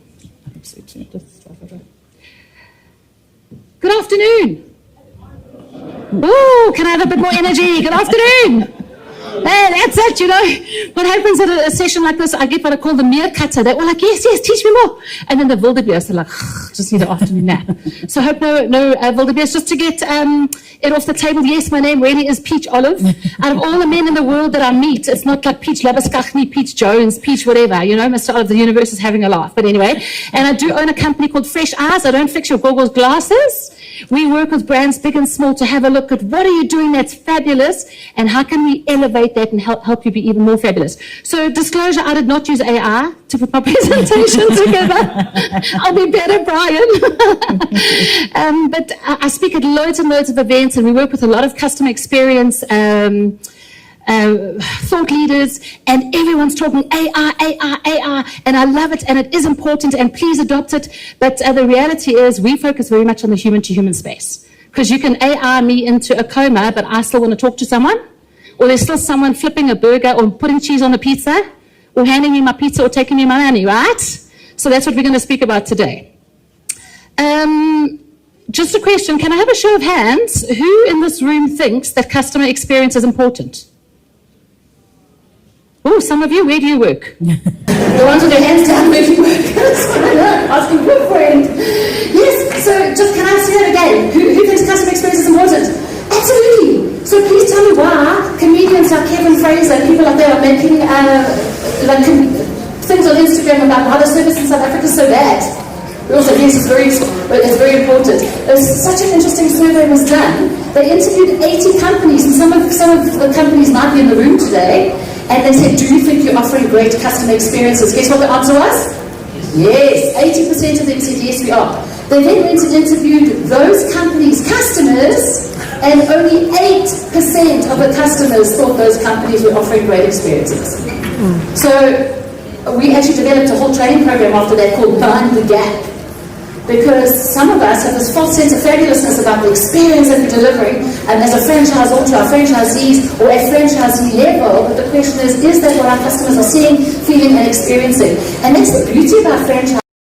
Because the research is showing us that the biggest currency in customer experience at the moment is actually two things, trust and consistency. And those are the things that franchising brings, right? Because you've got the sign hanging outside the door, you've got the same logo, the same product, the same processes, the same promise. But the reality is customers don't fall in love with your SOPs. They don't fall in love with your, operations manual. They fall in love with the moments they experience in your brand. And who's creating those moments, and how are we teaching people how to show up and deliver on the brand promise as a franchisor or even as a franchisee? And that's where the magic lies, ladies and gentlemen. So I'm going to do three things. I'm going to share a secret recipe with you. I'm going to talk to you about a duck, and I am going to give you a quick maths equation. Oh, some of you are like, yo, I don't take maths. 33% pass, we're going to be fine. We'll pull through. Okay, maths lit, yeah. Okay, so here's the secret recipe. We have, after training 280,000 customer-facing staff in South Africa, realized that we need, and I implore you to take this IP, take it back to your businesses. We've created this experiential ecosystem. So we're saying to you, go out there and get people to mystery shop your business. Because you sit drinking cocktails in Mauritius thinking you're fabulous. Do your customers think that? And how do you know? So make sure that you do mystery shopping. Have a look at the analytics and say, what are the trends here? What's going on in the business? What are we doing that's really well? What are we doing really well? How can we leverage that? And where are the blind spots? Then have a look at your customer experience. Hands up. That's really hot off the press and experience space is called empathy mapping. To say, we are ladies and gentlemen, serving ladies and gentlemen, and people are feeling different emotions in our space. So how are you speaking to those emotions at those touch points? And then what we do, and what I encourage you to do, is we then go, we don't send a message to the manager and say, please tell your people to deliver excellent customer experience because it's not looking so lacquer. You've got to show people what excellence looks like. Because sometimes we'll say to them, I'm using a restaurant analogy, deliver a fine dining experience, look after the guests. And they go, okay. But they've only ever been to KFC. Okay, so like what does fine dining look like and why is this disconnect? We need to show people what excellence looks like, the people that work for us, and then sustain that message. And then please, please, please, the other thing that is so important in this recipe for success in businesses, whether you're the franchise or the franchisee, is voice of the customer. You need to be hearing from the customers, and people go, it's fine, Peachy. I've got a thingy in my store or on my thing, Google reviews. I'm like, lekker, that's important. I'm glad you're doing that, but then someone gives you a 3. 3 for what? Did they not like the meal? Did they not like the music? Was the place not clean? We can't make business decisions on a 3. So the feedback that you get, make sure that you get the business insights from that. They've given me 10 minutes. It's very hard for me, it's torture, because I like to speak for an hour.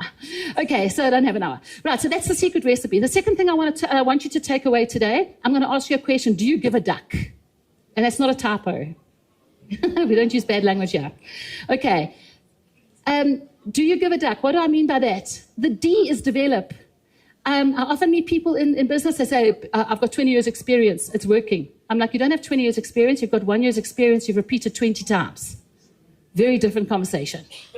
Develop the way you do business. If you're treating customers or serving people like you did last week, last month, last year, you're going to get left behind. Your customers are going to not your customers, your competitors are going to munch up your business. The U is for understand. There's a big drive in customer experience at the moment. It's called outside in, because we sit in boardrooms and franchise or meetings and we go, yeah. We're going to develop this product and we're going to do this and we're going to do a revamp and blah, blah, blah. But no one's actually asking the customers, is that what you want?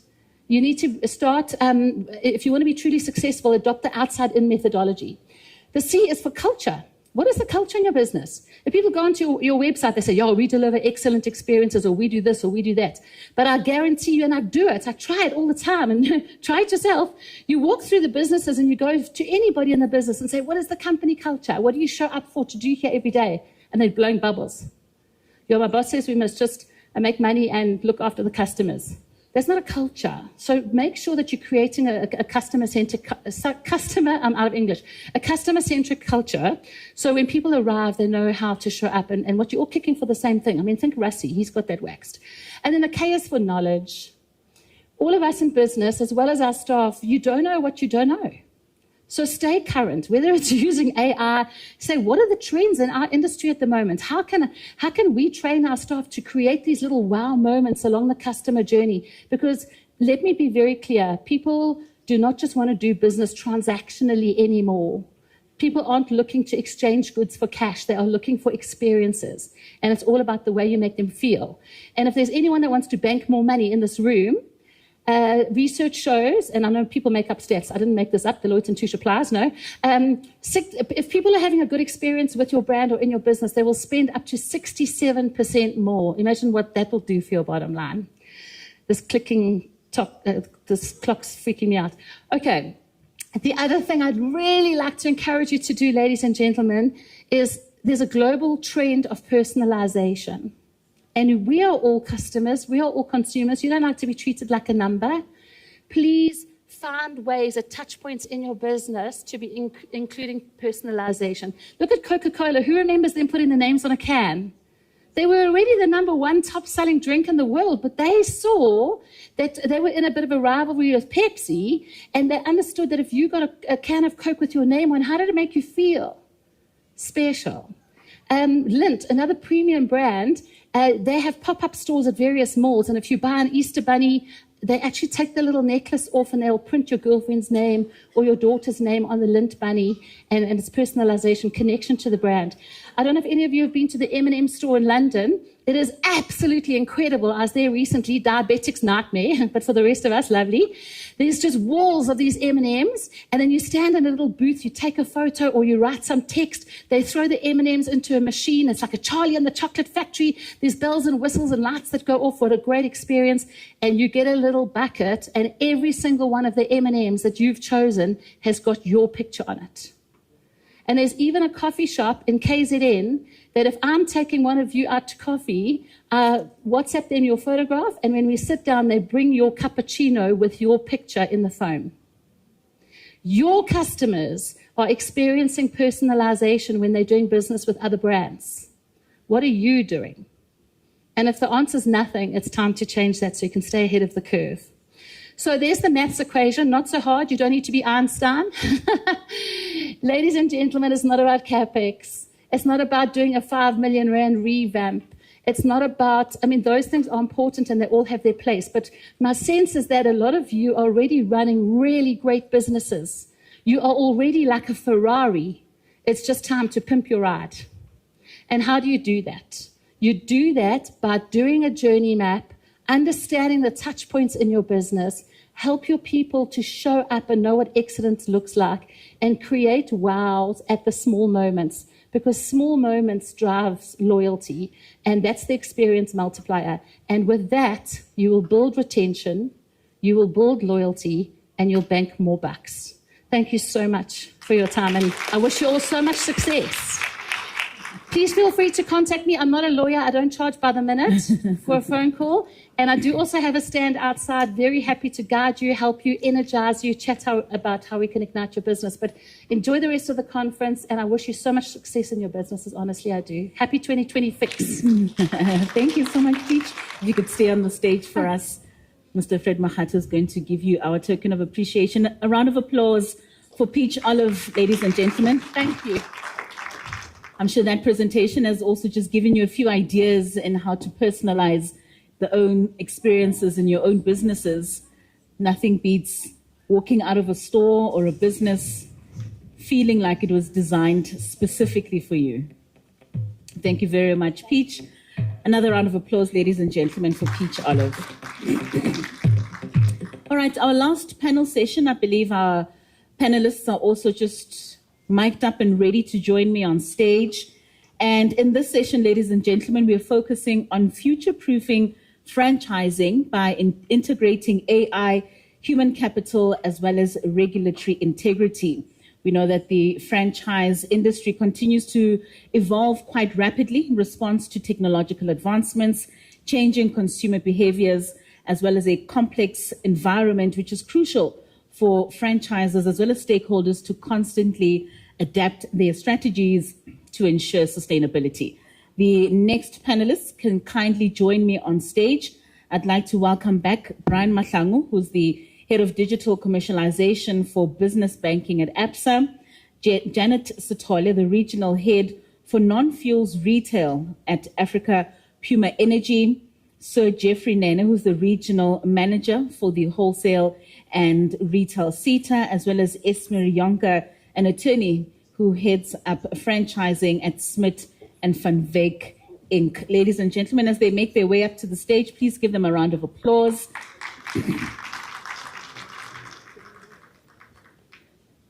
As we start with this conversation. All right. So we're speaking about digitization and ensuring that we find ways of incorporating AI within these franchises. And you spoke earlier on with regards to not needing funding, but ideas that can be scaled up in order for us to find successes. What do you think are the key considerations, especially for franchisors, when integrating new digital technologies into their businesses in order to ensure that scalability and security?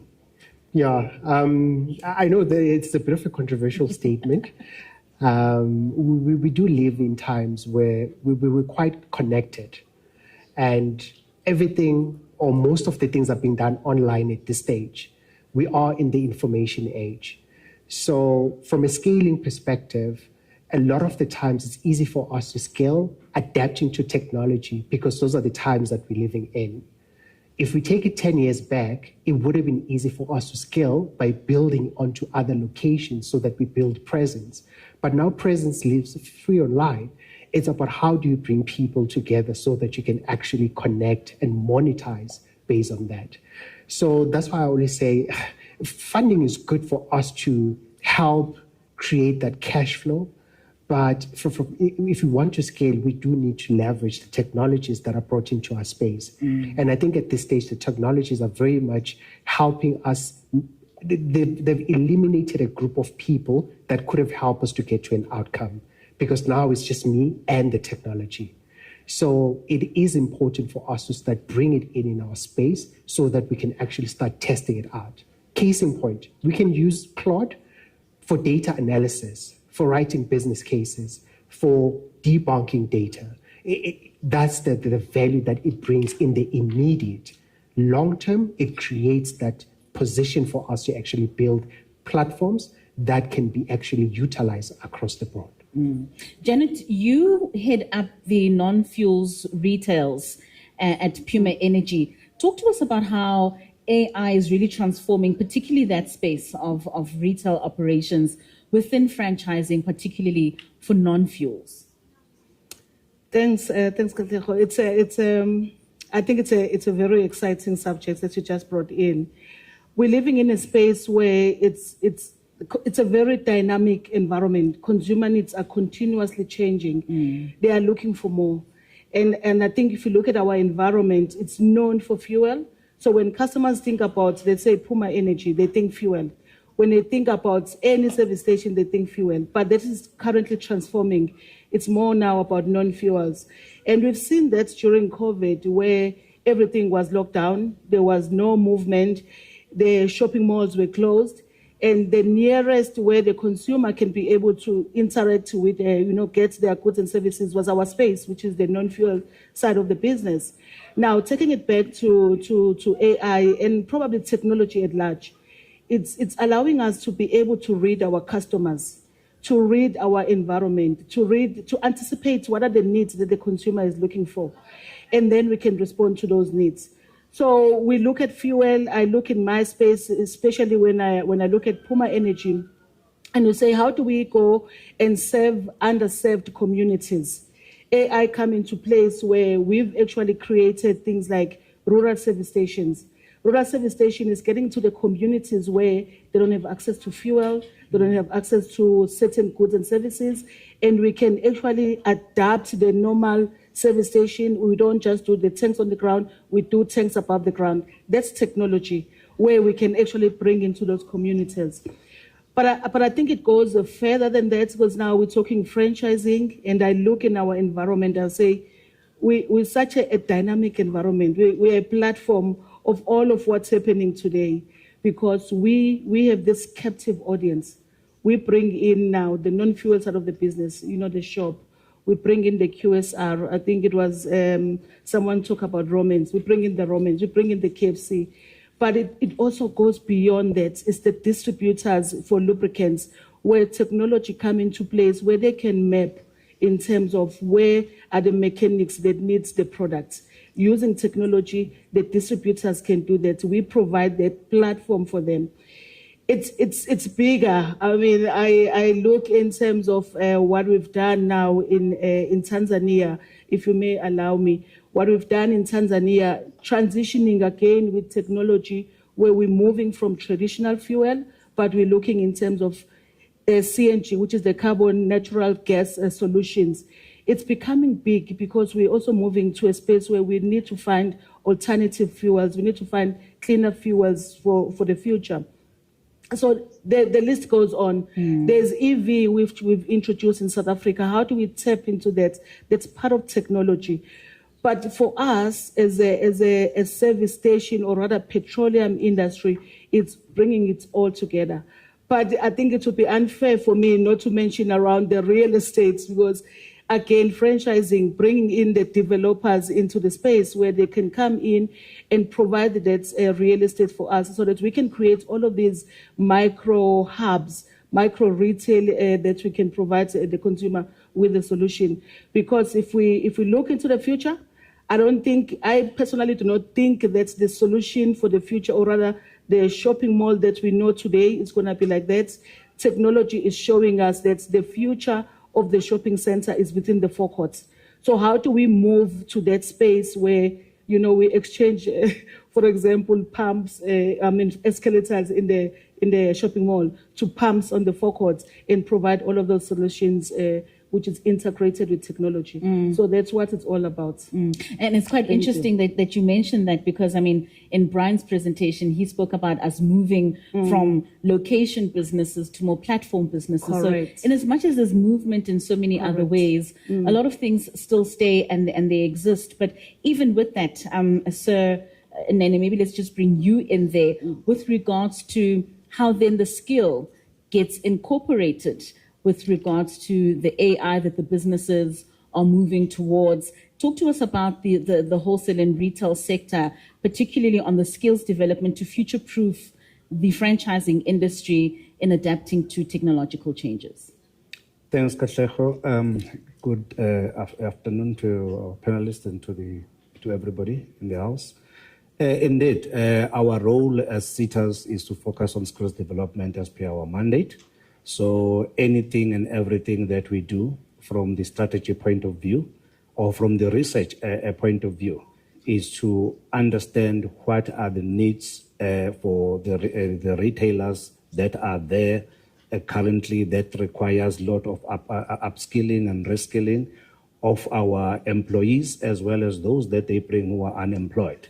But obviously the biggest focus now is more on these emerging skills other than the traditional skills that people used to train on, because as we are moving into this era where we are in, we need to be adaptive and also ensure that we produce people with the right skills that are needed in the market. Obviously, our focus is not necessarily for franchisers, because franchisers at the end of the day, if they are in retail, then they become our stakeholders. However, they may be in any other sector, and there is a SETA for each and every sector. So what we are currently doing then is to focus on those skills and then bring in these graduates, either from TVET or from the HETs, and then integrate them together with our stakeholders, and then bring in the providers that are going to assist them with those skills, focusing on these emerging skills, mostly ICT and all others that are required in the sector. But also further to that, if I may expand, there are a lot of other collaborations that we as WNR-SETA are actually doing with other businesses internally here within the country, as well as also abroad. You just spoke about Tanzania now, Janet. There are a lot of other work that we are doing, even in terms of having those MOIs with those institutions that are like-minded with us, so that at least we can take these graduates to all those areas, go and learn those skills. We have taken some to China. We have taken some to Egypt. We have taken some to various other countries, so that they can learn these skills and come back and be able to implement them in their businesses if they are entrepreneurs, or if they are not, start even their own businesses, because, well, we know that jobs are not available, and it's not going to happen anytime soon that jobs that are available could be enough for everybody. So entrepreneurship is the drive that we have as the retail sector in terms of dealing with the skills development. But furthermore, our plea as well is around our own employers within that sector to say, in most cases, we pick up that they like to bring in these unemployed new graduates. But we are saying we are losing a lot, because we require these employees that are within your environment to be upskilled and other to be reskilled. Let's focus on them as well. So when you're speaking about the entrepreneurship aspect of it, Esmerie, earlier on, the CEO of NERDMA spoke about how a lot of entrepreneurs touch and go in the business.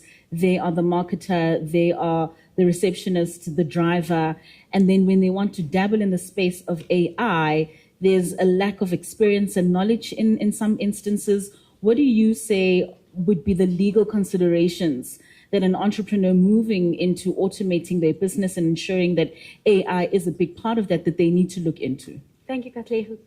Good afternoon, everyone.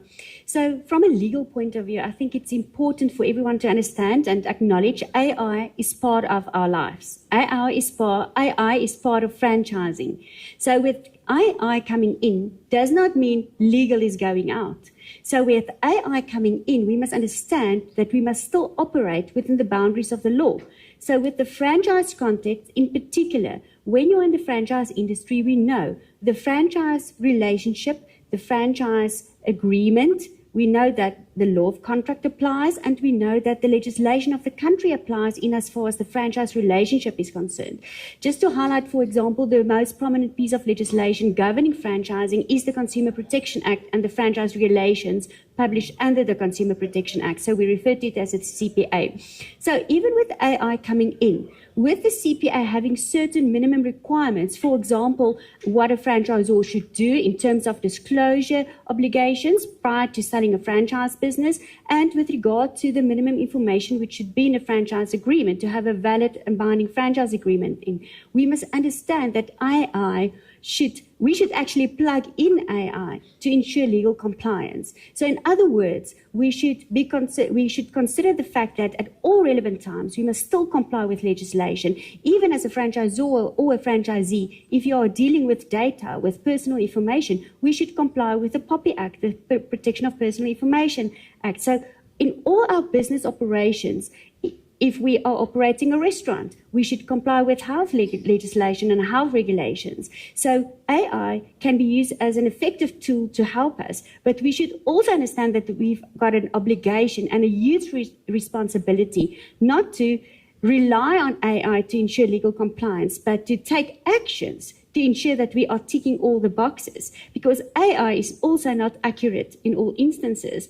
I mean, I had instances the last few months where I've asked AI something and they said, no, it's not necessary. And then I will engage with AI and say, but it's not true because regulation, for example, 2 says it is compulsory. And then a program will respond to me and say, oh, yes, apologies, I've made a mistake. So we should still although we can use AI, we must take every action as we did in the past. If even AI may not have been in existence, we should still make sure that we are compliant from a legal point of view and use AI as a tool, but not rely on AI in total for legal compliance. We must still take efforts and steps to ensure that we are in compliance. Unlike creating a presentation with AI while watching the Arsenal game, right?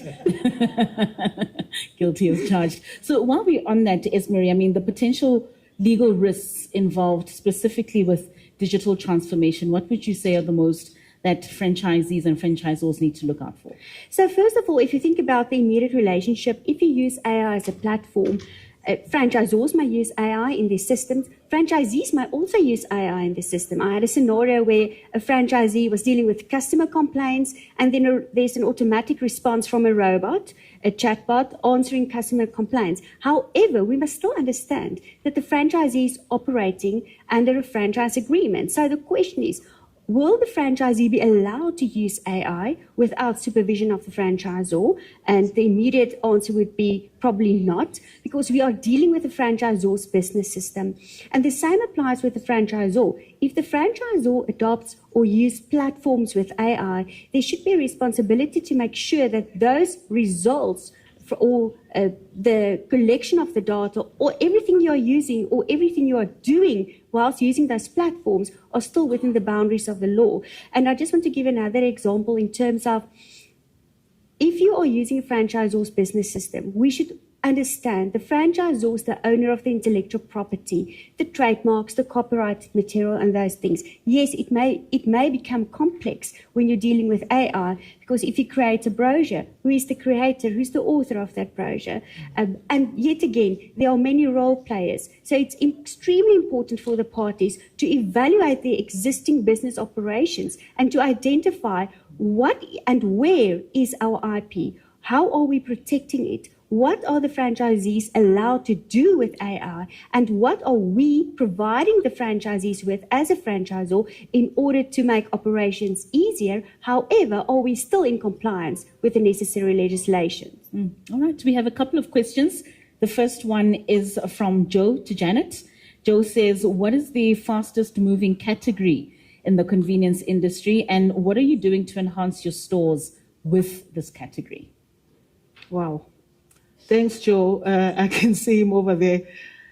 It varies. I think it's moved from the traditional. If I look at the convenience stores, 10 years ago, it was your 5 C's, which is your chips, chocolate, smokes, 8 condoms over there. So, but that has since it transformed. The industry has really moved. We're moving now to the food space. Food is one of the fastest growing category within the non-fuel side of the business. So it's also not just about food within branded, like own company branded. It's more around the QSR. It's coffee. Coffee is one of the areas that, think about in 20 years ago, you never thought that you'd find decent coffee in a service station. Today, that is the first stop most consumers start at when they think about coffee. So that is what is happening. The categories have really shifted. Yes, you still do your water and crisp and chocolates and all of those things, but food is taking a center stage where the consumer is looking more and more for those food solutions. I think it also starts talking in terms of what's happening in the country where we've got challenges with water, electricity. Now, where do you go for, to supplement that when you're looking for quick meal on the go or quick meal to work or quick meal for the kids at school? It's the service stations because it's on your way. So we've sort of moved from a space where you're thinking about the category as a driver, but it's more like the entire offer as a driver. Because what do I provide now to mom and the kids, during the day when the school is finished? What do I provide to someone who's going to work? And also, what do I provide today? There's a lot of movements within during the day. You've got Uber drivers. You've got someone mentioned the 60-60. You've got also officeless entrepreneurs. Some of us in the room, you're looking for a space where you can still do your work. This is the space that we provide in our environment where we cater for that. That's a category on its own. And it's a category that is underserved. And we are looking in those categories to bring them into space where we can now rent out office spaces by hour or by depending your requirements. There was a service station, if you may allow me, in Cape Town that has actually done that, and it was successful, closer to the airport, where you can go in and do your work, rent that particular time office space and be out. So that's part of the categories moving from being just traditional categories, but now to the future categories.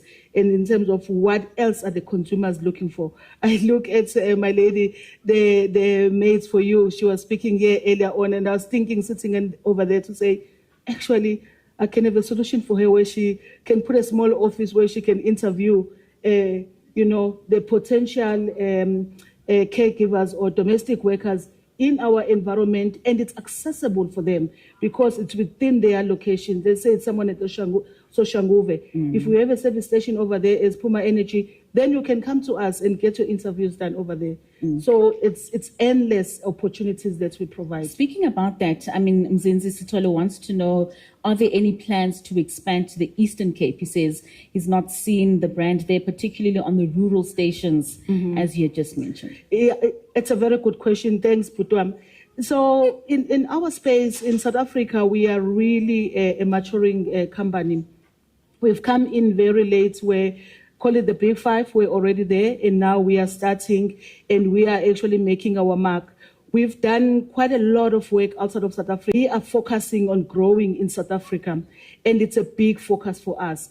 So we are open, we're out there, and this is not a selling speech, by the way, but we are open in terms of looking for those opportunities for the developers, landlords that have got space that we can sit and have conversation with them and develop in those communities and bring the solutions, because the solutions like the rural service station, it's a great solution that we've done successfully outside of South Africa, and now we are bringing it in South Africa.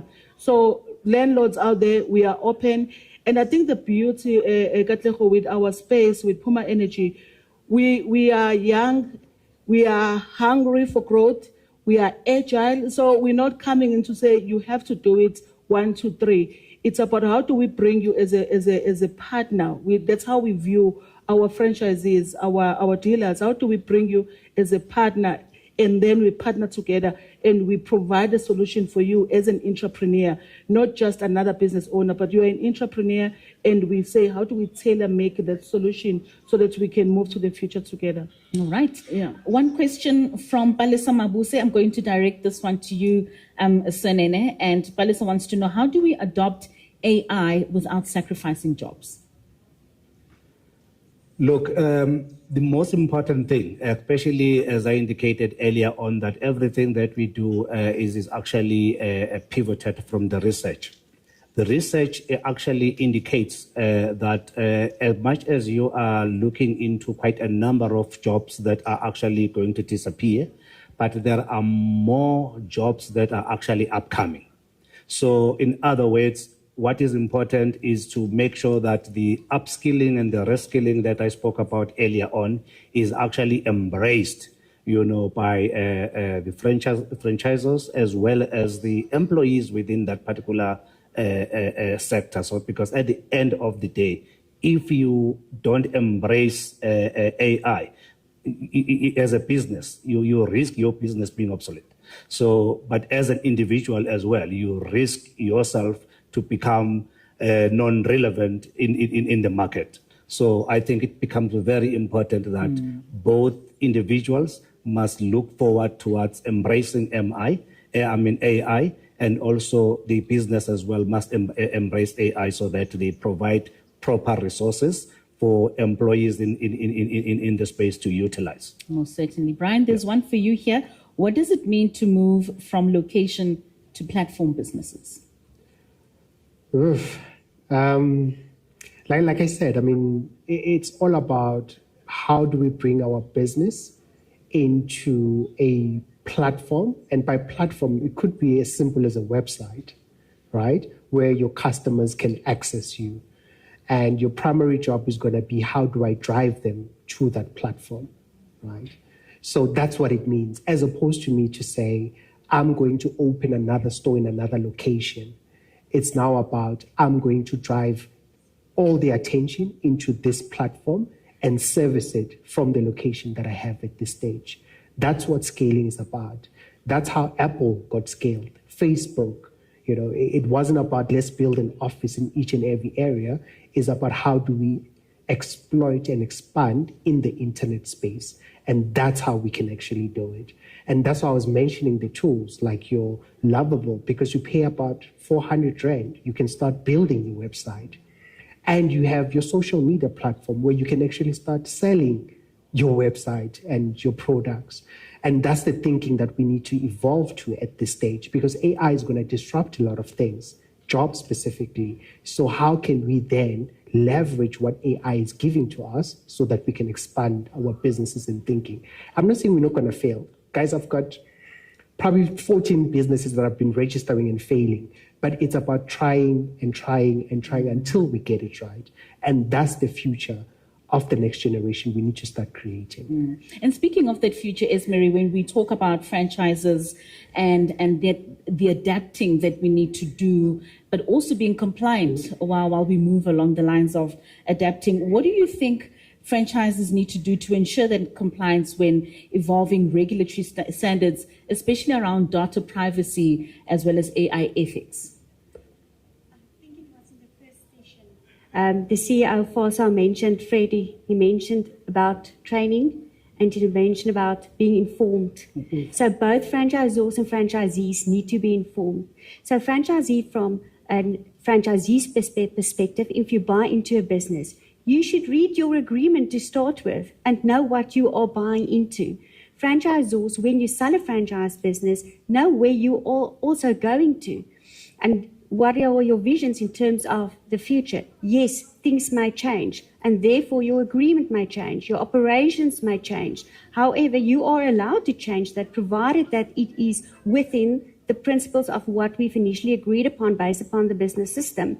But it is important to keep track of those developments. The risk comes in people signing a franchise agreement, operating for a decade or more, and not even having a look on the status or how the business model was 10 or 20 years ago, because things change and things evolve. And to keep your documentation updated as you grow and as you develop, and to make provision for those, if you are growing from a technological point of view, to make provision for those growth, to make provision for the new introductions.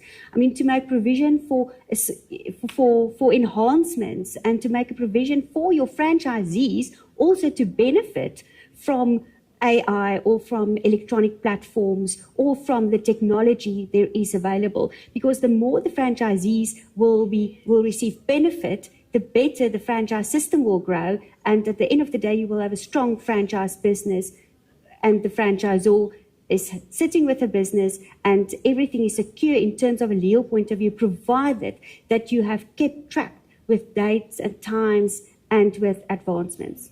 Well, it's certainly about keeping track. Ladies and gentlemen, thank you for your insights this afternoon. A round of applause for our panelists today in ensuring that we understand AI and incorporate it within our businesses. If Dr. Freddy could come up, please, to give us a token of appreciation, as well as that photo moment that we ever so treasure. Thank you so much for your time.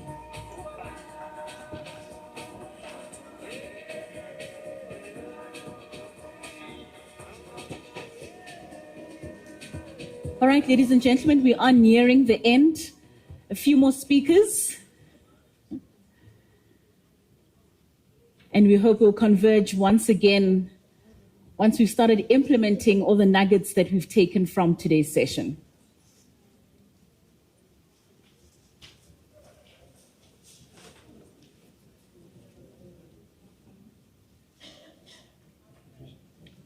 One last round of applause, ladies and gentlemen, for our panelists on future-proofing franchising integrating AI.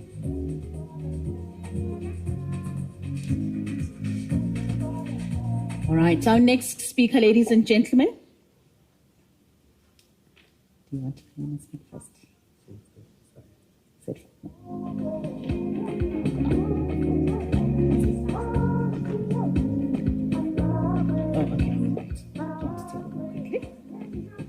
He called me the president, but I still get given orders, ladies and gentlemen.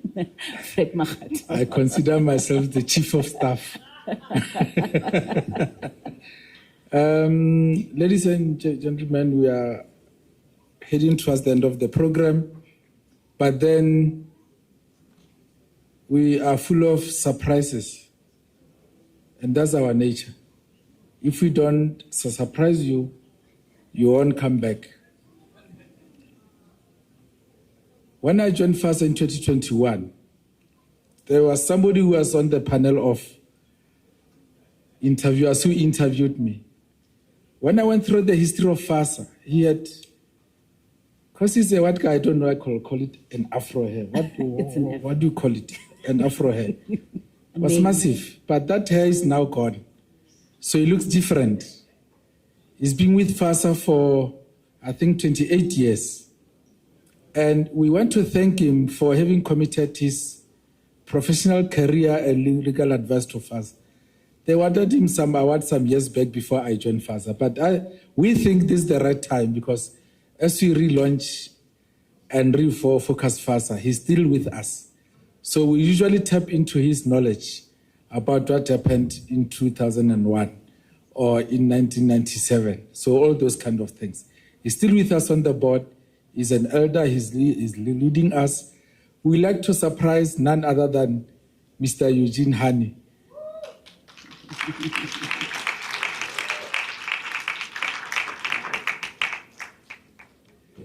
So you see, we were surprised in the morning, and we surprised him because he was about to dash off. So then we said, you cannot do that while we are about to surprise you. So Eugene, thank you for your commitment to the sustainability and continued existence of FASA. Over the years, your guidance, we appreciate it, we acknowledge it, and thank you. Your picture moment.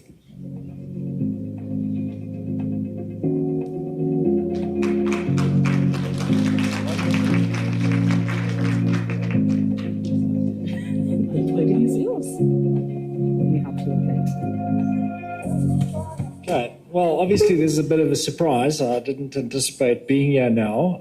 Firstly, thank you very much to Fred and Shireen and the team at FASA. It has been a long road. It's been a great road. I think franchising has gone from very much a developing sort of concept in South Africa from about 40, 50 years ago to something that is quite substantial, about 15% of GDP. Along the road, we got the CPA. We had a franchising act that was supposed to be a separate act, and suddenly somebody in their wisdom decided to bolt on the franchising act into the CPA, which has brought its own challenges. We sat with the authorities and the people who drafted. I remember them coming to me afterwards and I said, you know, there are about 20, 30 things that you haven't got quite right. A few months later, they came back and said, thank you to FASA, thank you to you for all the points. We followed almost everything. But they didn't do a lot of what we actually need. There needs to be more development. It's a very simple regulation 2, it's a very simple regulation 3.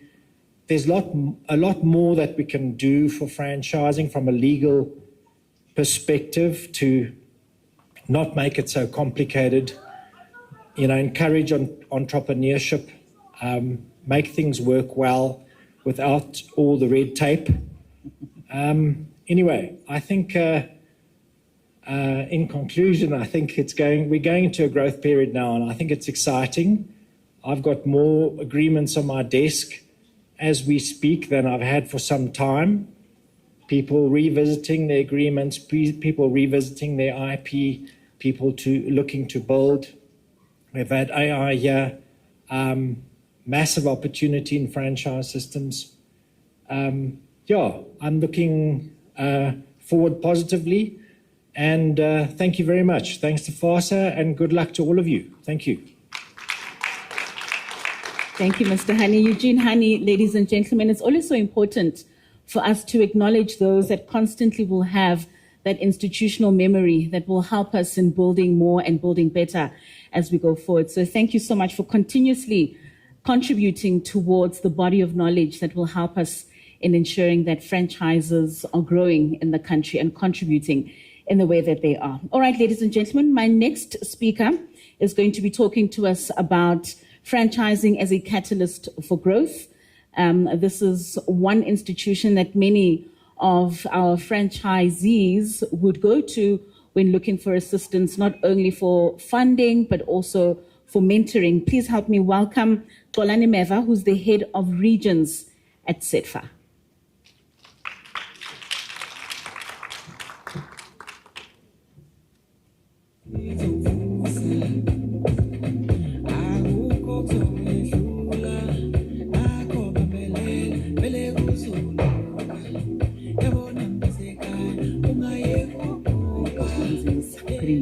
Or you'll use your laptop. All right. Okay, no problem. Yes.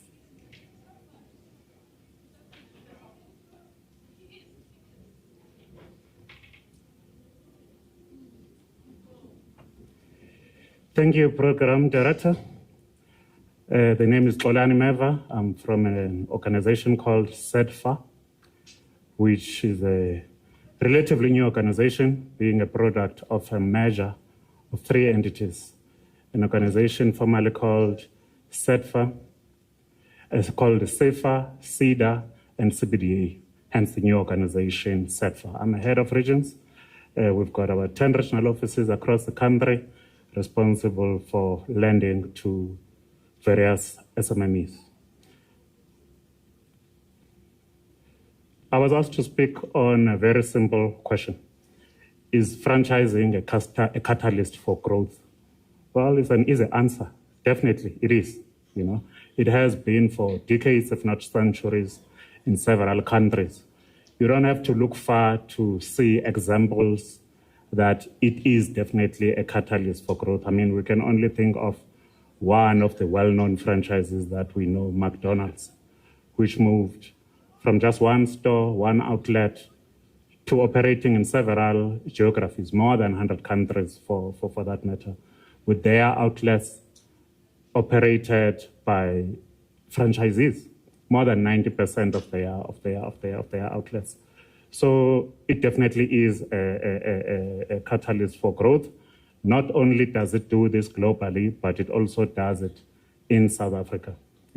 It's not just a replication of ideas of businesses, but it is achieved through several aspects of collaboration between franchisees, franchisors, financiers, but sharing of systems, sharing of governance structures, operations manuals is something well known to franchisees and franchisors, as well as avoiding the mistakes that you would ordinarily make had you been going it alone.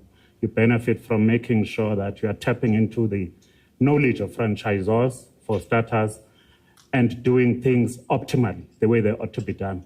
Optimal operations procedures, and even optimal capital structures. As financiers, we often are in trouble with applicants and franchisees because they will come and say, I need 10 million, I want to open this franchise, etc., etc. But according to the franchisor, who knows it, who has seen it all over decades, they say that's not the optimal capital structure if you are to be successful. You need 50% and then often doesn't augur well in that regard. So it is of importance in that sense. I mean, if you consider that in 2023, stats are that it contributed about R1 trillion in turnovers in the sector, representing about 36% growth from 2019. Just in the space of 4 years, a 36% increase can only speak to growth and contributes immensely to the GDP of the country, around about 15%, when we know that other sectors have over the years been depleting. So this speaks to the franchise sector's resilience and stability. I mean, further stats are that about 77% of franchisors have been in business for more than a decade. About 53% of franchisees have been in business for more than a decade. I mean, it's well documented that if you start a business, you're about to fail. To as much as it depends on where you're reading the stats, but the stats of starting a new business are amazingly high. So the franchise sector then creates a very good safety net for would-be businesses via the franchise sector. And it's starting to be very improving and encouraging even in the demographics of the sector. If you consider that black ownership is sitting at more than 20% right now, and women participation as well, around about 30%. These are interesting stats, not only by demographics, but even by spatial growth, because some of these franchises now are starting to be present in township and rural areas, and they continue to do so. So it definitely is an encouraging, evolving, diversified sector that is expanding in its impact. Ladies and gents, as indicated, I am from SETFA. It's one of the sectors we fund in over the last, the funding leg of the organization SETFA existed for about 12 years. In that space, we funded a lot of franchisees, but even under the new entity now, SETFA, we have redoubled our focus in the franchise sector, while currently our franchise portfolio is sitting at around about only 214 million, 215, call it. We've recommitted our collaboration with the Franchise Association of South Africa that we want to double that with immediate effect. And the jobs that are created by the sector sit at around about 1,300, at least in our portfolio. Let's double that with the collaboration that we have resuscitated. And we like then the fact that we are seeing trends in the areas of our deliberate focus, because we are for the townships, rural area, or otherwise the sectors no other people are that keen on visiting. I think you would guess this, that the biggest, the franchise sector that holds the lion's share is the petroleum sector. Most of our franchise portfolio sits with that, mostly in the big five that was referred to earlier, but we're open to collaborating with others as well, followed by the fast food sector, followed by the FMCG and the automotive, as well as other sectors. As I rush in the interest of time, ladies and gents, we are confident that in the new entity, which is just over a year old, CETFA, and with the collaborative focus between franchisors, franchisees, and would-be franchisees, we will refocus the investment into the sector and continue to see the growth in the sector, and therefore have a better portfolio as well, considering that we are financiers ourselves. So it's an integral part of our sector.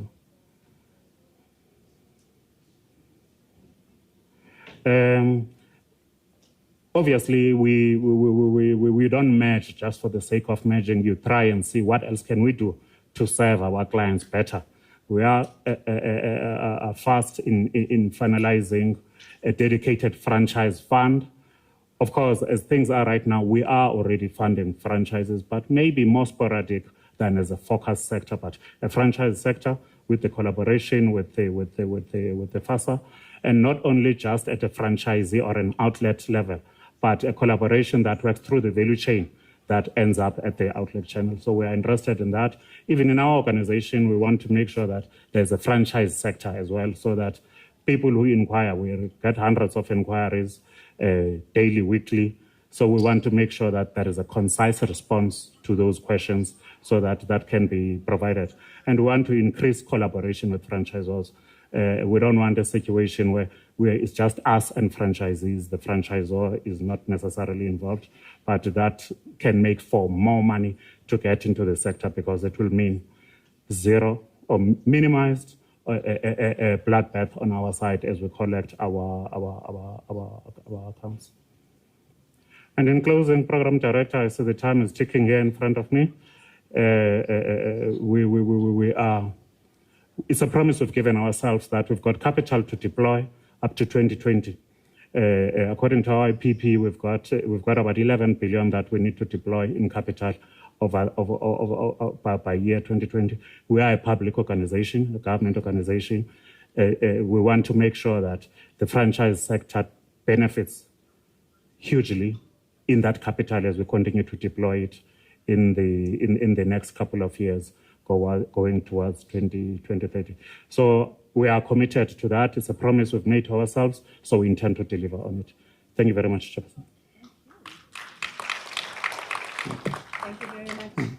Well, ladies and gentlemen, who's the head of regions, etc. Thank you so much. You can come here and take a picture opportunity with us. Oh, okay. I see our CEO is not with us. Can I ask our chairperson to assist us this time in handing over the gift? Thank you. A round of applause, ladies and gentlemen, for Xolani Meva. And I think for many SMMEs, especially those within the franchise space, that sporadic franchise fund, particularly under this new baby being CETFA, would really assist in ensuring that more of these entities are brought together. So we are certainly looking forward to that. A round of applause, our photographer, for that quick picture moment. Oh, thank you. Thank you, sir. I'm going to use my phone for this one.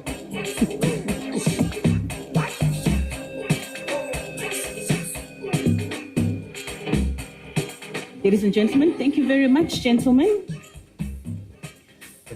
There you go. Calling up our last speaker before our chairperson gives the closing address. I'd like to once again call up the city of Ekurhuleni to come and speak to us just about the economic priorities for SMMEs, particularly in the city. We have our divisional head for community enterprise development, job creation, skills development, and economic infrastructure, Mr. Devanand Lukisuno, who's joining us for that conversation. Please give him a round of applause as he makes his way to the stage.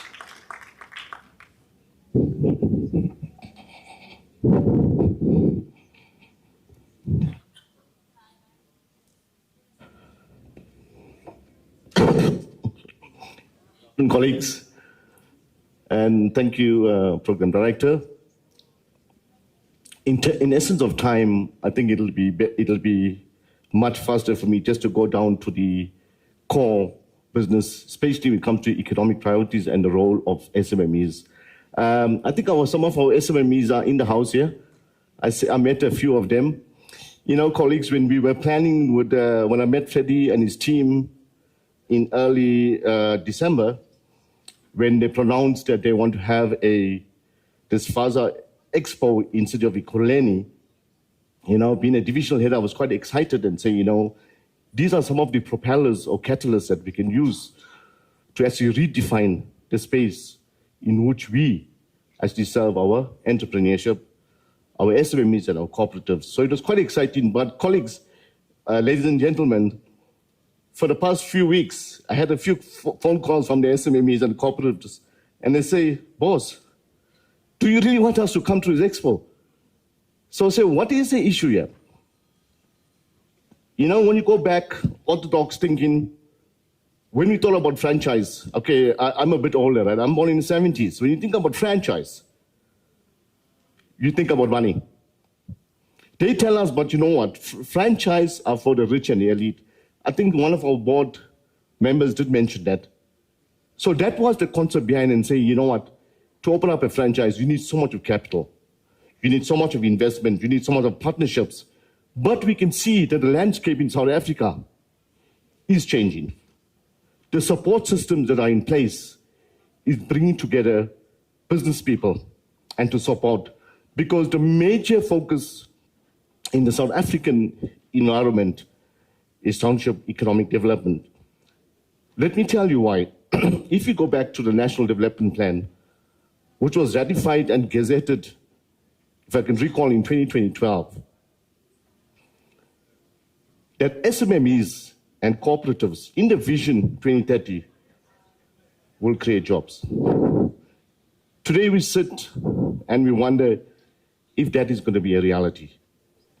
So we've got approximately 5 years left to actually conquer that.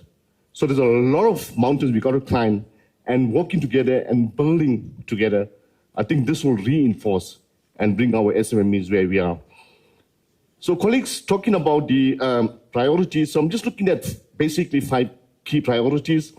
I will also bring it in line with the city of Ekurhuleni in terms of our economic development focus and planning, as well as some of it is generic, which can also apply internationally. So the first thing the city want to do is to say, let us re-industrialize, building capacity. So reindustrialization is crucial in order to sustain your business, improve productivity.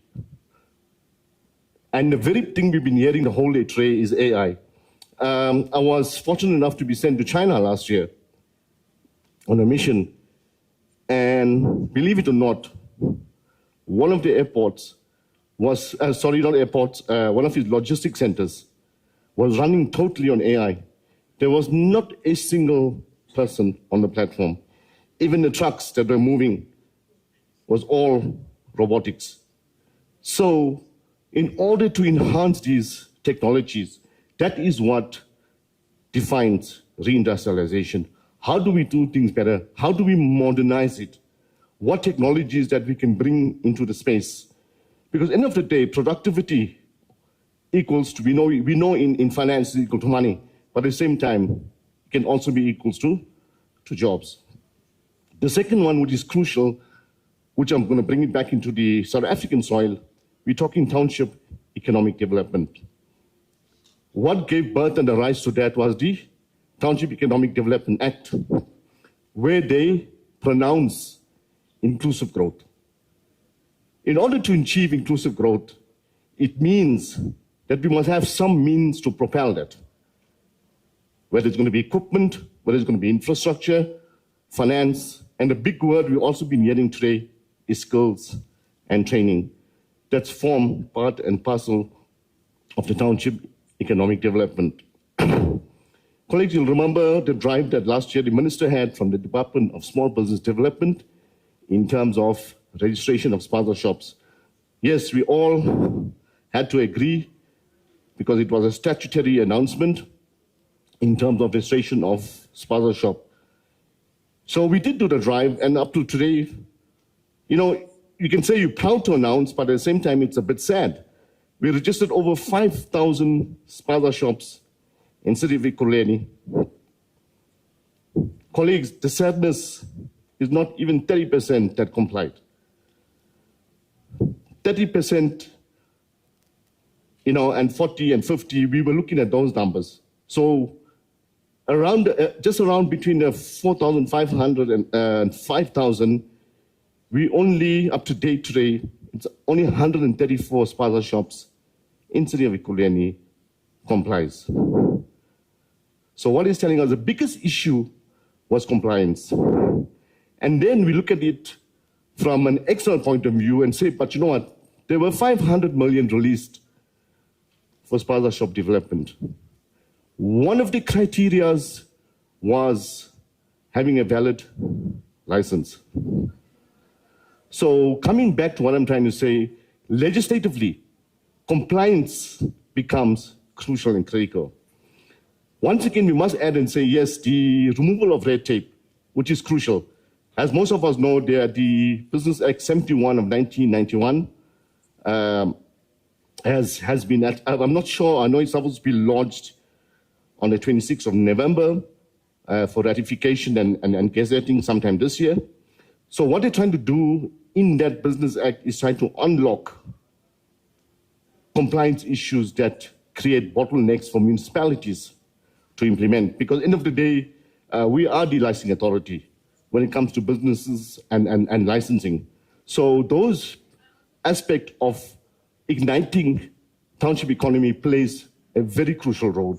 So the second part I'm emphasizing is compliance. We also had roadshows in the townships to make this funding available to our SMMEs and our cooperatives. But once again, it was a joint venture with the Department of Small Business Development. We had SARS, we also had CETFA, we had JEP, we had and Department of Small Business Development to drive this program. So when you come there, you actually can register, and that's when your applications can be facilitated immediately. So that is a good thing that we have done. But as I told you, I'll keep on saying compliance has become a real critical issue. So we are hopeful to say with a new business licensing bill for now, it should open doors. It should make it much easier to do business, much easier to actually acquire business. And I must be proud to say that city of Ekurhuleni, we are finalizing our online platforms for application. I know in the past they did have it, but we had technical issues. As I speak now, we are trying to drive that. And at the same time is also providing training and development. At the same time, ladies and gentlemen, we are in talks with the World Bank to help us with the so-called digital economy that we're hearing all the time. We are quite progressive. It'll be piloted for now in Tembisa. So we're focusing basically on economic infrastructure, economic finance, and economic training. Not forgetting, we also have other partners coming in. We have a few MOAs that still have to be ratified. And I know one of the companies is Qubit Dynamics, who's coming so-called with the AI technology to train on about 300 participants, and also robotics. So yes, the drive and the need for digital movements, I would call it, it's so critical.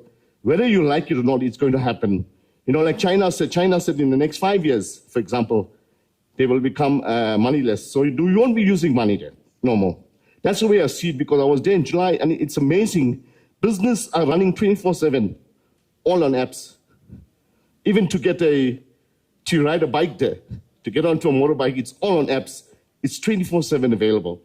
And if we do not move into that space, South Africa will lag behind. Remember, we are not immune to global pressures and international pressures. That's your unemployment, food security, water, energy, and all other issues that compounds and makes it difficult. The next aspect is SMME development. So this for the city is absolutely key. How do we improve? Especially we have, the issues we have with SMMEs and cooperatives. It's number one is finance, access to finance. Number two is access to infrastructure, if it's available. And a massive one is access to markets. So you can see how the city is trying to link the digital environment with the way we do business. A lot of SMMEs and cooperatives within the city have brilliant ideas and brilliant products, but it doesn't make sense to sit in this one corner and then you sit and complain that you cannot get customers or your point of sales. We need to expand, we need to improve that. So with the city's direction going into the digital economy, it should open up these markets. We also partnered with CASA-D, one of our strategic partners who do the training and incubation for SMMEs, and that is crucial. I don't know if you're all aware of the last mile delivery program that we have. It's been successful over the 3 or 4 years, whereby they incubate and train participants in the delivery services. Your Mr. D and other services. So what happens, they do all the trainings and the incubation, and then they link you to jobs in the marketplace. So that's what we need, because if you talk to SMMEs and cooperatives, informal traders, from my experience, I think over 28 years in the informal economy, they're always complaining and saying, we are coming for training. We got this certificate, we got that certificate, but there's nothing we can do. So now we need to talk about real jobs. The next one is, colleagues, is investment. Investment attraction and investment retention. That can be applied nationally, internationally, globally. If we do not create the appetite for investment in South Africa, if you go to research, you'll see there's a dire need for South Africa to get foreign direct investments, FDI, to sustain the country, to sustain the jobs, to sustain the infrastructure. So this is a crucial point. So how do we handle this? So if you look at it, the global issues, the pressures that we have, we got to learn to be able to improve the way we do business. How do we get an investor to stay in Ekurhuleni? How do we convince you? What do we have that is so crucial or so important to build your business? What can we do? So one of the yardsticks that we can use is creating incentives for businesses to come into city of Ekurhuleni. That is one milestone. And then, yes, we're talking about bulk services. That is crucial. But then again, the consistency of those services, the street lightings, the roads. So these are all the factors that you've got to take into and package it. And then what influences this is also your economic economic nodes, your strategic economic zones, as well as the city's framework in terms of SPLUMA, in terms of spatial planning. These are all come together and package it. So when an investor comes in, you say, this section here is for industrial use. The biggest problem we have is with business rights and zoning. That is why you'll find our so-called SMMEs or informal traders trade anywhere they want to trade because of control issues. So going into that industrial and to retain your businesses, if you don't have the power and the strategy and the policies to retain them, end of the day, people are going to lose their jobs, companies are going to close down. As we speak today, I'm coming from KwaZulu-Natal, and I was a young boy, I think in 1996. I came to Gauteng, Pretoria, in Centurion, and I started my career. And just recently, I was just talking to my wife, and I was surprised that I know a lot of school friends. I'm talking now in the early 80s, my school friends who called me up and say, did you hear that Hewlett's sugar conglomerate is closing down? They applied for resuscitation, and I was shocked. Hewlett's, I know in Tongaat, in the north of Durban, they're massive. I think now they've got over 200 million sugar or bag or bales of sugar, how to do it, it's basically going to go to waste if nothing has been done. So they applied to the government for a rescue package. So can you see, if we do not take care of our businesses, what happens? But this is on a very high and very national level. So we need government intervention. If you look at the laws, if you look at the new Business Act that will be launched or ratified and gazetted, there's 3 spheres of government that is involved: your national, your provincial, and your local, to be able to facilitate this in a much smoother way. Colleagues, the last point is the skills development. I think it's quite exhausted. We have heard this over and over and over again, but do not take this for granted. In the SONA for this year, the presidents have also made commitments in terms of skills development. So what we found out in the municipality is that in terms of the jobs, on-hand jobs we give you, and the skills that we give you, there is a mismatch. So we need to ramify that and say, how do we improve that? So, ladies and gentlemen, we are working with the TVET colleges in terms of skills. We have 2 skill centers in Kuleni, the one in Vosloorus, where it's a lot of artisan training that takes place there, and vocational skills. And those of us that are staying in the ambient of Kuleni, the Riga Park area, we have got a absolutely, I will say, state-of-the-art facility, which is brand new. It hasn't been opened. We are still finalizing a few building snags, and occupational certificate. So that's going to be a hub for training, capacity building. We are getting so-called strategic partnership that we already have, and we're already in the process of having an MOU to bring the digital economy and environment alive. So basically, those 5 things that I covered are crucial within the ambient or jurisdiction of City of Ekurhuleni.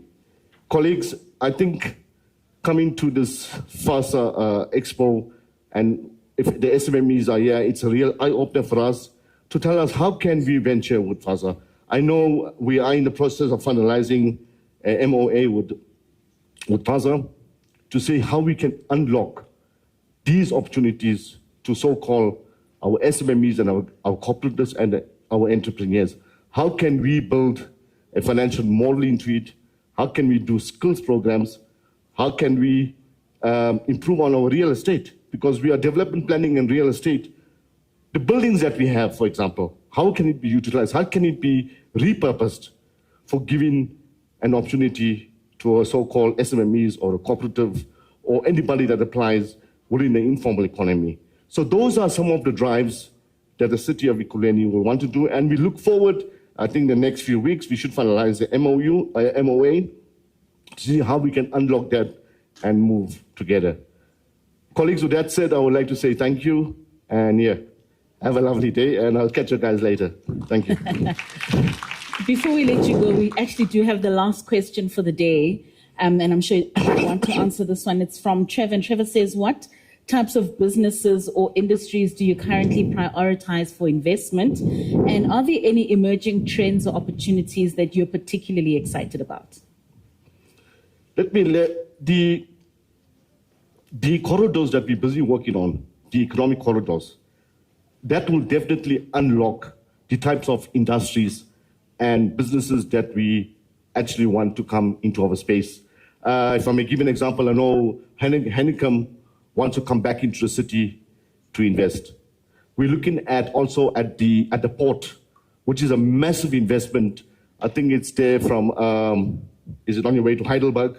The N3 is to create that port that connects Cape Town on this end and in Mpumalanga and all the way to KwaZulu-Natal. So these are some of the investments that we are piloting and looking into, which has a potential to create a much more jobs. But once again, our strategic partners, 3 spheres of government business, will have to make this come alive. The latter part of it is that, yes, we are excited to say, because we feel that, especially interacting with the communities and our SMMEs, it's like a new opportunity has arisen. Because most of them, as I mentioned in my preamble, they never thought that opportunities of franchise will be their neighbors. So we are excited to say, as I mentioned, with the MOA, how do we drive this forward? As I mentioned, we're going to do the skills program, we're going to look at the real estate, we're going to look at the financing models, and a couple other things in MOA. So we want to open the space, bring it closer to home, and then ignite this in a township. Thank you. All right, ladies and gentlemen, representing the city of Ekurhuleni, Devon and Lokisunun, thank you so much for your time. Ntate Makhat, if you can join us on stage for that last picture moment and our token of appreciation. Thank you so much. All right, while we take our last picture moment, could I kindly ask the chairperson of the Franchise Association of South Africa, Ayabulela Njingolo, to come and join us on stage as he will synthesize what we have taken in today and just give us some of those key insights of what has been shared throughout the day. Ladies and gentlemen, a round of applause for the chairperson of FASA, please, as he makes his way to the stage.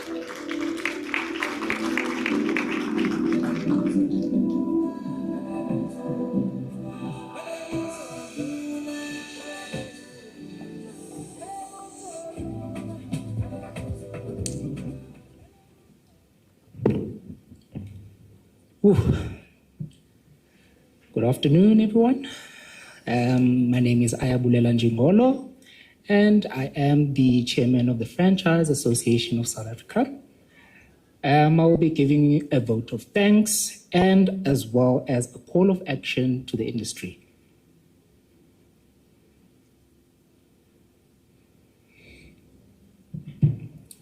Program Director, distinguished guests, our esteemed speakers, our sponsors, and the members of the Franchise Association of South Africa. On behalf of FASA, I extend our sincere gratitude to everyone who contributed to the success of this event. To our speakers, thank you for sharing your expertise and challenging every single one of us in this room to think differently. To our sponsors, your generous support and belief in our vision of making this a possibility. I thank you. To our members, our stakeholders, and industry partners, whether you are a franchisee, franchisor, service provider, or a participant in the industry, thank you for your commitment to ethical business practice and contributing to economic growth.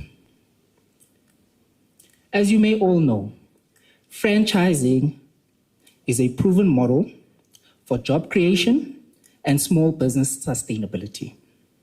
To unlock its full potential as a driver of the South African economy, we need collective action. To government, recognize franchising as a dedicated engine for SME development, partner with us to enable expansion into undeserved communities. To financial institutions, continue to innovate funding models to make capital accessible to aspiring franchisees. To franchisors and franchisees, I ask that you please be the mentors for all the entrepreneurs that are coming into the industry that need that guidance, that need that stability and that structure to help them grow and understand the environment, the economy that South Africa is currently facing. To aspiring entrepreneurs, use the franchising model as your vehicle to sustainable business ownership. FASA is committed to leading this charge. Let us work together. Make franchising a cornerstone of the South African economy.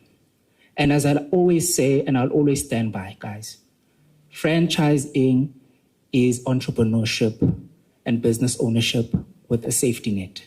Let's take this opportunity to leverage the expertise of the industry leaders and the accessibility of what we can do as a united front to building this economy and not focus solely on government to provide the opportunities of work and reduce the unemployment rate. In the interest of time, I'll be jumping off, but thank you so much, and thank you for hearing me out, and thank you for supporting FASA and FASA Conference 2026. Thank you. Thank you so much, ladies and gentlemen, the chairperson of FASA. And just like that, we've come to the end of FASA 2026 Conference and Expo. Thank you so much for joining us, for interacting with us. And let us make sure, ladies and gentlemen, that the momentum goes on beyond today, but we build a future where franchising is the cornerstone of South Africa's economic prosperity. Please make sure that you continue to engage with our exhibitors. We have a bit of a networking session. Wait for the traffic to die down while you relax with us, and we will certainly see you once again at the next conference. Ladies and gentlemen, thank you so much. If the FASA board and some of our speakers that are here could come on stage for those picture moments. Thank you so much for being here with us. We certainly do appreciate it. Oh, yeah, this is it. You're hijacking.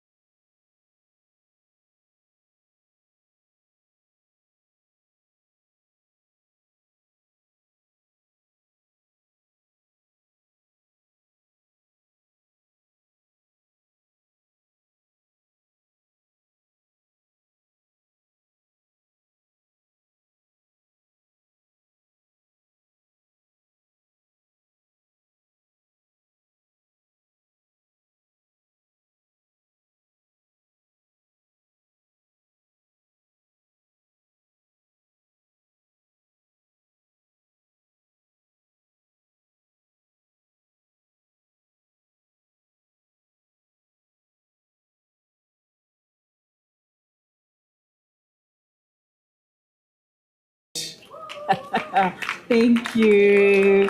Oh, thank you so much. What a lovely bunch. Our last picture moment. Thank you very much. FASA. I'm smiling. Hey, sorry. Yeah.